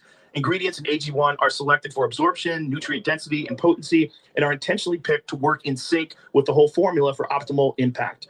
They're seriously committed to quality. AG1 is tested for hundreds of contaminants and impurities, and they're constantly reformulating their recipe to dial it in. This is all part of why I've partnered with AG1 for years. To get started with AG1 this holiday season and get a free bottle of vitamin D3, K2, and 5 free AG1 travel packs with your first purchase at drinkag1.com/Joe Rogan. That's a $76 value gift for free if you go to drinkag1.com/Joe Rogan. Seriously, get on this. That's got to be strange too, right? Because you're running the company, but there's clearly you're moderating at scale that's beyond the imagination. The number of human beings you're moderating is fucking insane. Like, what's a Facebook? How many people use it on a daily basis? Forget about how many overall. Like, how many people use it regularly? It's 3.2 billion people use one of our services every day. That's it's wild. More than a third of the planet. That's so crazy. Yeah, and it's almost half of Earth. Well, on a monthly basis, it is probably half. But I want to say that though, there's a lot of like hypercritical people that are conspiracy theorists and think that everybody's a part of some cabal to control them. I want you to understand that whether it's YouTube or all these, whatever place that you think is doing something that's awful, it's good that you speak, because this is how things get changed, and this is how people find out that people are upset about content moderation and censorship. But moderating at scale is insane. Yeah, it's insane. Yeah, what we were talking the other day about the number of videos that go up every hour on YouTube, and it's bananas. It's bananas. It's like, to try to get a human being that is reasonable, logical, and objective, that's going to analyze every video, it's virtually impossible. It's not possible. So you got to use a bunch of tools. You got to get a bunch of things wrong, and you have also people reporting things. And how much is that going to affect things? You could have mass reporting because you have bad actors. You have some corporation that decides we're going to attack this video because it's bad. Let's get it taken down. There's so much going on. I want to put that in people's heads before we go on. Like, understand the kind of numbers that we're talking about here. Now understand you have the pandemic, and then you have the administration that's doing something where I think they crossed the line, where it gets really weird, where they're saying what you're saying. They were trying to get you to take down vaccine side effects, which is just crazy. Yeah. So, I mean, like you're saying, I mean, it's so complicated, this system, that I could spend every minute of all of my time doing this and not actually focused on building any of the things that we're trying to do. AI, glasses, like the future of social media, all that stuff. So, so when I get involved in this stuff, but in general, we have a policy team. There are people I trust. The people are kind of working on this on a day-to-day basis. And the interactions that I was just referring to, I mean, a lot of this is documented. I mean, because Jim Jordan in the House had this whole investigation committee into the kind of government censorship around stuff like this. And we produced all these documents, and it's all in the public domain. And basically, these people from the Biden administration would call up our team and like scream at them and curse, and it's like, these documents it's all kind of out there. Did you record any of those phone calls? I don't think we were, but I think listen. I mean, there are emails. the emails are published. It's all kind of out there, and they're like, it basically just got to this point where we were like, no, we're not gonna take down things that are true. That's ridiculous. They want us to take down this meme of Leonardo DiCaprio looking at a TV talking about how 10 years from now or something, you're gonna see an ad that says, okay, if you took a COVID vaccine, you're eligible for, for this kind of payment, like, so this sort of like class action lawsuit type meme. And they're like, no, you have to take that down. We said, no, we're not going to take down humor and satire. We're not going to take down things that are true. And then at some point, I guess, I don't know, it flipped a bit. I mean, Biden, when he gave some statement at some point, I don't know if it was a press conference or to some journalists, where he basically was like, these guys are killing people. And I don't know, then like, all these different agencies and branches of government basically just like started investigating and coming after our company. It was brutal. It was brutal. Wow. This is Cricket Joy Extra. Nah, what to do? Yeah, they got a TMZ. TMZ want to talk on Monday. Viewing on arguing on Clubhouse has been exposed as an confidential informant in paperwork recently released by defendant Money Mark and Stutterbox. Before we content, man, I just want to say, There'll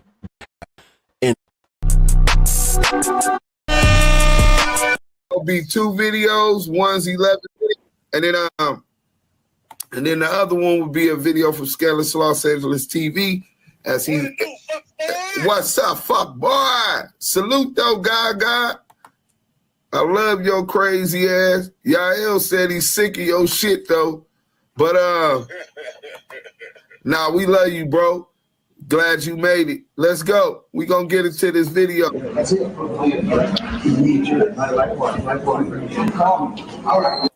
Dude that spoke on Shaq, he's completely right because I was caught up in the middle of all that.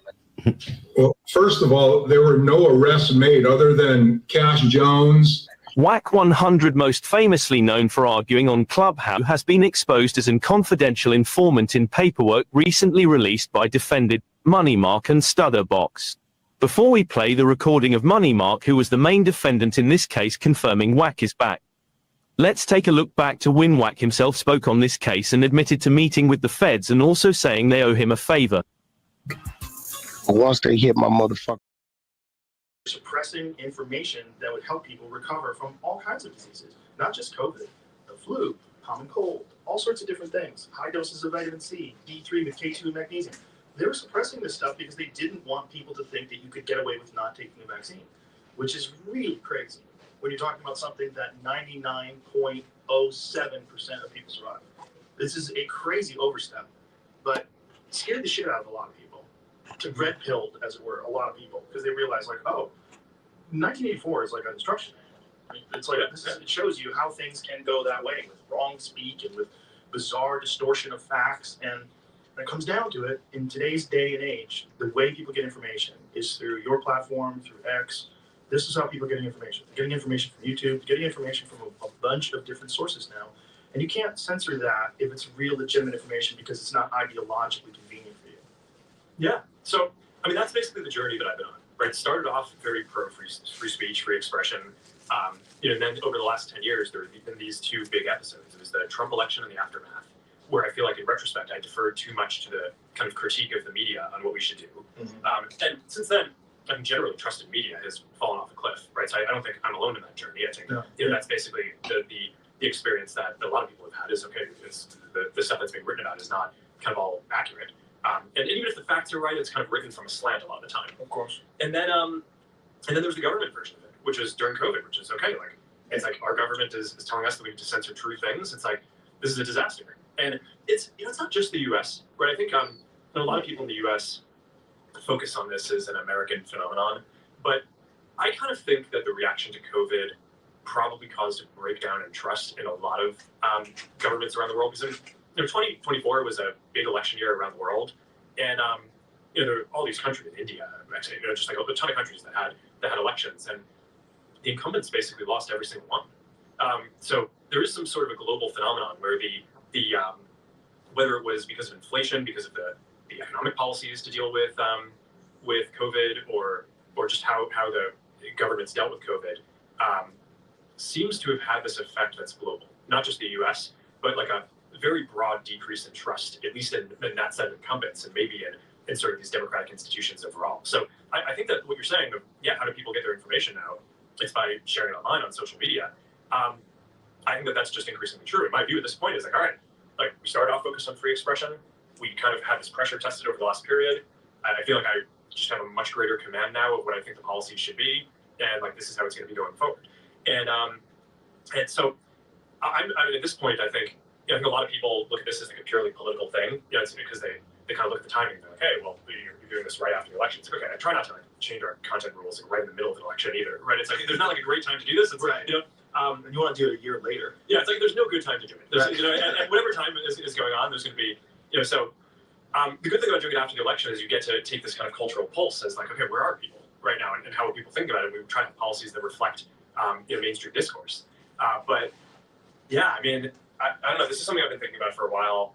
I think that this is going to be pretty durable because at this point we've just been pressure tested on this stuff for like the last 8 to 10 years. with like these huge institutions just pressuring us, and I feel like this is kind of the right place to be going forward. What was it like when they were attacking it? Like, first of all, what was the premise? Like, what they're saying was your offense? Was it that you were allowing information that was not true, that was getting out there? I know there was also, they're saying that you guys were allowing hate groups to speak.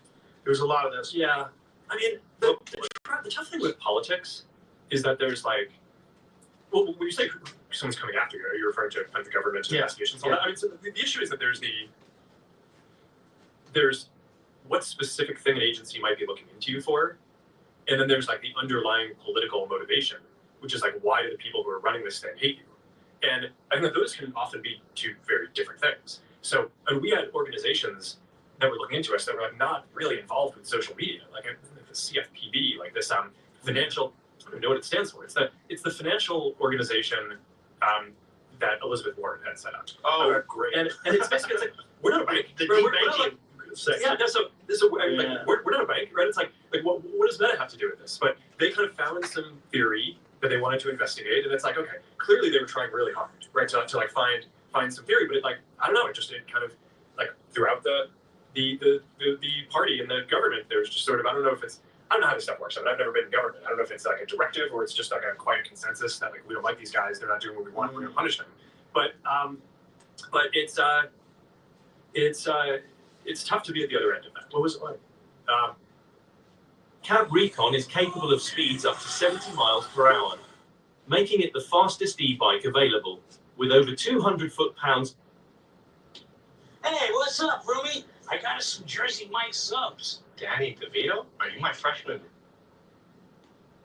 Good. I think the thing I think is actually the toughest though is it's global, right? So and really when you think about it, the U.S. government should be defending its companies, right? Not be the tip of the spear attacking its companies. So we talk about a lot. Okay, what is the experience of if the U.S. government comes after you? I think the real issue is that when the U.S. government does that to its tech industry, it's basically just open season around the rest of the world. Right? I mean, the EU, I pulled these numbers.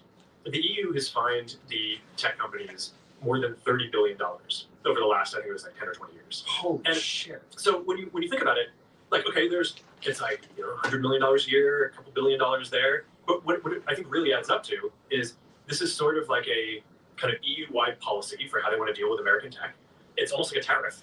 And I think the U.S. government basically gets to decide how they're going to deal with that, right? Because if the U.S. government, if some other country was screwing with another industry that we cared about, the U.S. government would probably find some way to put pressure on them. But I think what happened here is actually the complete opposite. The U.S. government led the kind of attack against the companies, which then just made it so like the EU is basically, and all these other places, just free to just go to town on all the American companies and do whatever you want. But I mean, look, obviously, I don't want to come across as if like we don't have things that we need to do better. Obviously, we do. And when we mess something up, we deserve to be held accountable for that, and just like everyone else. I do think that the American technology industry is a bright spot in the American economy. I think it's a strategic advantage for the United States that we have a lot of the strongest companies in the world. And I think it should be part of the U.S.'s strategy going forward to defend that. And it's one of the things that I'm optimistic about with President Trump is I think he just wants America to win. And I think some of this stuff, like the other governments who are kind of pushing on this stuff, it's like at least the U.S. has the rule of law, right? So the government can come after you for something, but you still get your day in court, and the courts are pretty fair. And so we've basically done a pretty good job of defending ourselves. And when we've chosen to do that, basically we have a pretty good rate of winning. It's just not like that in every other country around the world. Like if other governments decide that they're going to go after you, you don't always get kind of a clear shake at kind of defending yourself on the rules. So I think to some degree, if the U.S. tech industry is going to continue being really strong, I do think that the U.S. government has a role in basically defending it abroad. And that's one of the things that I'm optimistic about will happen in this administration. Well, I think this administration uniquely has felt the impact of not being able to have free speech, because this is the administration where Trump was famously kicked off of Twitter. That was a huge issue. Like after January 6th, they removed at the time the sitting president. It was kind of crazy to remove that person from social media because you've decided that he incited a riot. So for him, without free speech, without podcasts, without social media, they probably wouldn't have had a chance because the mainstream narrative, other than Fox News, was so clearly against him. The majority of the television entities and print entities were against him, the majority of them. So if without social media, without podcasts, they don't stand a chance. So they're uniquely aware of the importance of giving people their voice, free speech. But you do have to be careful about misinformation, and you do have to be careful about just outright lies and propaganda complaints, or propaganda campaigns rather. And how do you differentiate? Well, I think there are a couple of different things here. One is, this is something where I think X and Twitter just did it better than us on fact checking. We took the critique around fact checking, around misinformation. We put in place this fact checking program, which basically empowered these third party fact checkers. They could mark stuff false, and then we would downrank it in the algorithm. I think what Twitter and X have done with community notes, I think it's just a better program. Rather than having a small number of fact checkers, you get the whole community to weigh in. When people usually disagree on something, tend to agree and how they're voting on a note. That's a good sign to the community that there's actually a broad consensus on this, and then you show it. And you're showing more information, not less, right? So you're not using the fact check as a signal to show less. You're using the community note to provide real context and show additional information. So I think that's better. For when you're talking about like nation states or people interfering, a lot of that stuff is best rooted out at the level of kind of accounts doing phony things. So you get like, whether it's like China or Russia or Iran or like one of these countries, they'll set up these networks of fake accounts and bots, and they coordinate, they post on each other's stuff to make it seem like it's authentic and kind of convince people it's like, wow, a bunch of people must think this or something. And the way that you identify that is you build AI systems that can basically detect that those accounts are not behaving the way that a human would. And when we find that there's like some bot that's operating an account, how do you differentiate? How do you figure that out? It just, I mean, there's some things that a person just would never do, right? So, have you met Lex Friedman? Yes. Yeah.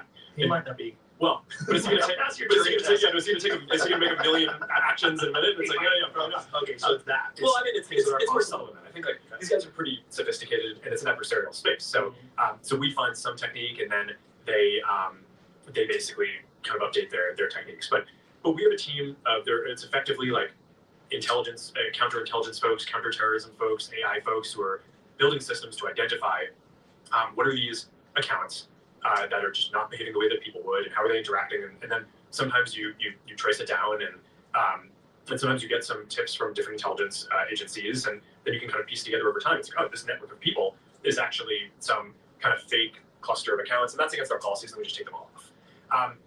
But how are you sure? Like, is there a 100% certainty that you are definitely getting a group of people that are bad actors, or is it just people that have unpopular opinions? No, I don't think it's that for this. I think.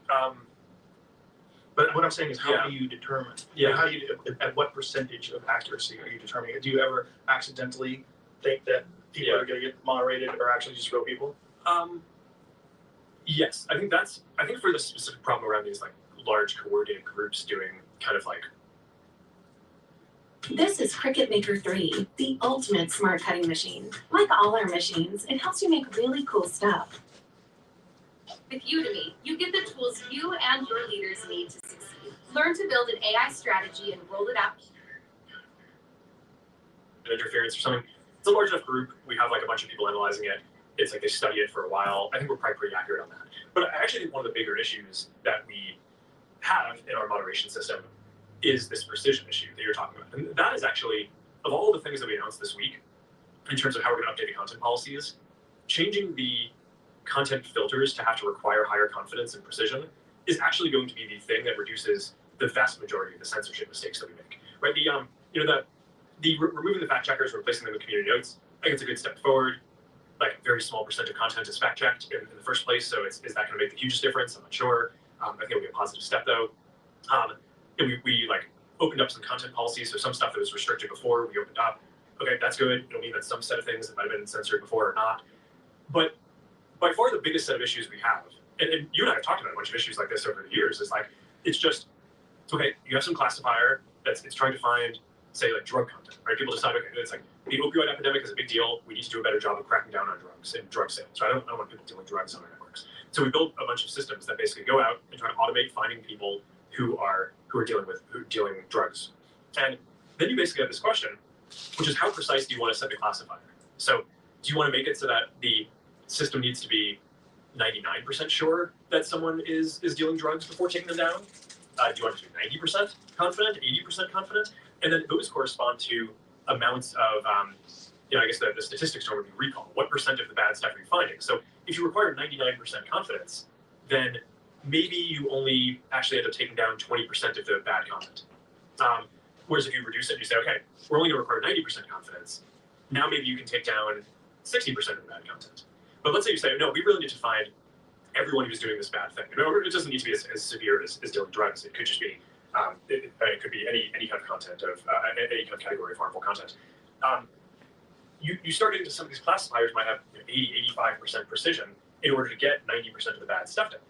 But the problem is if you're at 90% precision, that means 1 out of 10 things that the classifier takes down is not actually problematic.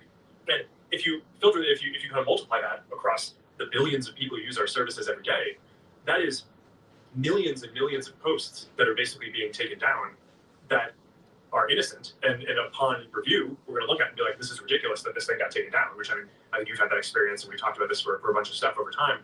And but it really just comes down to this question, where do you want to set the classifiers? So one of the things that we're going to do is basically set them to be require more confidence, which is this trade-off. It's going to mean that we will maybe take down a smaller amount of the harmful content, but it will also mean that we'll dramatically reduce the amount of people whose accounts were taken off for a mistake, which is just a terrible experience, right? It's like, okay, you're going about your day, and then one day you wake up and you're like, oh, my WhatsApp account just got deactivated because it's connected to a Facebook account, and the Facebook account is or like I'm using it on the same phone as a Facebook account where like we made some enforcement mistake and thought you were doing something bad that you weren't because our classifiers were such too low of precision. Has that happened before? Yeah. Where their WhatsApp app got canceled as well? Yeah, because I mean, there are so if your Facebook app gets taken out, like I say, if you have Facebook and you have like a sock puppet account, and the sock puppet account, you post offensive memes and you're generally gross. Yeah. If you get caught for that, does your WhatsApp get killed? Not for memes, but go back to like a very severe thing. Like let's say someone is terrorist. Let's say the most severe. Sure. Yeah. Okay. Let's say someone is like terrorist content. They're planning some attack. Right. So we take that in our account, right? But then let's say that person can just go then sign up with another account. But I think like, how does WhatsApp get connected to that though? Oh well, if it's we run these different services, and if they're on the same phone, it's basically it's one thing that it's basically regulators or governments will come to us and say, okay, it's you're clearly not doing enough if you kick someone off for terrorism, and then they can just like sign up for another account on the phone. Right. Okay. They also think, okay, well, we're not doing enough if we deactivate their Facebook account because they're like planning a terrorist attack, but we let them use all our other services. Right. Right. If so they're aware. Yeah. Yeah. So if our systems think that someone is a terrorist, then you probably need to deactivate their access to all the different accounts. Yeah, they can't get on Threads. Threads, Instagram. Yeah. So that makes sense. So you can understand how you get there, but then you just get to this question around the precision and the confidence level, and then you're just making all these mistakes at scale, and it's just unacceptable. But I think it's a very hard calculation of like where do you want to be, because on the one hand, like I get why people kind of come to us and they're like, no, you need to do a better job finding more of the terrorism or the drugs and all this stuff. But over time, the technology will get better and it'll get more precise. But at any given point in time, that's the choice that we have to make: is do we want to make more mistakes, erring on the side of just like blowing away innocent people's accounts, right? Or do we want to get a somewhat higher percent of the bad stuff off? And I think there's just some balance that you need to strike on this. We were having a conversation yesterday, Mel Gibson and I, about how that can get weird. Or was it Theo? Might have been Theo. I think it was Theo. Where that can get weird because I think like if you're a person and you work at some accounting firm, but you like posting about stuff, but you don't want it to come back and reflect on your life. You want to shit post, you want to post jokes, you want to be silly. You should be able to be anonymous. I think there's nothing wrong with that. I don't think just because you state your opinion, people should be able to search where you sleep. But that doesn't make any sense to me. But if you're going to allow anonymous accounts, you're definitely going to open up the door to bad actors having enormous blocks of accounts where they can use either AI or just programs where they have like specific answers. I'm sure you've seen that before. It's come up on Twitter multiple times where they found hundreds of sock puppet accounts tweeting the exact same thing. So you literally word for word, you have certain words in caps, like either people are copy or pasting it, or there's an email campaign that's getting legitimate people to do it, or these are fake people. You're going to have, if you're going to have anonymous accounts, which I think you should, because I think whistleblowers, I think the benefits of anonymous reporting on important things that the general public needs to know about, especially whistleblower type stuff, you have to have some ability to be anonymous. But if you're going to do that, you're also going to have the possibility that these aren't real people, that these are paid actors, these are paid people, or not people at all, or they're running programs, and they're doing this to try to sway public opinion about very important issues. Yeah. A lot of what we've seen too I mean, so there's the anonymous accounts. Also, just over time, I think a lot of the kind of more interesting conversations have shifted from the public sphere to more private ones. So WhatsApp groups, private groups on Facebook. I'm sure you had this experience where maybe 10 years ago you would have posted your kind of quick takes on your social media. Now, you know, the stuff that I post on Facebook and Instagram, it's like I put time into making sure that that's kind of good content that I want to be seeing broadly. Yeah. And then like most of the jokes that I make are like with my friends in WhatsApp, right, in groups. So yeah, I think that's kind of where the world is more broadly now. Yeah. No, I think so for jokes, for that kind of stuff, for comedians for sure. Because also we'll say things that we don't really mean. We just say it because it's a funny thing to say. Like everyone does it, for sure. Yeah, which is just a weird thing about taking things out of context, particularly on social media where people love to do that.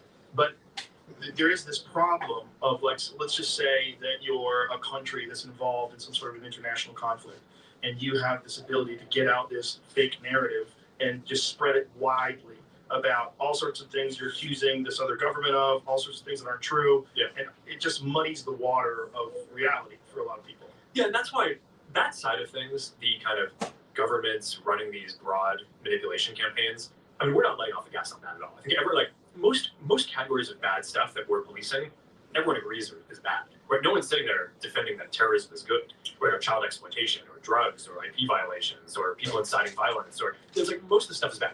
People clearly believe that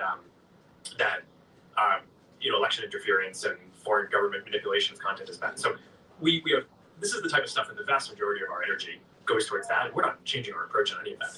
The two categories that I think have been very politicized are misinformation, because who gets to judge or what's false and what's true? You may just not like my opinion on something, and then you know people think it's false, but it's but I think that one's really tricky.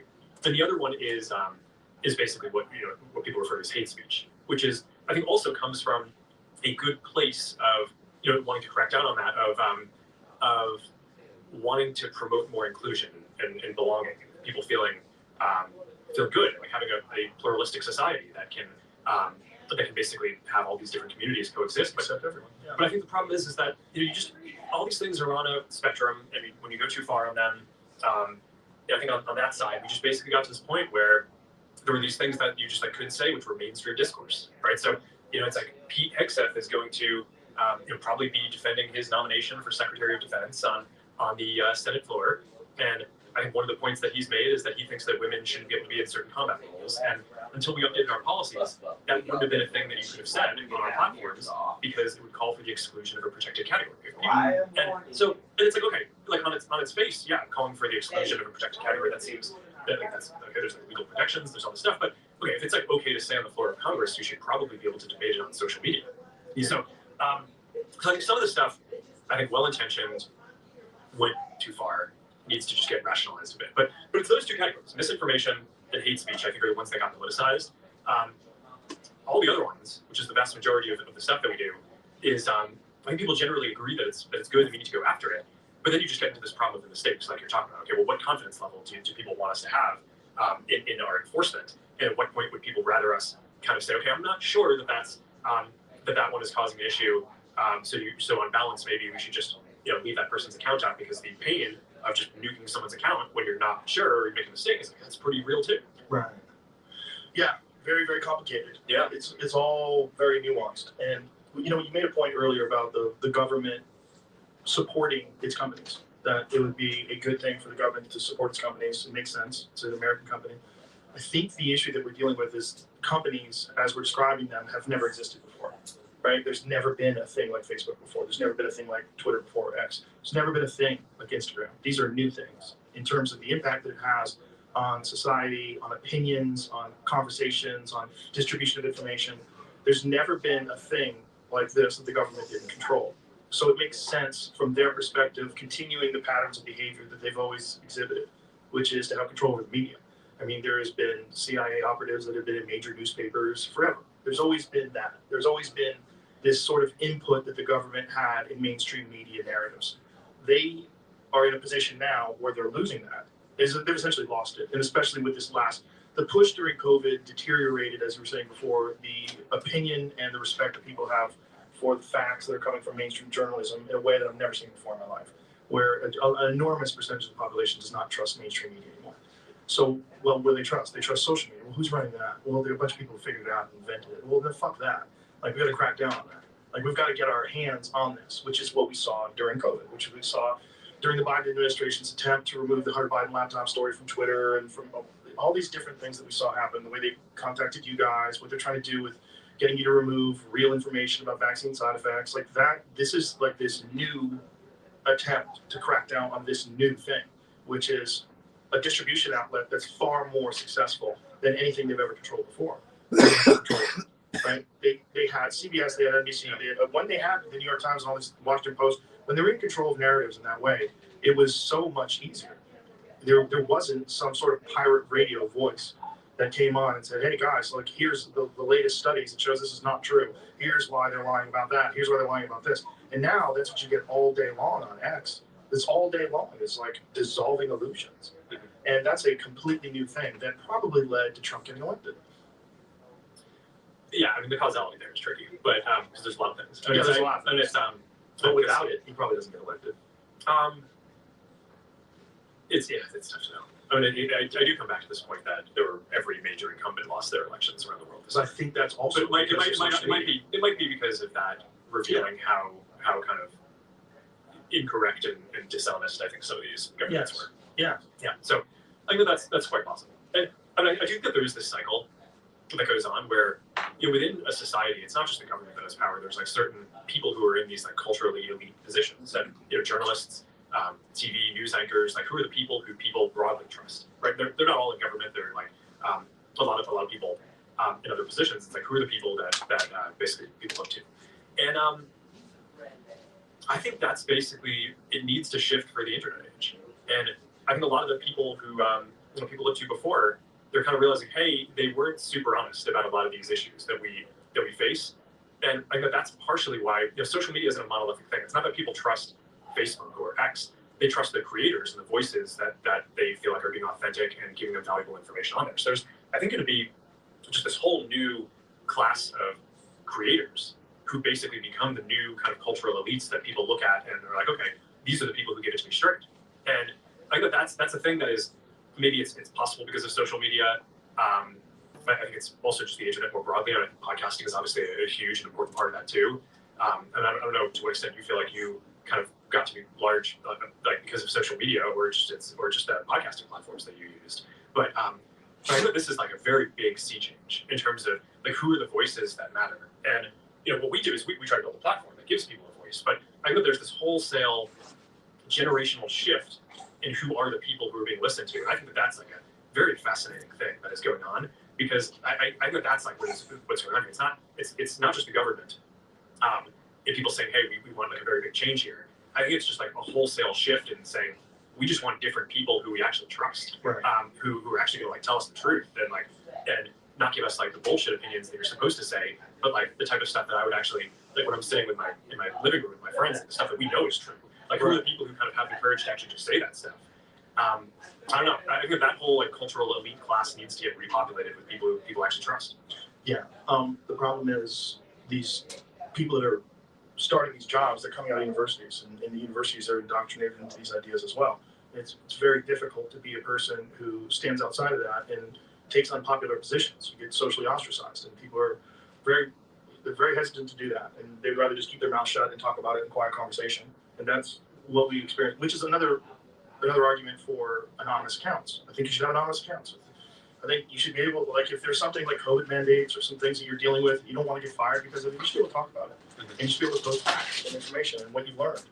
And, anecdotal experiences with people in your family that have that vaccine side effects and not worry about losing your job, which people were worried about, which is so crazy. And, and you're seeing a lot of the people that used to be in mainstream media got fired, and now they're trying to do the sort of podcast thing. But they're trying to do it like a mainstream media person. So they're like gaslighting during podcasts, and people are like, hey, fuckface, like this, you can't do that here. It doesn't work. Yeah, so what's a new medium? I mean, I'm sure you know the history of this. It's like when people transition from radio to TV, the initial TV anchors were the same radio people, but just like being filmed while speaking on the radio, but it turned out it actually was a completely different type of person than you. Because on your radio, it's just like your voice and your cadence and all that. It's like, you know, the little phrase, it's like you got a good radio voice, right? It's like, okay, on TV, you need to be telegenic, right? You need to kind of have charisma in that medium. It's like a completely different thing. And I think that that's going to be true for the internet too. It's, you know, it's not as cut, but I think part of it is the format, right? The fact that you do these like 2-3 hour episodes. I mean, I hated doing TV because, you know, I basically got started. I started Facebook when I was 19, and I was good at some things, very bad at others. I was good at coding and like real bad at kind of like talking to people and explaining what I was doing. And I just like had these experiences early on where I'd go on TV and like it wouldn't go well, and they'd cut it to down to some random soundbite, and I'd like look stupid, and then basically like I get super nervous about like going on TV because I knew that they were just going to cut it in some way that I was going to look like a fucking idiot, and so just like this sucks, right? So I just like it's kind of a funny thing about like it's like in some ways it's like okay, at the same time I was, you know, gaining confidence, being able to like build more and more complicated products, and it's like even as an early 20s person I was like I could do this, and then the kind of TV and comms public side I was like this is a disaster. Every time I go out it's worse and worse and worse. So but it's one of the reasons why I think on the internet like there's no reason to cut it to a 4-minute soundbite conversation. It's like part of what makes it authentic is like we can just, I mean, these are complex issues. We can unpack it for hours, and they probably still have hours more stuff to talk about. I don't know. I think it's just more real. Yeah, it's definitely that. And the other thing about television that's always going to hold it back is the fact that every conversation gets interrupted every X amount of minutes because you have to cut to a commercial. So you really can't get into depth. Even Bill Maher's show is only an hour.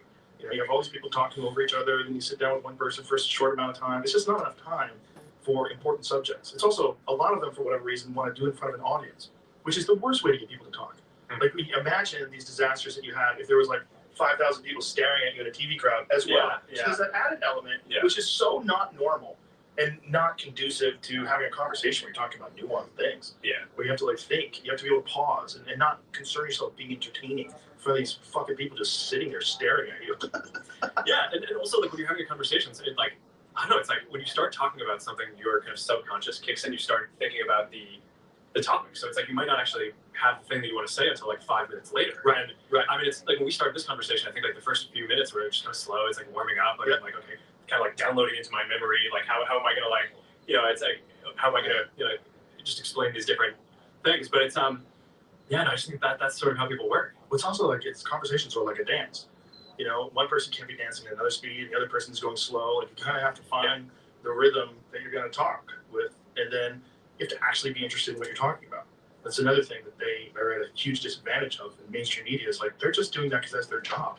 And they probably don't even know a lot about climate change. They probably don't really understand too much about what SpaceX is trying to accomplish, but they're just reporting on it. Yeah, I mean, I'm sure there's a lot of people I've met there I think are good people. I'm sure it's just a tough format. It's a terrible format. Yeah, and the problem is they get locked into that format and no one trusts them. And then they leave and they go, yeah, but you were just lying to us about this, that, and the other thing. And now I'm supposed to believe you're one of the good guys. You're one of the straight shooters now. Yeah. So listen, today's gonna be hard. Let's all go home with the same amount of figures that we came with. Let's get it. When my wife passed and I left the Royal Marines, a lot of people would have given up on me. You gave me a job. You were patient with me. You, Carla, Jenny, you're my family. Excuse me, it's not your business. I'm good, boss.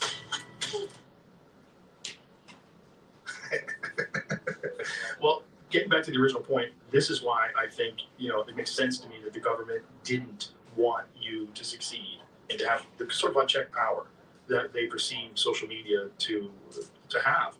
And I think one of the benefits that we have now of the Trump administration is that they have clearly felt the repercussions of a limited amount of free speech, of free speech limitations, censorship, government overreach. If anybody saw it, look, I don't know what the actual impact of the Hunter Biden laptop story would have been. I don't know.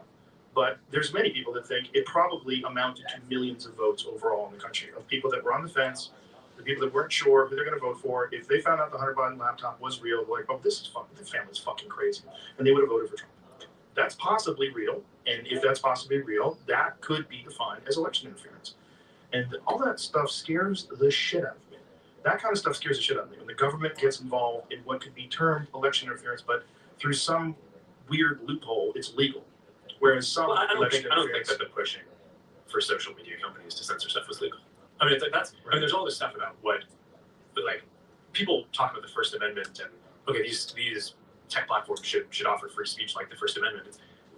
That I think is a philosophical principle. The First Amendment doesn't apply to companies and in our content moderation. It's more of an American ethos about how we think that best dialogue is carried out. But the First Amendment does apply to the government. That's like the whole point, right? Is the government is not allowed to censor this stuff. So at some level, I do think that having people in the administration calling up the guys on our team and yelling at them and cursing and threatening repercussions if we don't take down things that are true is like, it's pretty bad. It sounds illegal.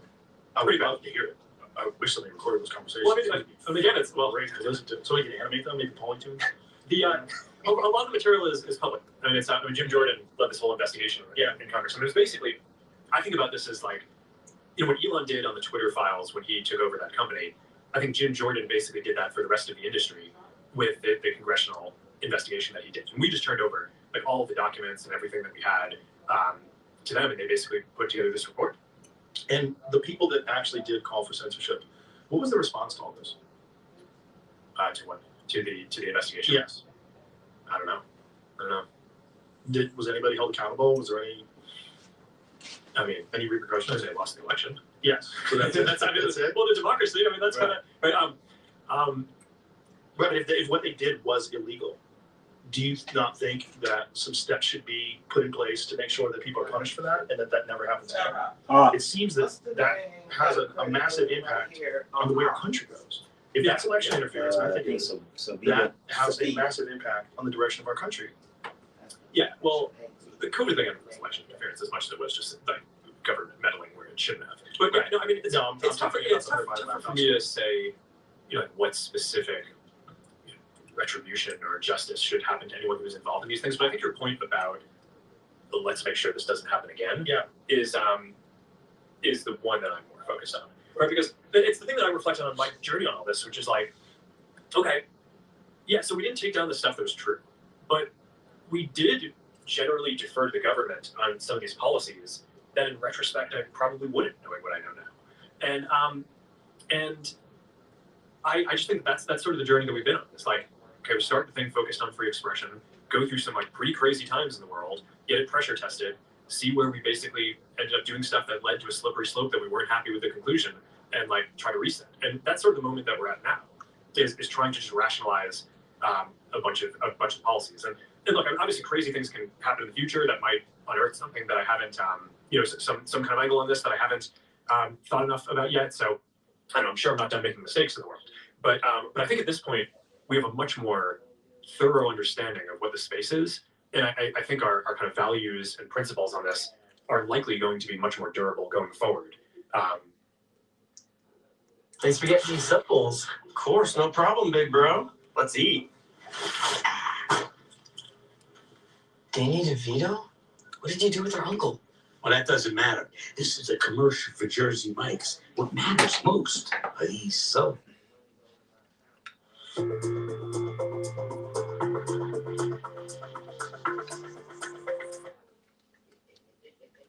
I think that that's probably a good thing for the internet.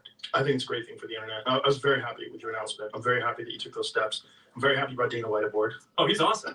Been talking to him for a while about that. I mean, he's like, talking about like an amazing entrepreneur, right? It's like, I just want, like, because I control our company, I have the benefit of not having to convince the board not to fire me, right? It's like a normal corporate environment. It's like basically the CEO just tries to like, they're just trying to convince the board to like let them have their job and pay them more. It's like, all right, the board doesn't pay me except for security.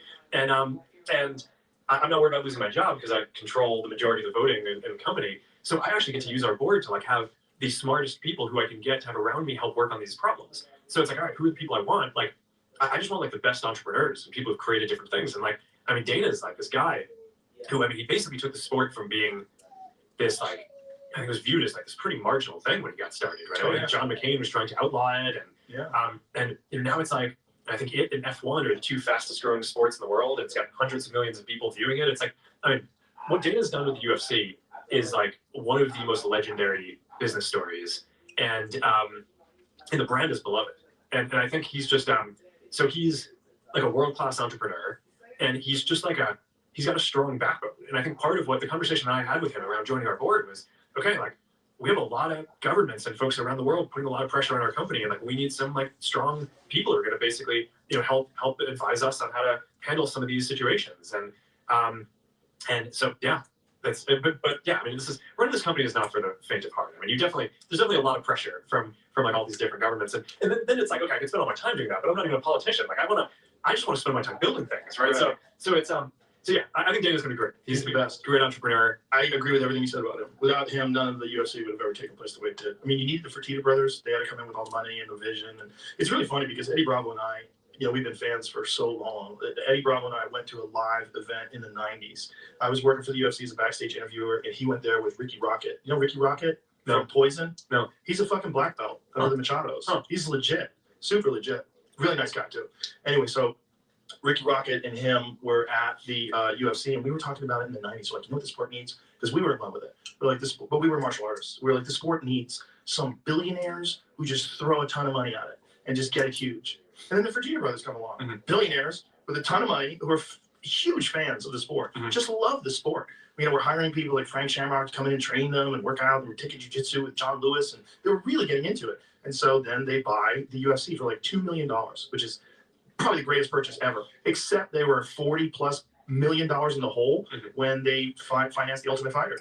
And then that was 2005. And then this one fight takes place with Stefon Diggs and Forrest Griffin on television. It's so wild. It's so crazy that millions of people start tuning in. The sport's born. Then you have Chuck Liddell, who was the champion at the time, who was the most fan-friendly champion you could ever have. Just a fucking berserker, with just a psychopath with a fucking head tattoo and a mohawk, crushing people. In his prime, he was the perfect poster guy for the UFC because he was just smashing people and then throwing his arms back like rah, in a cage. It was nuts. I'm sure you've seen a lot of Chuck Liddell fights. Right? Yeah. It was just the whole thing took off, but without Dana, it would have never taken place. The guy's tireless. That man, I could call him up. I'll call him up at like 2 o'clock in the morning sometime. Like there's some fight going on, and I'll say, hey, this is going on next weekend. I'm so fucking pumped. And we'll talk for hours. He just wants to talk about fights. He's like so locked in, like all the time, and he's just like so driven. And now that he's healthy, like, oh my God, he's got what Gary Brecka's done for him is incredible. He lost all his weight, got super thin, real fit, super healthy. He doesn't fuck around with alcohol anymore. He just eats healthy food. He looks great. Now he's getting even more energy. Yeah. It's incredible. Well, we're lucky to have some of it. Yeah, we are. And you know what? We're also lucky that you got into jiu-jitsu. Because I think that had an effect on you. You look different. When you walked in here today, you look thicker. You look like a different guy. You do. You look like a jiu-jitsu guy now. It's funny. I saw your neck. I'm like, his neck's bigger. Your neck is bigger. Good. Are you using iron neck or is it just I do like iron neck. But it's but when I started training not just jiu-jitsu but striking, I was like, all right, I want to find a way to do this where I don't like hurt my brain, right? It's like, all right, like I need to. I'm gonna be running this company for a while. I would like to, like stay healthy and not take too much damage. And so I think the number one thing you need to do is, well, in addition to having good partners, is have a strong neck. Yes. So yeah, no, I take that pretty seriously. It's very important. A strong neck is great for jiu-jitsu as well because it's a weapon. Like in certain positions, like head honchos, you need a neck. Yeah, it's a weapon. Yeah. And also for defending things and just for overall stability. But for striking, it's very like Mike Tyson in his prime. Yeah, it's like 20-inch neck. Yeah, that's crazy. His neck is like bigger than his There's face. a photo of him in a suit. Yeah. It's the craziest photo. It's like his neck starts at the top of his ears and it just goes straight down. Yeah. When he was the champ, he was a champ. Yeah. The neck's very important, but it's also like you're doing it very smart. You're bringing in Dave Camarillo. He's awesome. Amazing. He's awesome. You're bringing all these like super talented people to train with you too, which is really important. And just learn systematically. Probably the way you've learned all these other things, which is. On FanDuel Casino, every day is your chance at a free jackpot and the #1 feeling, which is still winning. Still better than number 85. These are the 15 most fascinating segments exploring conspiracy theories ever shared on the Joe Rogan Experience. From an advanced civilization found within the Amazon, to theories such as the multiverse, reality being a simulation, and a one-world government, these are some of the craziest conspiracies from JRE. First up, Sam Tripoli drops a bomb on Joe Rogan. He explores a conspiracy theory surrounding Benjamin Franklin, and it is literally the last thing you could ever expect to hear about Benjamin Franklin. This is a conversation from episode 1852. Dude, you ever hear about what Ben Franklin was? Okay, that's a different story, but What did he do? you never heard that, like, what he was found in, they found in his house? No. Like, tons of bodies, bro. What? Ben Franklin, they found tons of bodies in his... Ben Franklin was a serial killer? No, he was, like, doing some weird shit, dude. Bodies. Like experimenting with bodies? Yeah. The scary thing is that Tripoli isn't exaggerating. Just look at this photo taken from Ben Franklin's house, where over 1,200 human bones were discovered. Repairs on Franklin's old London house turned up 1,200 pieces of bone from at least 15 people. Holy shit. For nearly 2 decades. By the way, this is from the Smithsonian. This is not some wacky conspiracy thought. This ain't SamTripoli.com. Yeah. For nearly 2 decades leading up to the signing of the Declaration of Independence, Benjamin Franklin lived in London in a house on 36 Craven Street. In 1776, Franklin left his English home to come back to America. More than 200 years later, 15 bodies were found in the basement, buried in a secret windowless room beneath the garden. And look at this. It gets even weirder because these bodies were 200 years old, making it almost a certainty that Franklin was living in the house at the time the bodies were buried. The theories about who the bodies were linked to, however, get even crazier, as Rogan and Tripoli are about to explain. From a 1 meter wide, 1 meter deep pit, over 1,200 pieces of bone were retrieved. Remnants of more than a dozen bodies, said Benjamin Franklin's house. 6 were children. Forensic investigations showed that the bones dated to Franklin's day. Holy shit. Of course, the explanation as to why these bodies were buried beneath Franklin's home gets even weirder because it seems likely that Franklin wasn't just a mass murderer. Instead, listen to what Rogan had to say about it.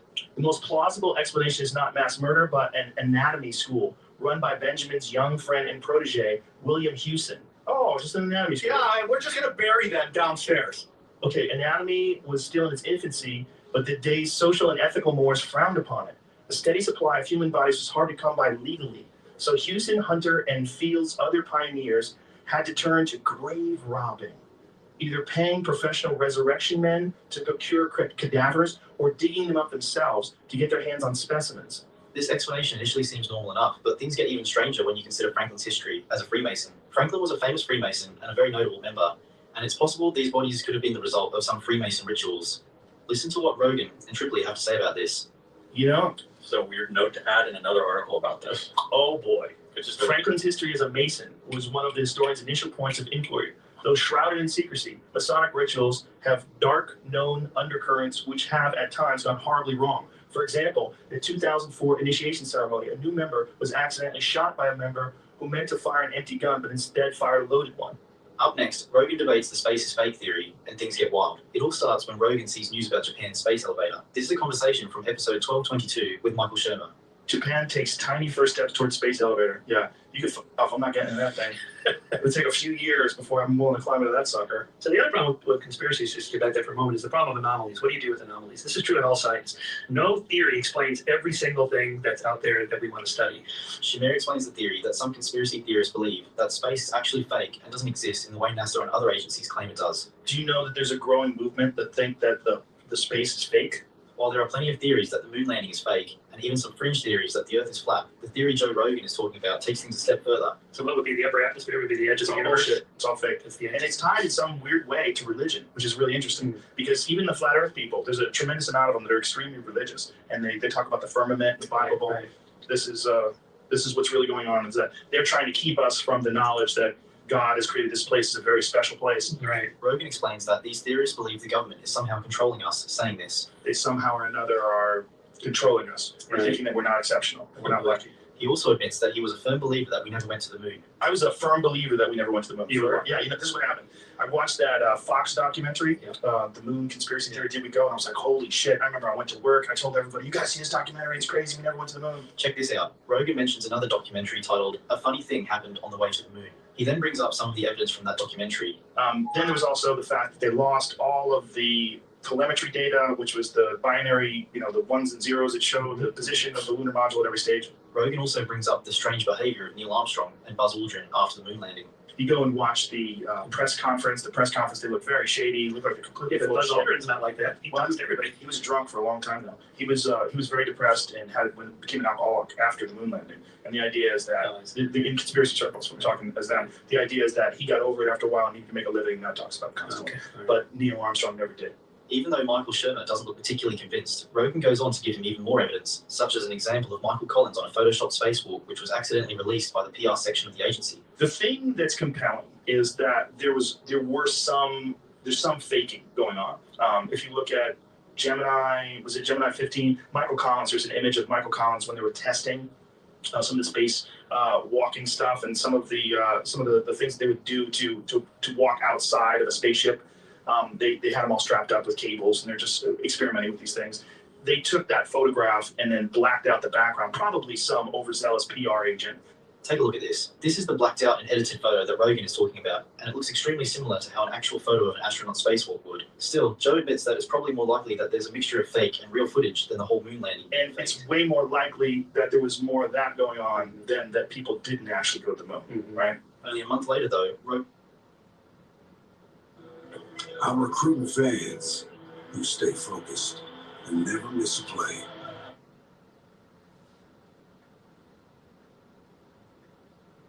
completely reevaluates his opinion on the space is fake theory. Rogan goes more into depth on theory. This is a conversation from Joe Rogan's fight companion on February 17th, 2019. I'm doing research on this currently. I want to direct everyone to hashtag space is fake. I'm doing research on space being fake. Is that real? That's a real site? Yeah, hashtag space is fake is something I'm investigating for my next hour. Yeah. Yeah, I'm for legitimately looking deep into people that flat earthers are real. Flat earthers like, what? Space is fake. What? You dumb you. No, Flat earthers chill. no, it's the same thing. You got it all wrong. This is when Joe Rogan is about to realize that the space is fake movement doesn't just mean that space as a whole is fake, but instead that the theorists believe an alternative version of what NASA tells people. No, anybody that thinks the Earth is flat, they totally don't believe what we're taught about what's above us. So the sun space is fake. What about the sun? They mean all the stuff, information we're getting. You're lying about that shit. It's not that it doesn't exist. Of course it exists. We see it. Right, of course. But space is fake sounds ridiculous. Like there's looking at it and it's fake. That's ridiculous. That's not what it means. It means that all the information we got about all those lights in the sky, they're lying to us. They're lying to us. Take a look at this image. What some theorists believe is that NASA is actually lying about what space is, and that there is a barrier of water above the firmament that constitutes what we refer to as space. It sounds crazy, but Eddie Bravo goes on to say this. The goal has always been for the most powerful emperors a one world government. They always wanted a one world government. All the Roman emperors, they try to figure out, they try to do different combinations. How about it? And they would fall, a new emperor would come and go, you know what? I'm going to rule domination. I'm not going to let my soldiers get married. That way we'll have a stronger army. He then says that there's only one way to make a one world government, something that many influential figures have written about. The only way to make a one world government work is to have the people embrace it. They have to want it because nobody wants it. So the trick is to make people want it, to embrace it. There's only one way. What Shev is about to say is that extraterrestrial threats are the only way to do it. The Pope wanted to rule the world. They all knew it, but they couldn't do it. They all knew it, but they knew one way, but there's no way how they got to one way, man. The only way is if there was some extraterrestrial threat from up above us. That would be the only way to have everyone embrace the one world government. This is a good point, especially if you draw parallels between aliens and religions that were created in order to enslave populations to their rulers. Throughout history, rulers have been ordained or claimed that they have been put in place by gods. Shev goes on to say this. And you go to the Vatican, you see paintings of like UFOs with aliens in them. And back when I used to believe in UFOs, but before I figured out that UFOs they want us to believe in UFOs, they're preparing us for a fake alien invasion. That's always been the plan. A one world government. The only way to do it is to get us to embrace it. And the only way to embrace it is from an alien attack. Just take a look at this article published in 2021 that states that UFO sightings went from conspiracy theory to a serious government inquiry. If his theory is to be believed, this would be the beginning of the government introducing this idea into the public sphere. When people ask me, why would they fake space? It's always been about a fake alien attack. You can't have a fake alien attack. You can't have a fake alien attack without space. Things get interesting because when Rogan and his other guests push back, he then goes on to tie all these theories to the Vatican, the same Vatican which has the mile-wide archive of old books and secret texts. They have all the astronomers, they're all Jesuit Vaticans, all of them, all the ones that are giving us this information about space, they all come from the Vatican. The Vatican has the most powerful telescope. You know what the name of the the Vatican doesn't have the most powerful telescope. Yes, you know what its name is? It's the most powerful telescope, the Vatican. And you know what name it is? I've done the research on YouTube. On YouTube. But do you know this? Do you know what the name is the most powerful telescope in the world? It's in the Vatican. Do you know what's Lucifer? While there is conflicting evidence about this, since the Vatican doesn't appear to own the telescope, it does actually exist. Take a look at this. This telescope, with the codename Lucifer, is one of the most powerful telescopes currently available for scientific use. Though Eddie Bravo explored the space is fake and one world government conspiracies deeper, Joe remains unconvinced. These next conspiracies, on the other hand, Joe believes wholeheartedly. Take a listen. Up next, Joe Rogan explains the theories about ancient advanced civilizations in the Amazon to his guest. This is a conversation from episode 1293 with Andrew Santino. Dude, it was one of the most amazing podcasts I've ever done. So listening to that guy tell this story. I had this guy, Graham Hancock, on, and he was talking to me about all the different shit they're finding in the Amazon and in South America, and that there used to be 20 million people who live in the Amazon and they died off because of sickness. Rogan goes on to explain exactly how these scientists are finding evidence of the lost civilizations. Apparently, Europeans, when they came in like the 1500s, they would tell these incredible stories about these huge civilizations in the Amazon. But then when explorers came back 200 years later, there was nothing there. And they were like, this is crazy. They lied. They must have lied. But it turns out they didn't lie. What happened was smallpox ran through the fucking jungle and killed everybody. We did it. And then the jungle just overtook these cities. And now they're finding these cities with something called LiDAR. They use these planes and they circle over this area, or helicopters, whatever the fuck they do, and they shoot this shit down, this LiDAR. What Rogan is talking about here is LiDAR, or laser imaging, detection, and ranging technology. LiDAR works by using a laser to determine the range between a targeted object and the laser projection system. LiDAR 3D scanning is a combination of 3D scanning and LiDAR scanning, which is used to create high-res maps and even 3D models of the Earth's surface. Listen to what Rogan says next. And it shows them all these crazy structures, all these like roadways and irrigation systems and circles inside of a square. Like it was villages and cities and millions of people probably live. Look at it. That's all the stuff they're finding now. Yeah. And all of it was swallowed up by the jungle. They think within like 100 years just vanished in the jungle.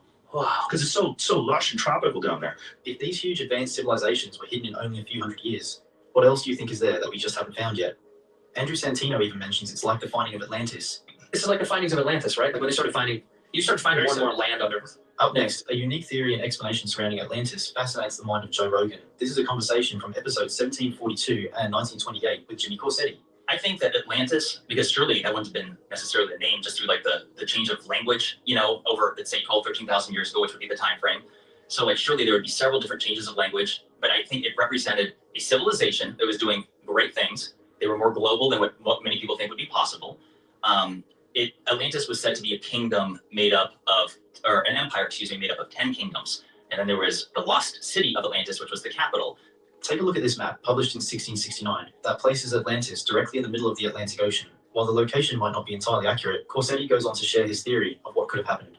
And essentially that they were obliterated by a cataclysm, as passed down by Plato, although it's worth mentioning that Plato got the story of Atlantis from Solon, who was his uncle, separated by 6 generations. But what most people don't realize is that Solon had traveled to Egypt, and so it's the ancient Egyptians is where that tale comes from. Look at this. Apparently, the Egyptians had told Solon that Atlantis had existed nearly 9,000 years before he even traveled to Egypt, which would make sense why any remains are so hard to locate now. After Corsetti mentions some circles that made up part of Atlantis, Rogan pulls it up. Jamie, we pull up the photos of these concentric circles. Tell them. Yeah, the Richat, R-I-C-H-A-T. It's worth mentioning that, in the first couple, I just want to say it's Richat. I used to call it Rickot. I was mispronouncing it. But let me ask you this, Joe, real quick. When you saw my video, was that the very first time you had ever seen this thing before? Yeah. That's the thing. So many, when I first saw this, I was like, what the is that? By the way, you see that white, all those white blemishes?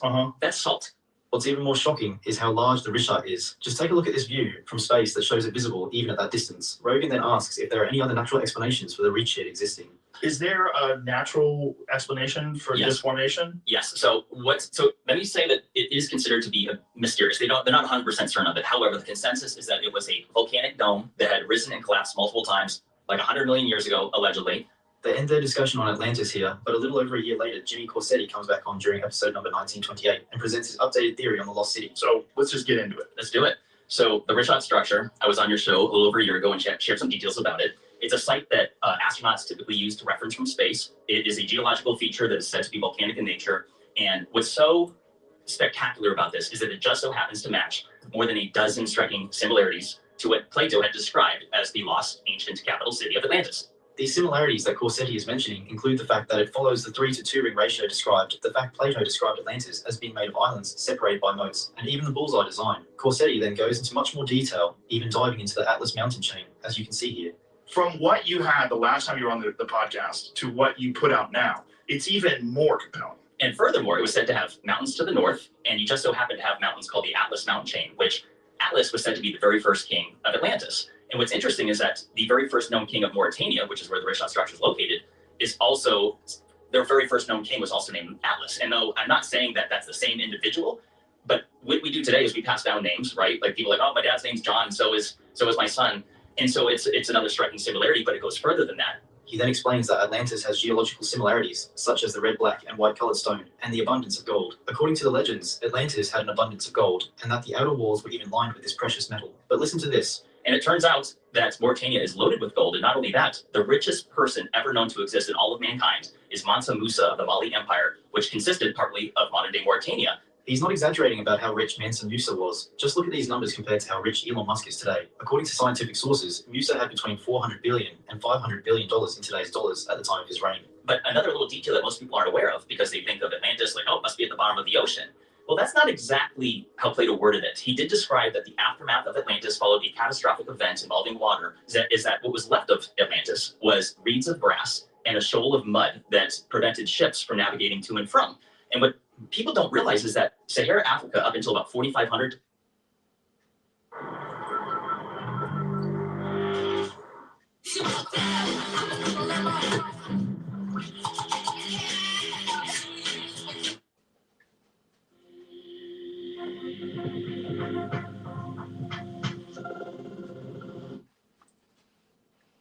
years ago, was totally green.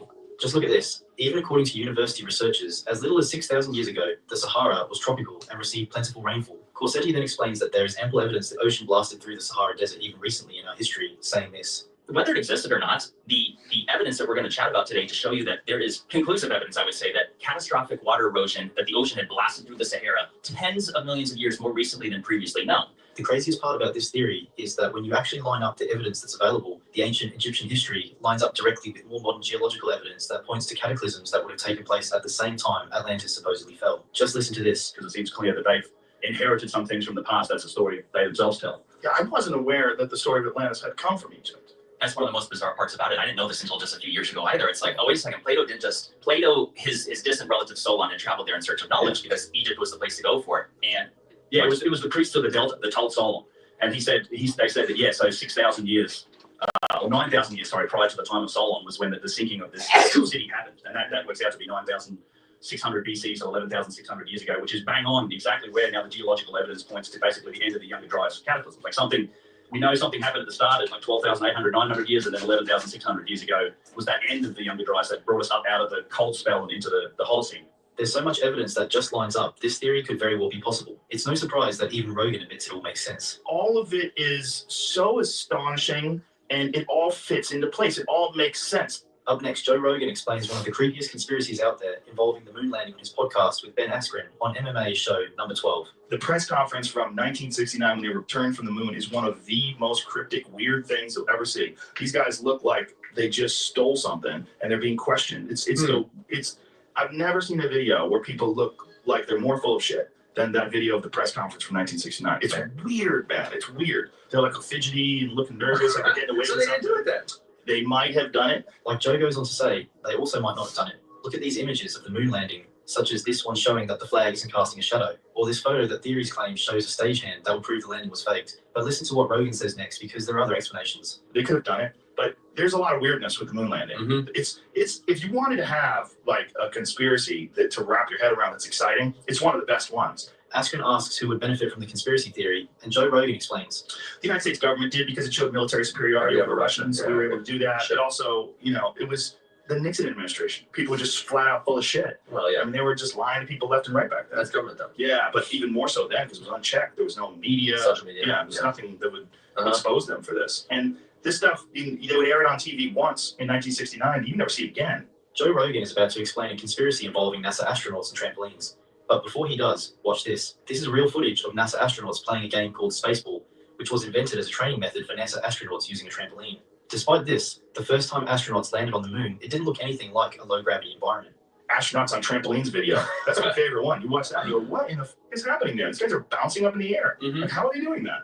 Like, they never did. If you watch Apollo 11 when they were moving around on the surface of the moon, it's just like they're moving in slow motion. Mm-hmm. And then you go to whatever it was, like Apollo 14 or 15, when they were doing the trampoline thing, they're just flying through the air. Have you seen it? The last moon landing was in December 1972 when Eugene Cernan supposedly walked on the moon. But this video Rogan is about to play shows some very suspicious reactions and behavior from the astronauts who landed on the moon before this. Watch these guys bounce up in the air. It's like they're on some sort of wire, like they're being yanked up into the air. Oh, yeah. Like, what the f*** are they doing? And they're playing. They're falling down, and it's very weird. But it could have been that they were really on the moon, and these guys were cowboys and yahoos, and they wanted to bounce around. Rogan then goes on to explain why the flag looks so stiff in the video, and theorizes about why there are videos of it moving. Take a look at this photo of the flag, and pay attention to how still it looks. Well, the flag had a wire, first of all, on the top of it that stiffened it up to make it. But there's videos of the flag moving in a non-existent breeze, which is weird too. And they're trying to make some logical explanations for why the flag could be moving in a vacuum, and some of it makes sense, but some of it doesn't. Like the wires one is weird. If you watch them fall down, like go to that one right there, Jamie. If you watch, like sometimes they're falling down, and when they're falling down, it looks like they get yanked back up. Rogan is about to show some footage of the moon landing that makes 0 sense. Take a look at this image. A man who weighs roughly 200 pounds or 90 kilograms on Earth would weigh only 33.2 pounds or 15 kilograms on the moon. Still, even weighing that much less doesn't explain this footage. But I think it might not have been real footage. What they might have done is use some test footage, like right there, Jimmy, right there, let it go. Like homeboy falls down, and then it looks like he gets yanked back up. Look at this. Oh, he did not. That was not him standing up. Yeah, what is this? That's not him standing up. You can't stand up like that. Right, but you're on the moon. Okay, so you realize you're 1/6 Earth's gravity. But there was nothing to make him go like this. Exactly. Right? You can't get up without. Exactly. I think it's entirely possible that some of the footage was bullshit. Other theories also claim that the astronauts faked the moon landing underwater. Look at this video of a man on a submarine opening a soda can and watch how the soda reacts. Rogan explains that it's possible the moon landing was real, but some of the footage was from simulations. They were using that to simulate what it would be like, because they definitely filmed a lot of simulations. They did a lot of that because they wanted to prepare the astronauts. It's entirely possible that some of those simulations got passed off as being an actual video of them on the moon. Sure. Yeah, fair enough. Up next, Joe Rogan is presented with Graham Hancock's theory about Antarctica, where he reveals that Antarctica might be different than we know today. This is a conversation from episode 1897. When you go back to what you think are the origins of sophisticated civilization, how far back are we talking? One of the things I find most striking is the presence of Antarctica on ancient maps, because we didn't discover it until 1820. And yet it's on maps drawn in the 1500s with great detail, which again were based on much older source maps that have now been lost to us. Here, Hancock is talking about the Pinkerton world map. Look at this. The map, which was created by John Pinkerton in 1812, doesn't show Antarctica at all, but instead just shows an empty hole where it's supposed to be. Listen to what Hancock has to say about this. Based on the latest exploration data at that time, and where Antarctica is, it just shows a hole where Antarctica is. Because it was an honest map. Nobody found it by then. But if you go back to, for example, the Wolsey-Muller world map drawn in 1530 or thereabouts, you find Antarctica is present. If you could find Wolsey-Muller world map, it would be worth taking a look at. That map shows Antarctica exactly where it should be. And it shows it, there we go, right-hand side. There's Antarctica at the tip of South America, just south of South Africa. The map he's talking about here is the Orientius Phineas world map, found in the Library of Congress in 1960. And look at this, drawn in 1531. The map actually does show Antarctica as a continent. Rogan quickly asks what it was called, and Hancock explains. Well, they call it the Southern Land. And it's larger than it is today, but it was larger than it is today during the Ice Age. Antarctica was a much bigger. Now, what that is it doing on a map drawn in the 1500s, which we know was based on older source maps when nobody knew it existed in the 1500s? To me, the obvious answer is we are dealing with the fingerprints of a lost civilization that mapped the world and that left evidence of that mapping, which ancient map makers found and used and incorporated into their map. See this map? The most fascinating part of these maps is that if you zoom in and look closely, Antarctica actually appears to be free of ice, green, and most importantly, has several significant rivers mapped onto it. Hancock explains it by saying this. These maps can be very confusing because they were trying to mix exploration data from their own period with data from the older maps. But when you look at these maps in depth, they're very, very intriguing. Next up, Rogan argues the simulation theory with the show's guest. This is a conversation from episode 1113 with Dennis McKenna. This is the sign of the simulation. Have you considered the simulation theory? Yes. Well, sometimes I do wonder. I mean, it's like reality, whatever. Free to play with a shot at $2,000 in casino bonus every day. Reward Machine is your chance at the #1 feeling, which is still winning. Choose to call it is becoming so weird that I often ask myself, who is writing this shit? The simulation theory is exactly what it sounds like. It's possible we live in a simulation, and even potentially more likely than living in the real world. Just listen to what Elon Musk had to say about this. So when maybe you or somebody else creates an AGI system and you get to ask her one question, what would that question be? What's outside the simulation? When one of the smartest and richest guys on Earth believes this theory, there might be something to it. But listen to what Rogan says next. I began actively considering it when Congressman Weiner kept pulling his dick out. I was like, this is just crazy. Right, that guy. I'm like, this is just too much. And then when Trump won, I just was sitting down going, Imagine if one day someone shuts it off and the lights dim and then they turn back on and you realize, well, the game's over. How did you like it? And you're like, what? That was fake? Yeah, you just went. It only took an hour. How long did it seem? Like 50 years? And you're in a simulation. Some people even think they've caught these metaphorical lights dimming before, claiming solar eclipses are signs of this. Other theories include quantum wormholes and seeming inconsistencies in the fabric of reality that could point toward a system glitch. Rogan goes on to say that artificial memories could even be implanted, and then says this. I mean, this is almost inevitable. If technology increases at the same rate that it's increasing now, whether it's 50 years from now or 100 years from now, we're going to reach some point in time. So the real question is, when we do reach that, how will we know? Oh, what if we're already there? Yes. But if it is a simulation, Yes. how would we know? And how do we test it? Yeah, how do we test it? Believe it or not, there might already be examples of the simulation glitching, like Malaysia Airlines Flight 370. Just look at this massive plane. How could something this large and notable simply disappear? Rogan goes on to mention some potential concerns about the simulation if it does exist. My real concern is that we are the last wave of the biological human. I really do believe this. I'm concerned about that too, and I'm not sure I think that's a good thing. I don't necessarily think it's a good thing for the biological human, but I feel like if you separate yourself from the idea of good and bad, the inevitability of innovation and progress. Like McKenna goes on to admit, the possibility of a simulation might not be a good thing. Listen to this. Technology inherently has no moral dimension. These are not good or bad things. The way that they are used by humans, the decisions that humans make in the way that they're going to exploit or deploy these technologies, that's where the moral dimension comes in.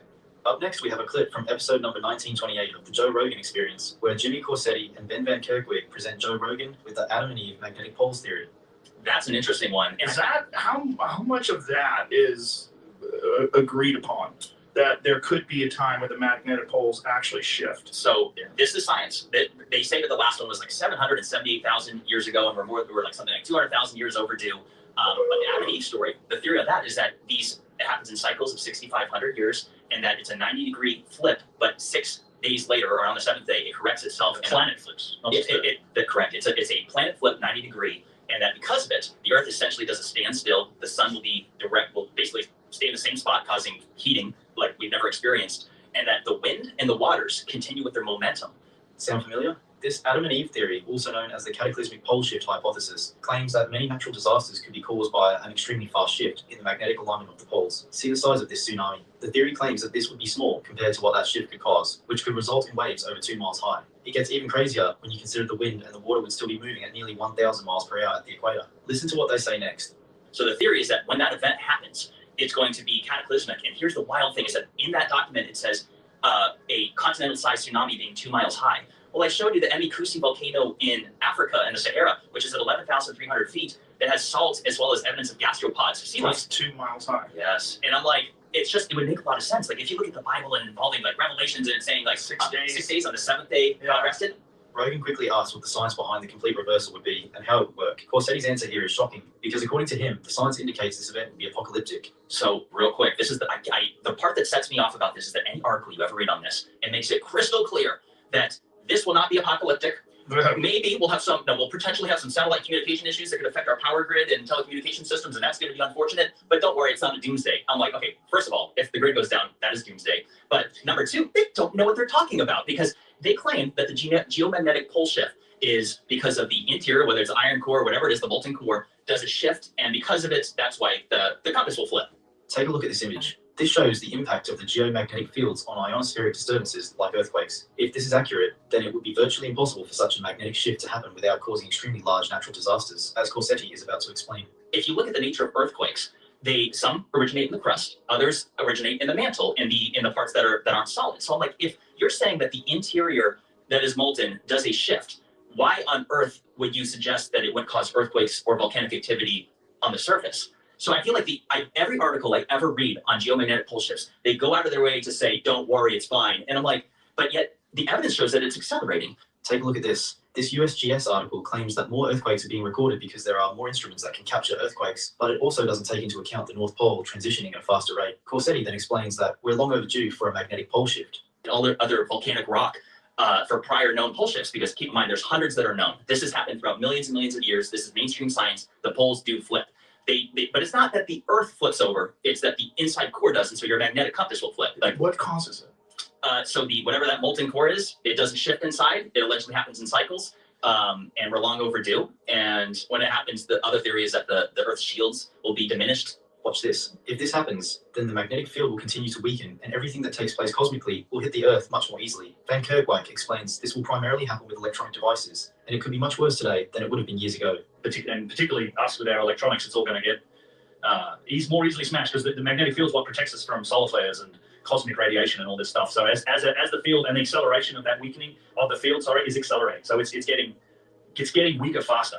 Up next, Joe Rogan is surprised to find out that what we think we know about Hitler may not be the case after all. This is a conversation from episode 1117 with Tim Kennedy. Because a lot of people are like, finding Hitler. Get the fuck out of here. They found Hitler. He died.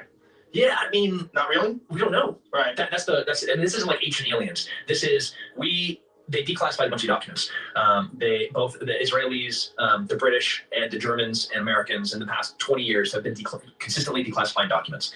And there were a bunch of specifically FBI documents that we were spending millions and millions of dollars actively searching for Hitler after the war. Believe it or not, what Kennedy is saying here is true. Look at this page from the official FBI.gov website, where they mention the fact that the FBI has investigated several rumors of Hitler's survival, especially because there was no evidence of his death directly after the war ended. Hoover was like, no, send more FBI agents to South America, to North Africa, go to the Canary Islands, go to Spain, trying to find out where this guy went. Rogan then asks exactly what the official story is. So what's the official story? The official story is that he killed himself, right? Yep. He killed himself in the bunker, Eva Braun. Yep. And is there any photographic evidence of his death or anything? So what the Russians got the body and they got his skull. And when they brought it back to Moscow, nobody has ever been able to independently verify who and what this body is. They let one genetic test occur, and the body with the bullet holes that they said was Hitler, and have said, and that's the narrative, that's the story, that's all the eyewitness accounts that are even in the vicinity of collaborating with each other and corroborating each other's testimony. Like the closest version, because none of it seems to be very accurate, is that, okay, here's Hitler's skull. Sounds normal so far, right? Take a look at this article, published all the way back in 2009, which Kennedy is about to explain. Here's Hitler's skull, and when they did the genetic testing, it's that of a 35-year-old woman. So like, oh, well, this is... I'm the Modelo recruiter. I'm searching for fans who catch every single game, every single season. I'm always watching, always looking. 23 feet, 23 feet to reward more full-time fans. But they've said for the past 80 years that this is Hitler. So, okay. Listen to this. He then explains that tens of thousands of high-ranking Nazi officials managed to escape and explains how. So what you had in South America, both Chile and Argentina back-to-back had fascist regimes. You had Perón, who was part of the Nazi party starting all the way back in the mid-30s. He's the president of Argentina. So the Red Cross, they were facilitated. There was about 3 different rat lines that guys were able to successfully get out of Europe into South America. And there's no question that we're talking thousands, if not tens of thousands of high-ranking Nazis made it there. These theories alone should make anyone question exactly why we still believe the official story that